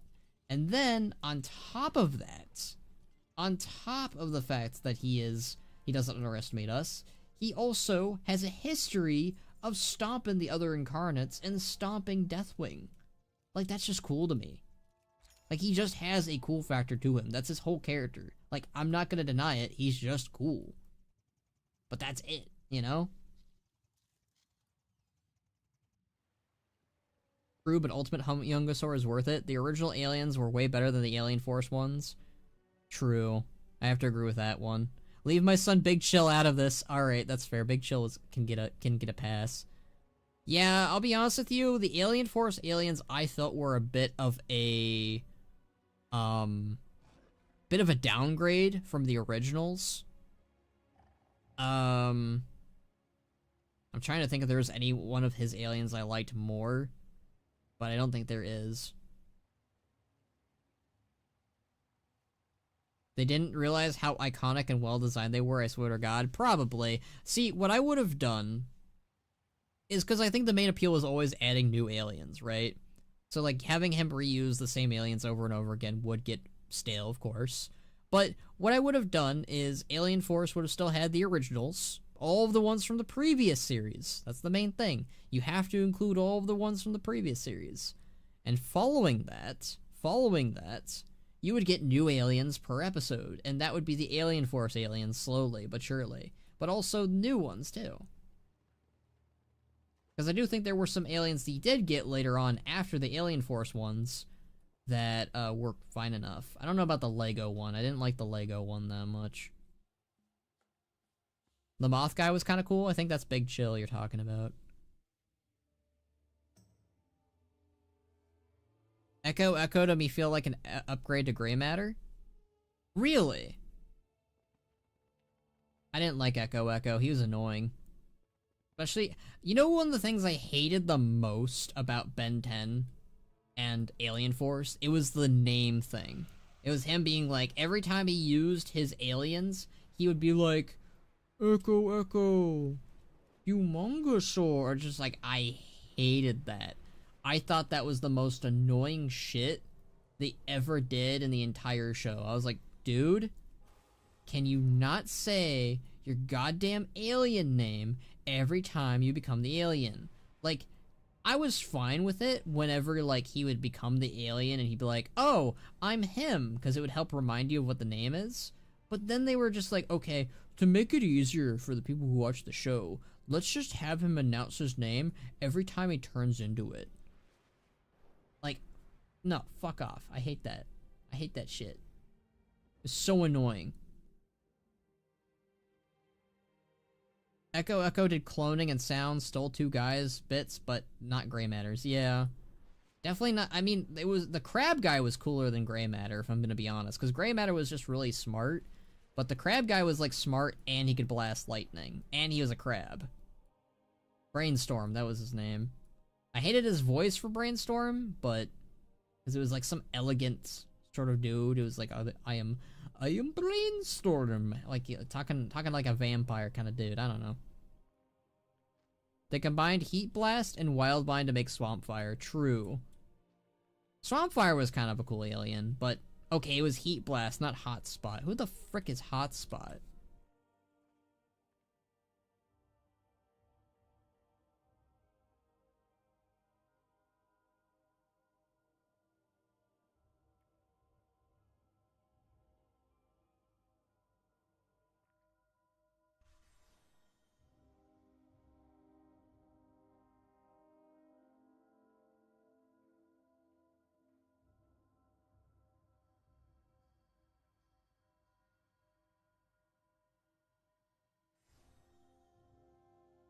Okay, my microphone went boink.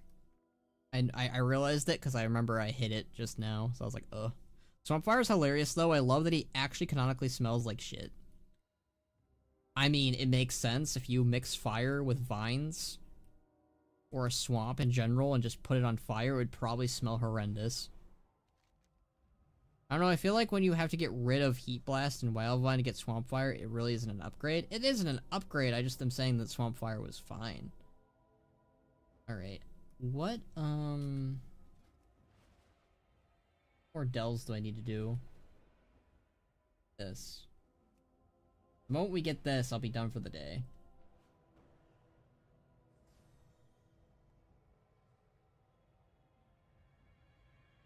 You stop lagging, computer?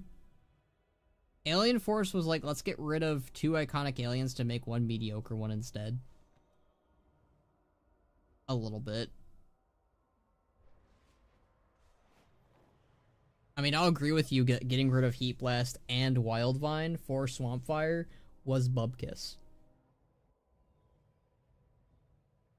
At the very least, they gave us Diamond Head back by getting rid of, Chromostone. Could you imagine if they did that for Wildvine? Or not Wildvine, Swampfire, where they're just like, alright, Ben, we need you to save another alien race. Time to sacrifice another one of your aliens.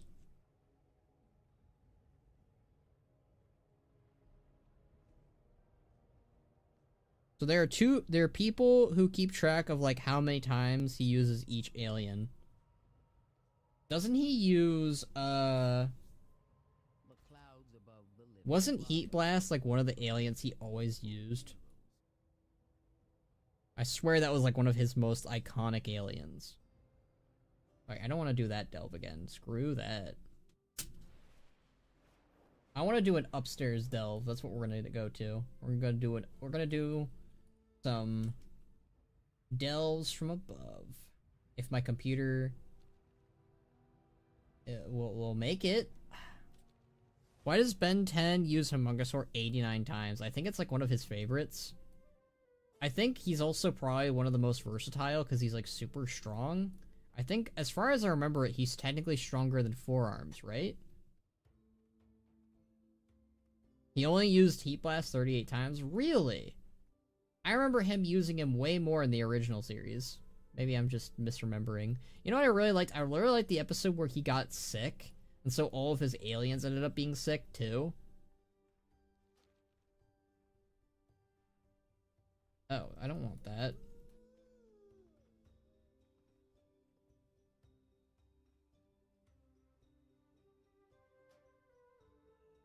Forearms is at 78. Oh, that's pretty good.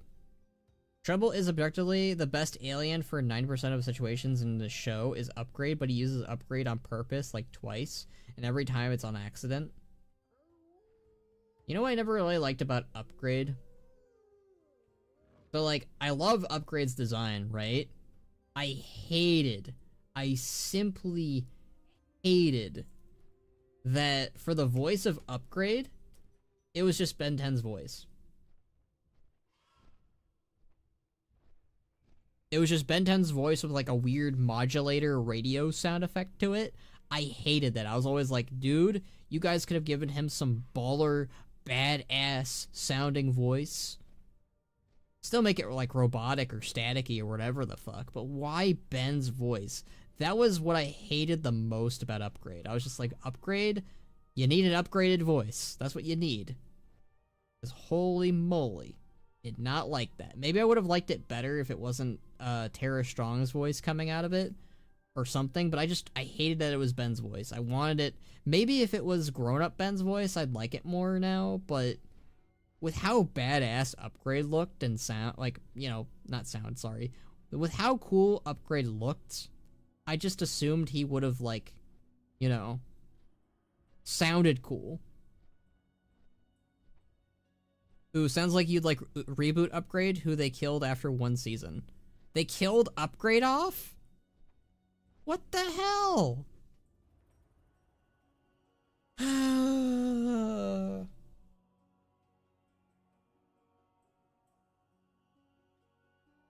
Why am I not surprised? Why am I not surprised that my favorite things in the world die? They don't use Thrall in World of Warcraft. They don't use Rexar in World of Warcraft. They kill Sarfang off. They kill off Iroh. They kill off Jiraiya. They kill off all of my favorite characters. They kill off my favorite aliens. They don't use Benwolf. Didn't they rename it Blitzwolf or something? Blitzwolfer? Ugh. Blitzwolfer. I know Benwolf wasn't the most creative name. Oh, it's so much funnier, actually? What do you mean by that? What do you mean by that? What do you mean by that? Oh, no.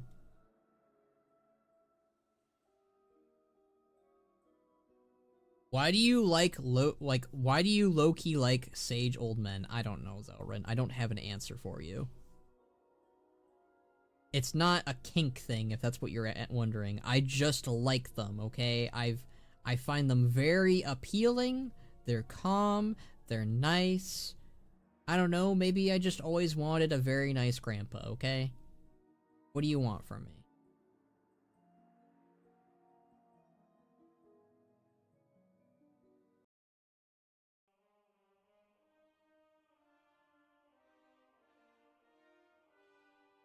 I'm gonna retweet that.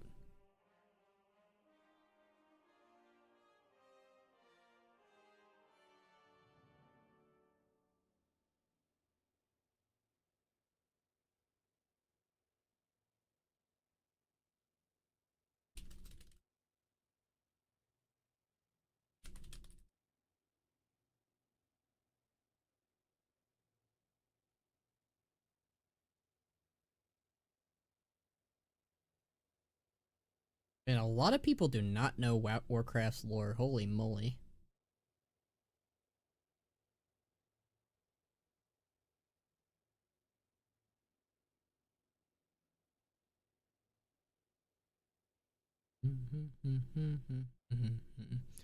Cause like the other day, I was talking about an image. The image specifically was how many Warcraft characters from like Cataclysm was still active, right?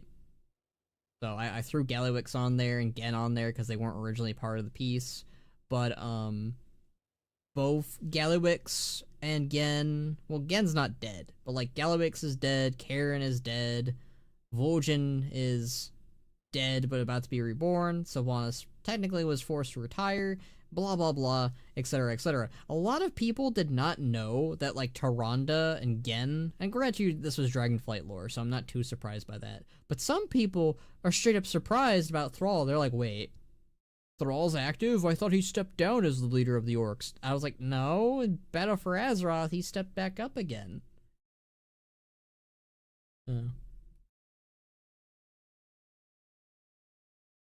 Isn't that what a kink is? No. You're thinking of the wrong type, Thomshire. They make a purple upgrade with a unique voice for 1 season, then get rid of him and replace him with a new character who is Purple Ben Tennyson voiced by Tara Strong.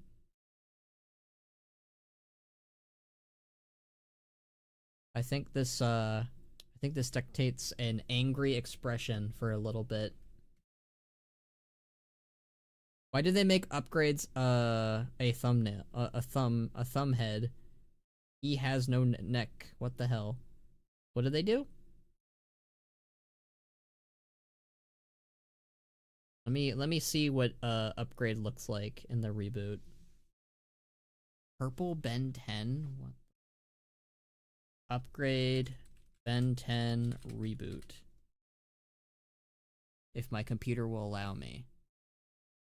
What's up?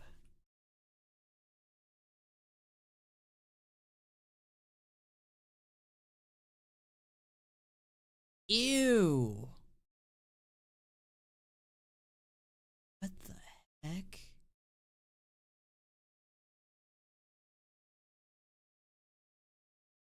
That's disgusting! That is a really bad upgrade design. That is a downgrade. That's what that is. Rename that guy to downgrade. I looked up purple upgrade. That's what I looked up too. Unable to reconnect. Well, that's rude. Can't believe World of Warcraft is doing this to me. They're like, nope, you've played enough Delps today. Not fair.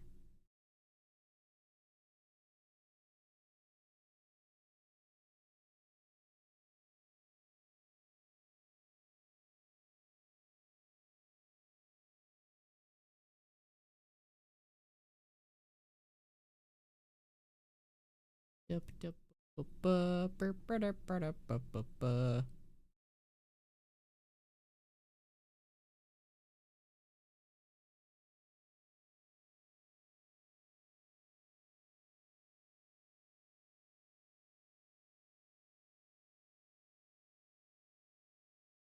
let me retweet this.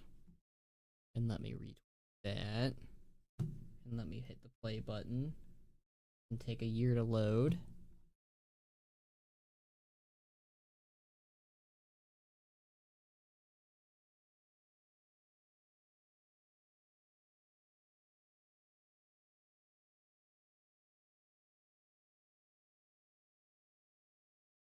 Oh, you think it's that bad? Don't look at Stinkfly. I remember Stinkfly. I remember what they did to Stinkfly. I remember what they did to Stinkfly and the original look. I remember. And I am angry. I am sad and I am angry and I am... Ugh. I'll turn my expression off for now. Now I'm empty. Ew, it's all coming back. Why? I warned you, all of Ben 10's original aliens were so low-key nasty looking, but it had charm. Why did they yesify Stinkfly? Hold on, I gotta look at Stinkfly again. I gotta look at this. I gotta look at Stinkfly. Oh god. Oh god. That is like the worst design you could have given. Like, this is the design. Stinkfly,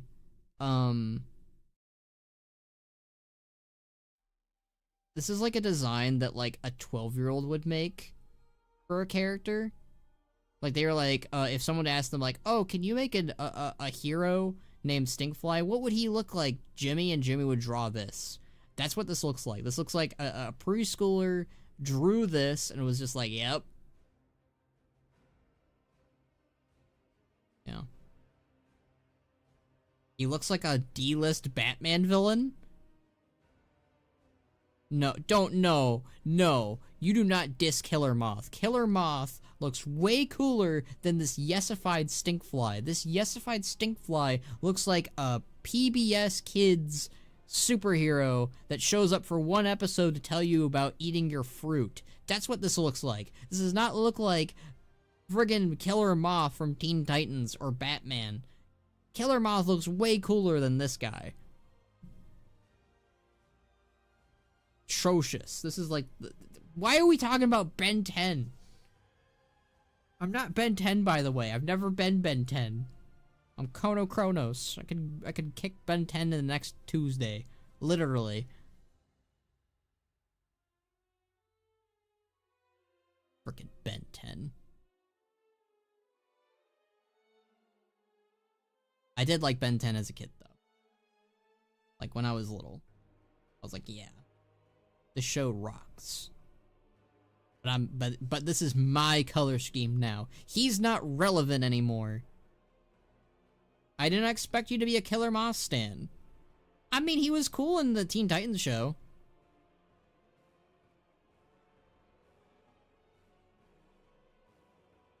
And also, we're talking about Stinkfly from the reboot, so you know. The K in Khono stands for Killer Moth. God freaking damn it. Slander. The slander, it never ends. The fun never ends. The slander never ends.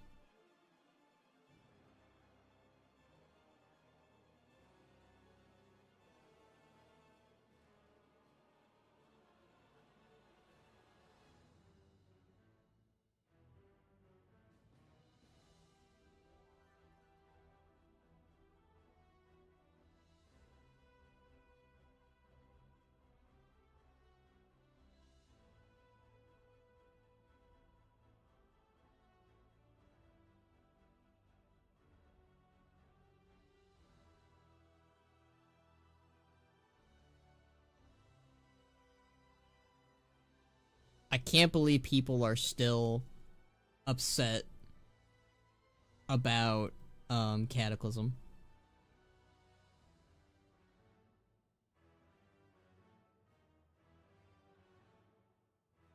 Ugh. Oh, I got some new messages on my video. I have not been able to read them at all because I basically woke up, got ready for stream, started the stream, and that's been my whole day today.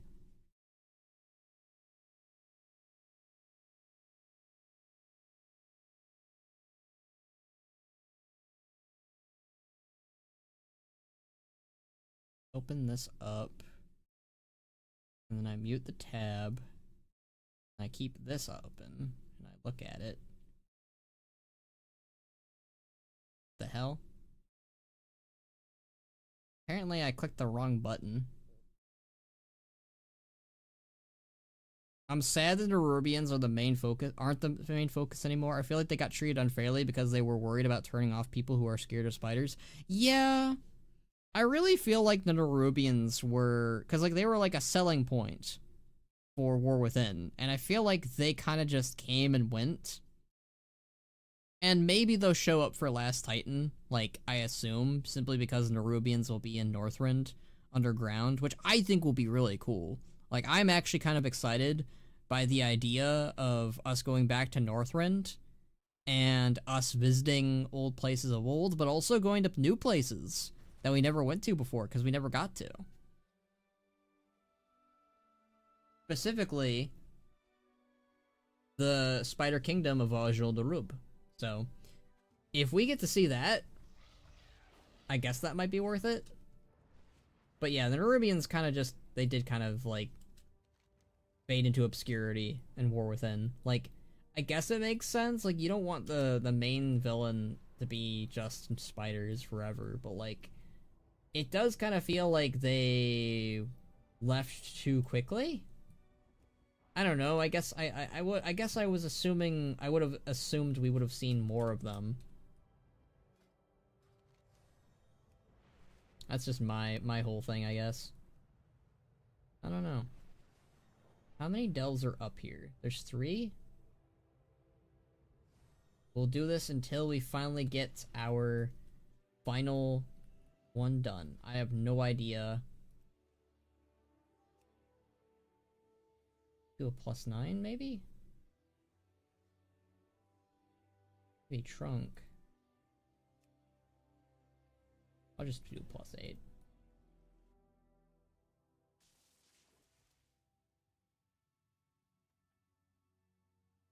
Yeah, I think they were treated unfairly, probably, because of the whole people being afraid of spiders, though, thing. I'm mad they put one jaw crawler in the foreground of that loading screen, like they were gonna be used by the Nerubians, but they're actually just unrelated worm guys. What are the jaw crawlers? Are they like the worm dudes? The worms with the sharp jaw thingy?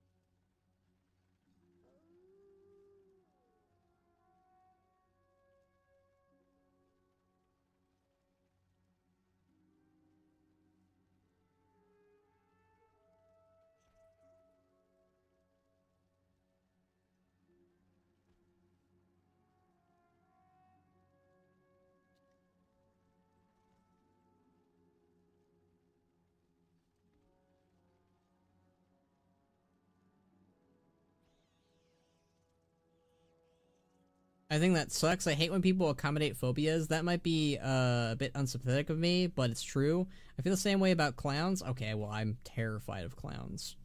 I think people who are scared of clowns and spiders should get over... Okay, I don't think you should tell someone to just get over clowns or spiders. Like, I don't think that's the answer. And they did give solutions to these problems, right? Where, like, oh, you're afraid of clowns. Or not clowns, sorry. You're afraid of spiders, so you can turn on the spider phobia thing. So... I feel like that was a good solution, but I feel like it's weird that they also are kind of like, okay, well, this might be a reason to not continue doing spider stuff too, maybe, I don't know. Yeah, that's them. I was actually insanely hyped for them, as silly as it sounds, because they were unique and new, and they were just random bugs. Huh. Never mind, we hear you? Also, we can't hear you if you're talking right now? Never mind, we hear you, okay. Jump scared me. Yeah, I think the Nerubians should have played a bigger role in War Within. I'm kind of shocked that they aren't. Like, yeah, they played a role, I guess, is the word, but...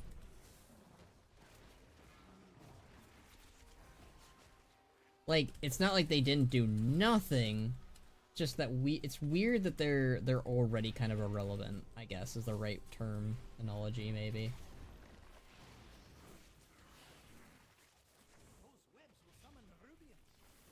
Well, maybe they shouldn't spawn the shit.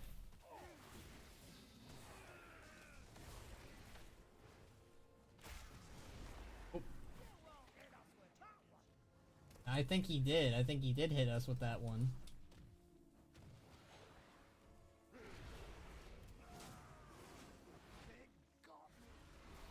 Clowns are just silly little guys. I am terrified of clowns. Like, I'm not as scared of them as I used to be, but I'm still just am very uncomfortable around clowns. It's a little funny that Bran is just permanently stuck. Oof.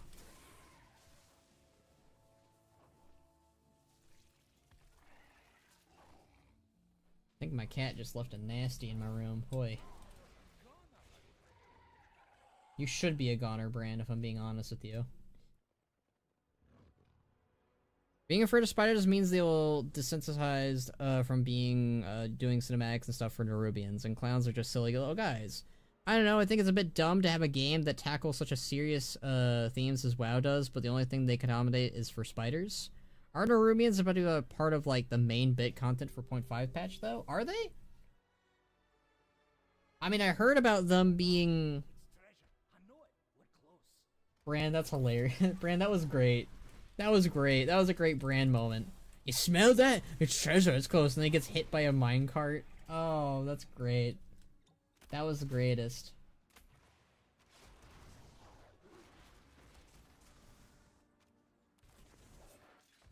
I know that there's like a 0.5 thing for the Hollowfall people. Does that involve Nerubians then? Alright.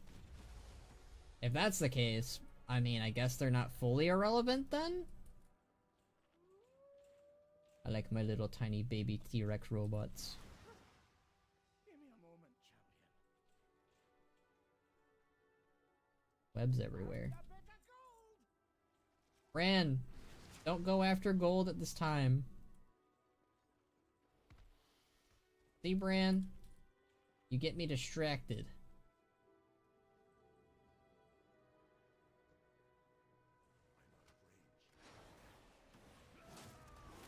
I don't know if you agree with this ban. All right, we'll find out if I agree with it or not in a bit here.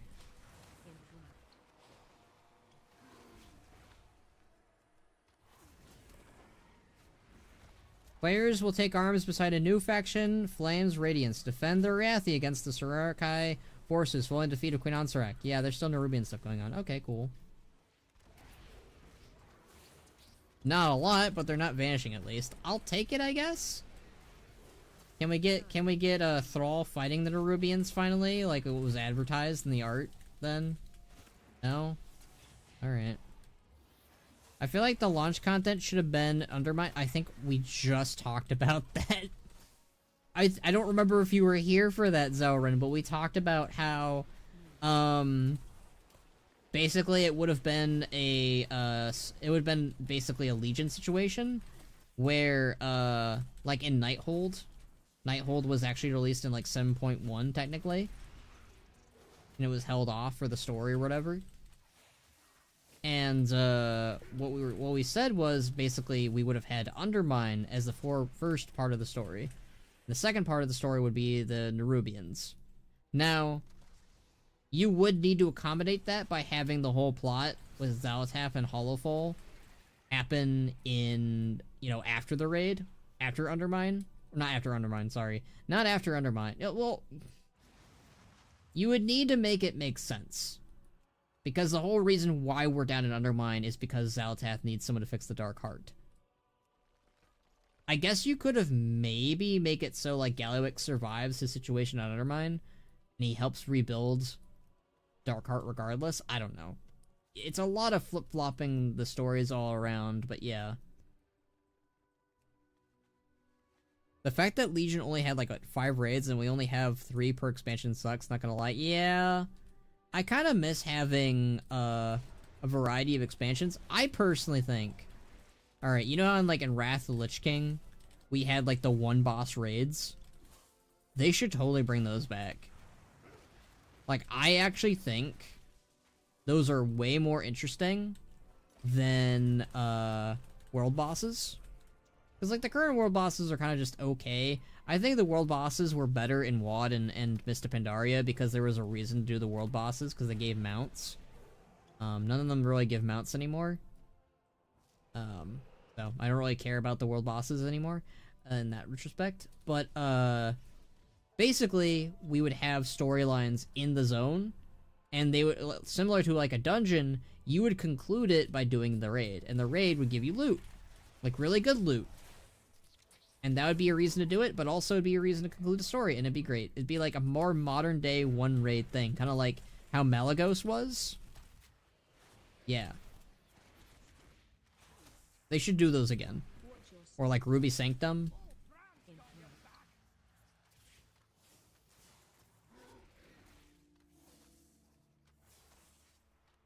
I now remember the ogre who helps in the Dranosh's wall. His name was Greg. Greg? Alright.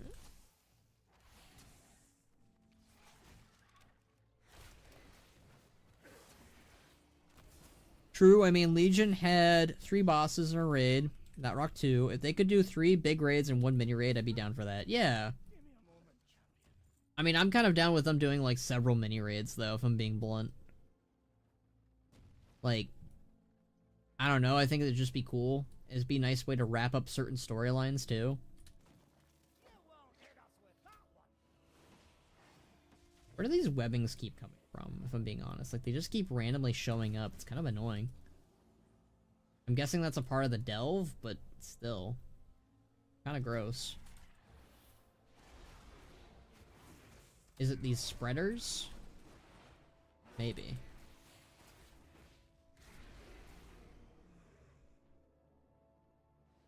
We need more ore.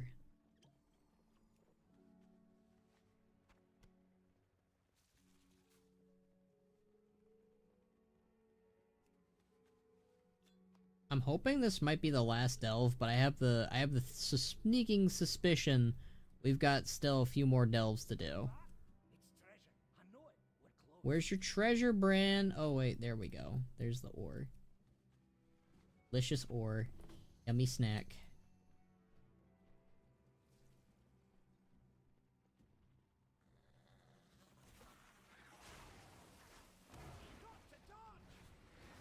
I don't know what the mini raids could even be, but like I think that like it would be a nice way of like, hey, you need to take down the final boss of this storyline, and you enter the raid, and it's like a mini raid. And it's only got like 1 or 2 bosses. I kind of dig that. I mean, BFA had that. Legion had that.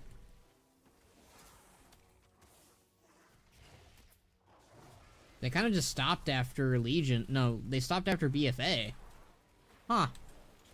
BFA having something good in it. Who would have thunk? They do that a lot, actually, if I'm being honest. Maybe controversial, but I think they could do a better job with delves. Rather than just walking and beating up a big boss and maybe some trash in a circular room. Maybe?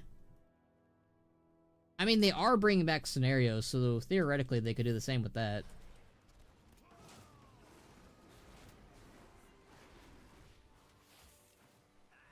Did they review anything about it since they're real? Low-key, I think that we should get more zones now.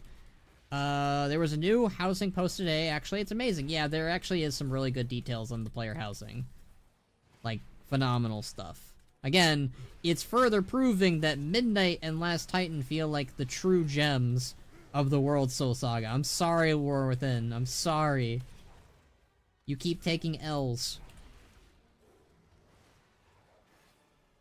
Yeah, it's actually maybe the best housing in video games. See, I don't really know what to compare it to. I know that you can turn stuff around, you can dye shit. It's pretty cool, actually.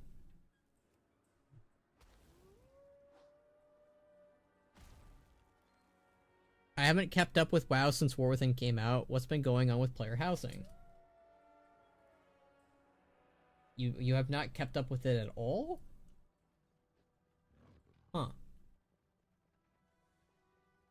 Shocker.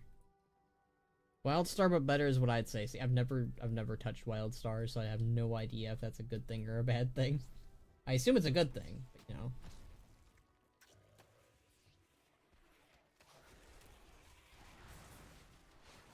Also, Midnight keeps winning, so I'm glad the Blood Elf expansion is going to be the best. I really wish War Within was the best.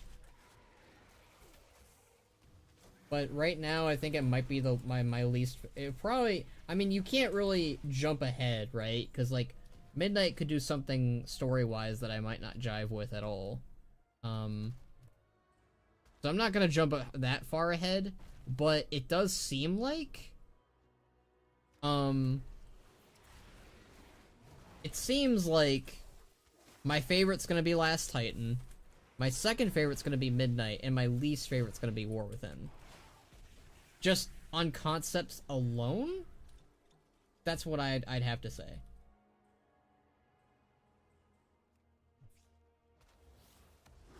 But I could very well be wrong. I don't check Twitter or YouTube anymore. I only hear about upcoming things through your stream. Okay. Well, I am a very bad source of news. So maybe I should start making like my own news content. Be like, hey, welcome to the Khono News. We'll come up with something better than Khono News. Come on.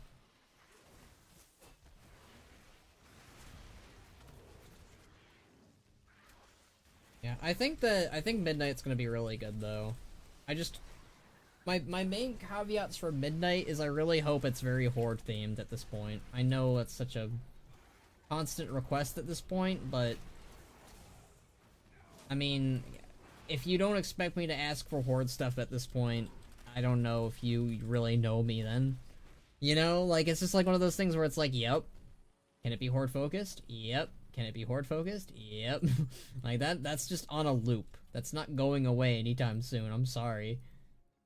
And I feel bad because that's part of the reason why in my videos, like, guys, I need to stop making videos about this for at least until the expansion's over. Oh, shit.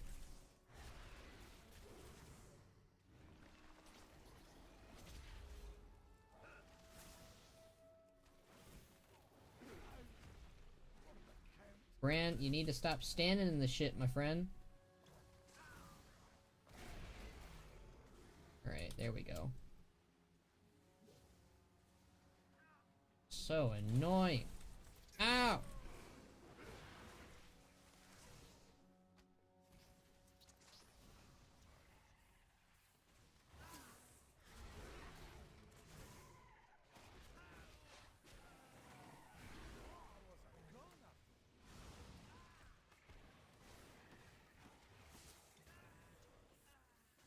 There we go.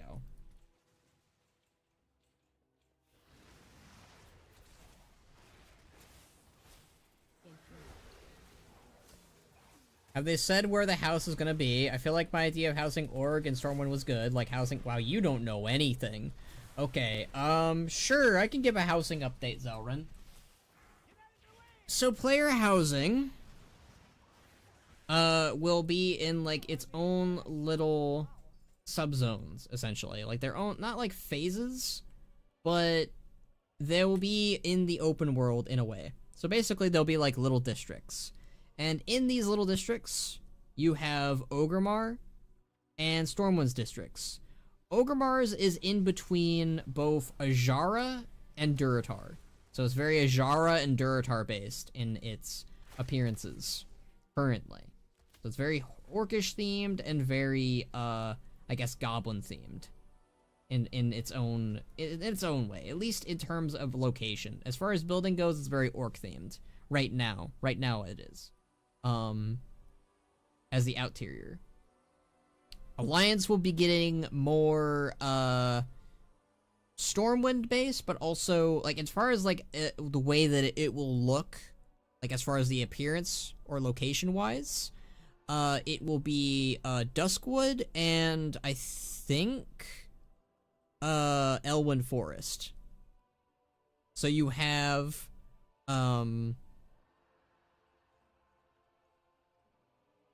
those two as the locations. And you will be able to share this district with personal friends, and that will be your more privated district, or your more public district, where you'll be more just, it'll just be like either with, you know, guildies or something, or just other people on your server, it sounds like. I'm not completely fully sure on that. They haven't spared all the details yet, but that's basically the gist of it. And you'll be able to put tons of your own belongings and setting things up. You can turn and twist chests and beds and all over the place, and you can also change the color of them.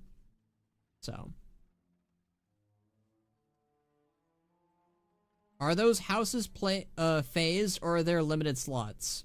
There's going to be a total of 50 houses per area, but there's not going to be like a market thing or anything like that. Like, you'll always have a house no matter what.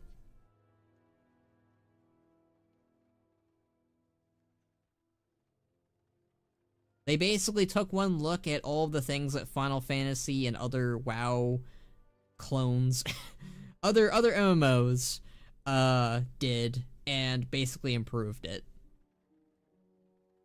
I had to settle with an apartment in Final Fantasy because I had no money or time commitment. Yeah, no, your house will always be up. It's not going anywhere.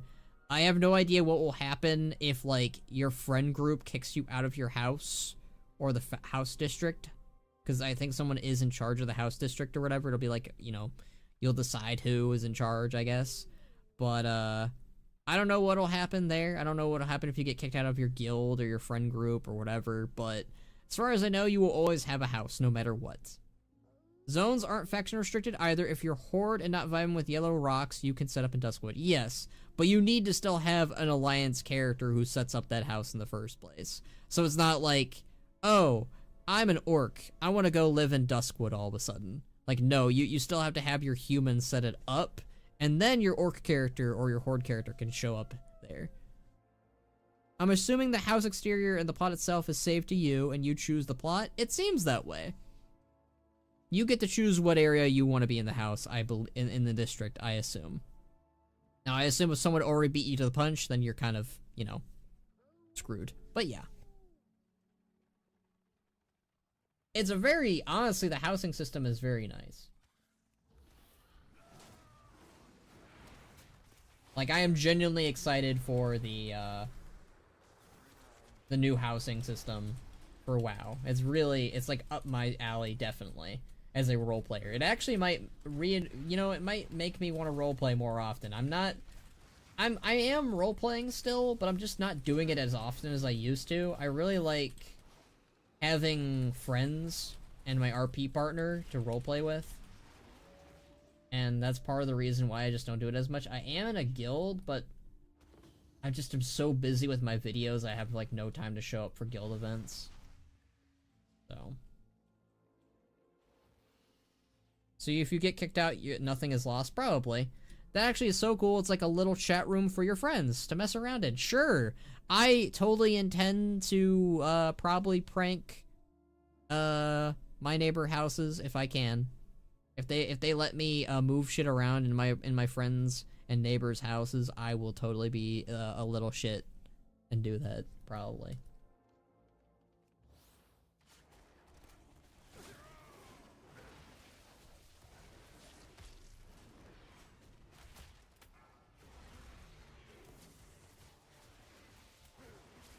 Watch your step.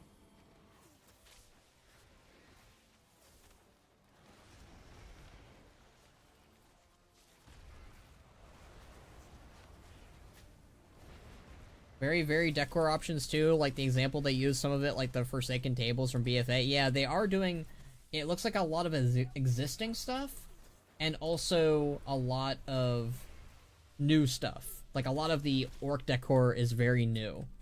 So, you know, I'm gonna be using the shit out of that. But, it is nice that they're adding in, like, old decorations that you can use, like the new goblin chairs.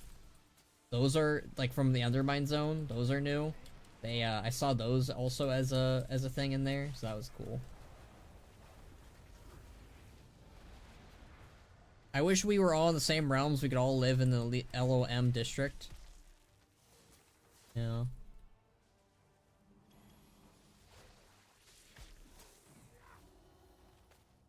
I mean, that's the problem though, is like, I think I have so many friends and are, you know, people that I roleplay with and people I hang out with that I don't think I'd realistically be able to be in every little single, you know, district with my friends. I really hope that they add, like, a way for you to just kind of be like, hey, can my friends just visit my house? Because that would be nice. Or, like, if I can visit my friends' neighbors, that would be great. The EU and the NA divide, woe is me, you know.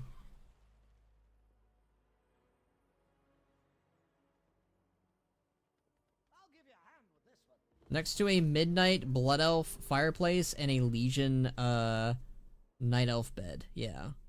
I do like that they're having... I wonder how many... Because, like, there's, like, some orc beds from, Wrath Lich King. I don't remember if they were ever used for anything, though. But I do remember there were some, like, orc beds in the data files that I've used for WoW Model Viewer. And I might use that for Ban's bed, because that's Ban's current... Well, it was Ban's bed at one point.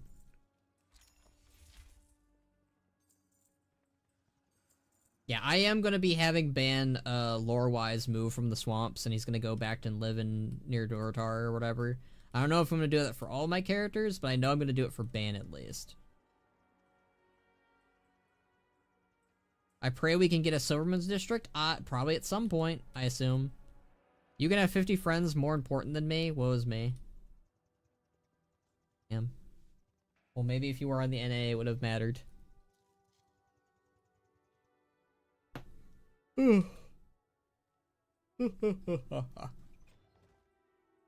Okay, we still need to do more delves.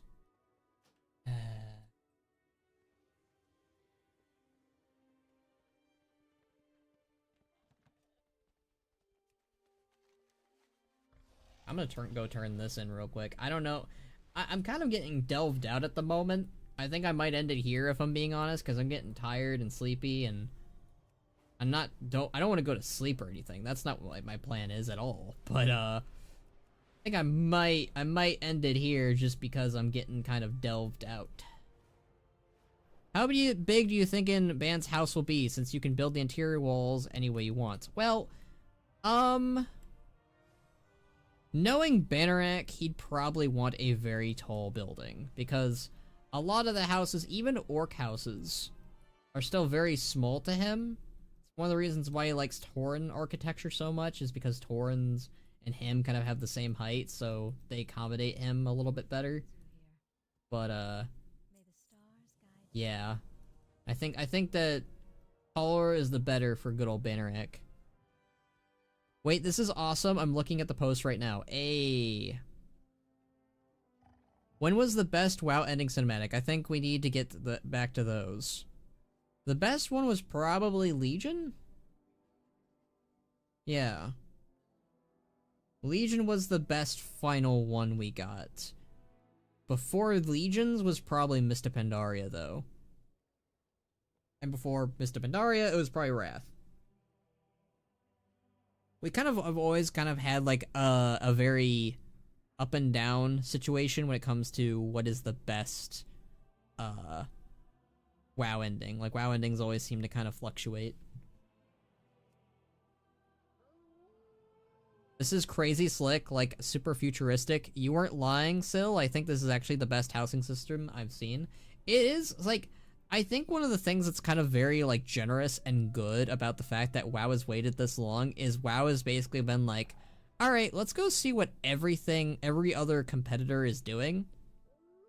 And let's basically do what they did, but better. Or take examples that didn't work and just throw them to the wind. That's a lot of stuff that just got expired, holy shit.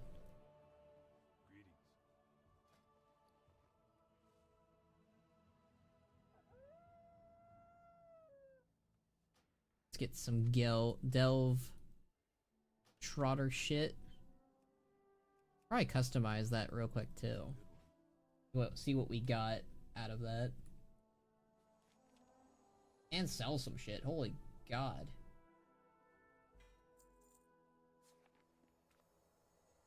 We got pipes and a flamethrower. Ooh. Alright, what about you, Murloc friend? Okay, more of this shit.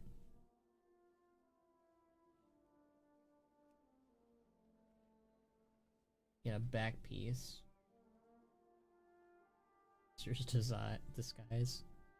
Well, I was really good at poaching features and making them better. That's why it caught on in the first place. True.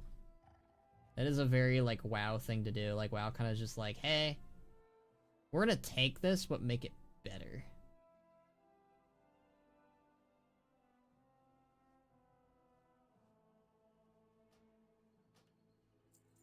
It's a very WoW thing to do, but it's like, I mean, hey, if it works, it works.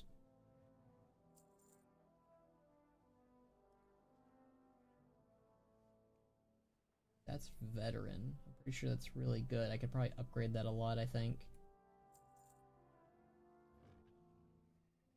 Champion. Sure if I can upgrade that a lot, actually. Oh my god, I need to go to my reagent bank. What the fudge? Where did all this shit come from?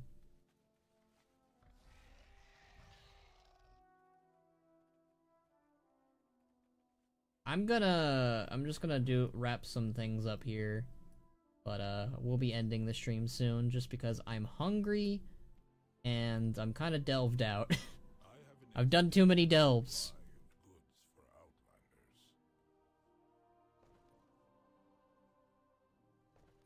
Too many delves. Feeling delfish. Feeling delfish and feeling selfish. Hooray!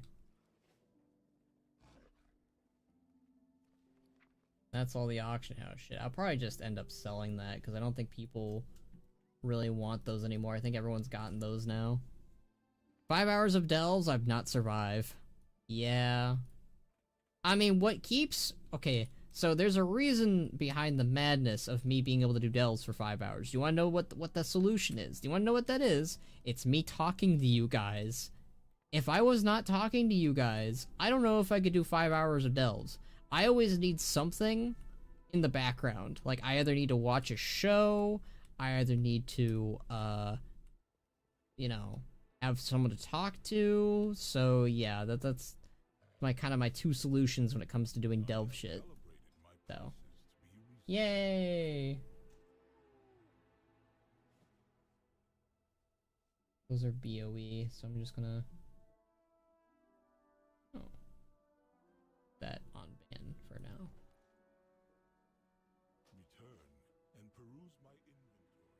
This is like a Zatsudan. Be honest, what's a Zatsudan?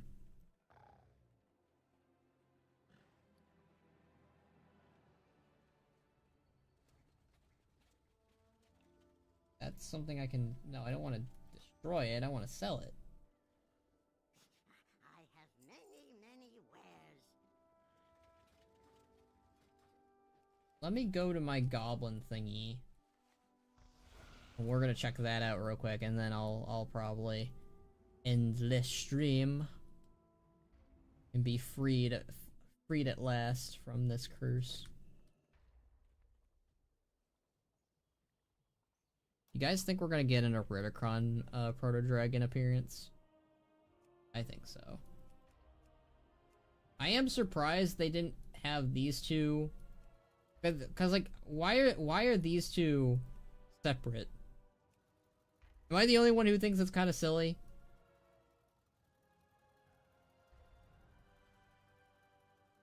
Like I just think that it's a little silly that this is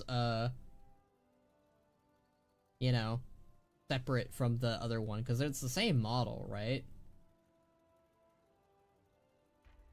Air screw, propeller. I feel like air screw is a little bit more Ford-ish. Exhaust. That's the tail. I'm gonna go with an exhaust. That looks far more, at least goblin built. Alright, and I'm definitely gonna keep the Zeppelin. The Zeppelin is definitely like...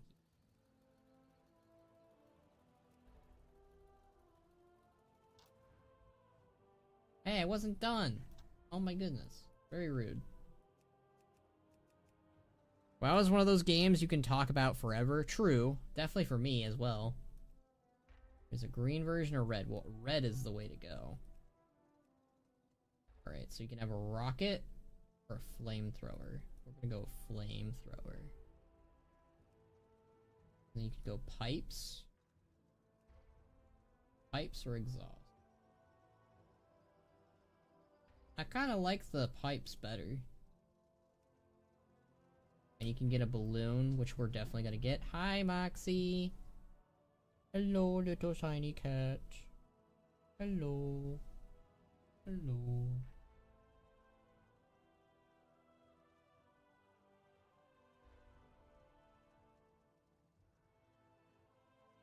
You're a good cat, Moxie.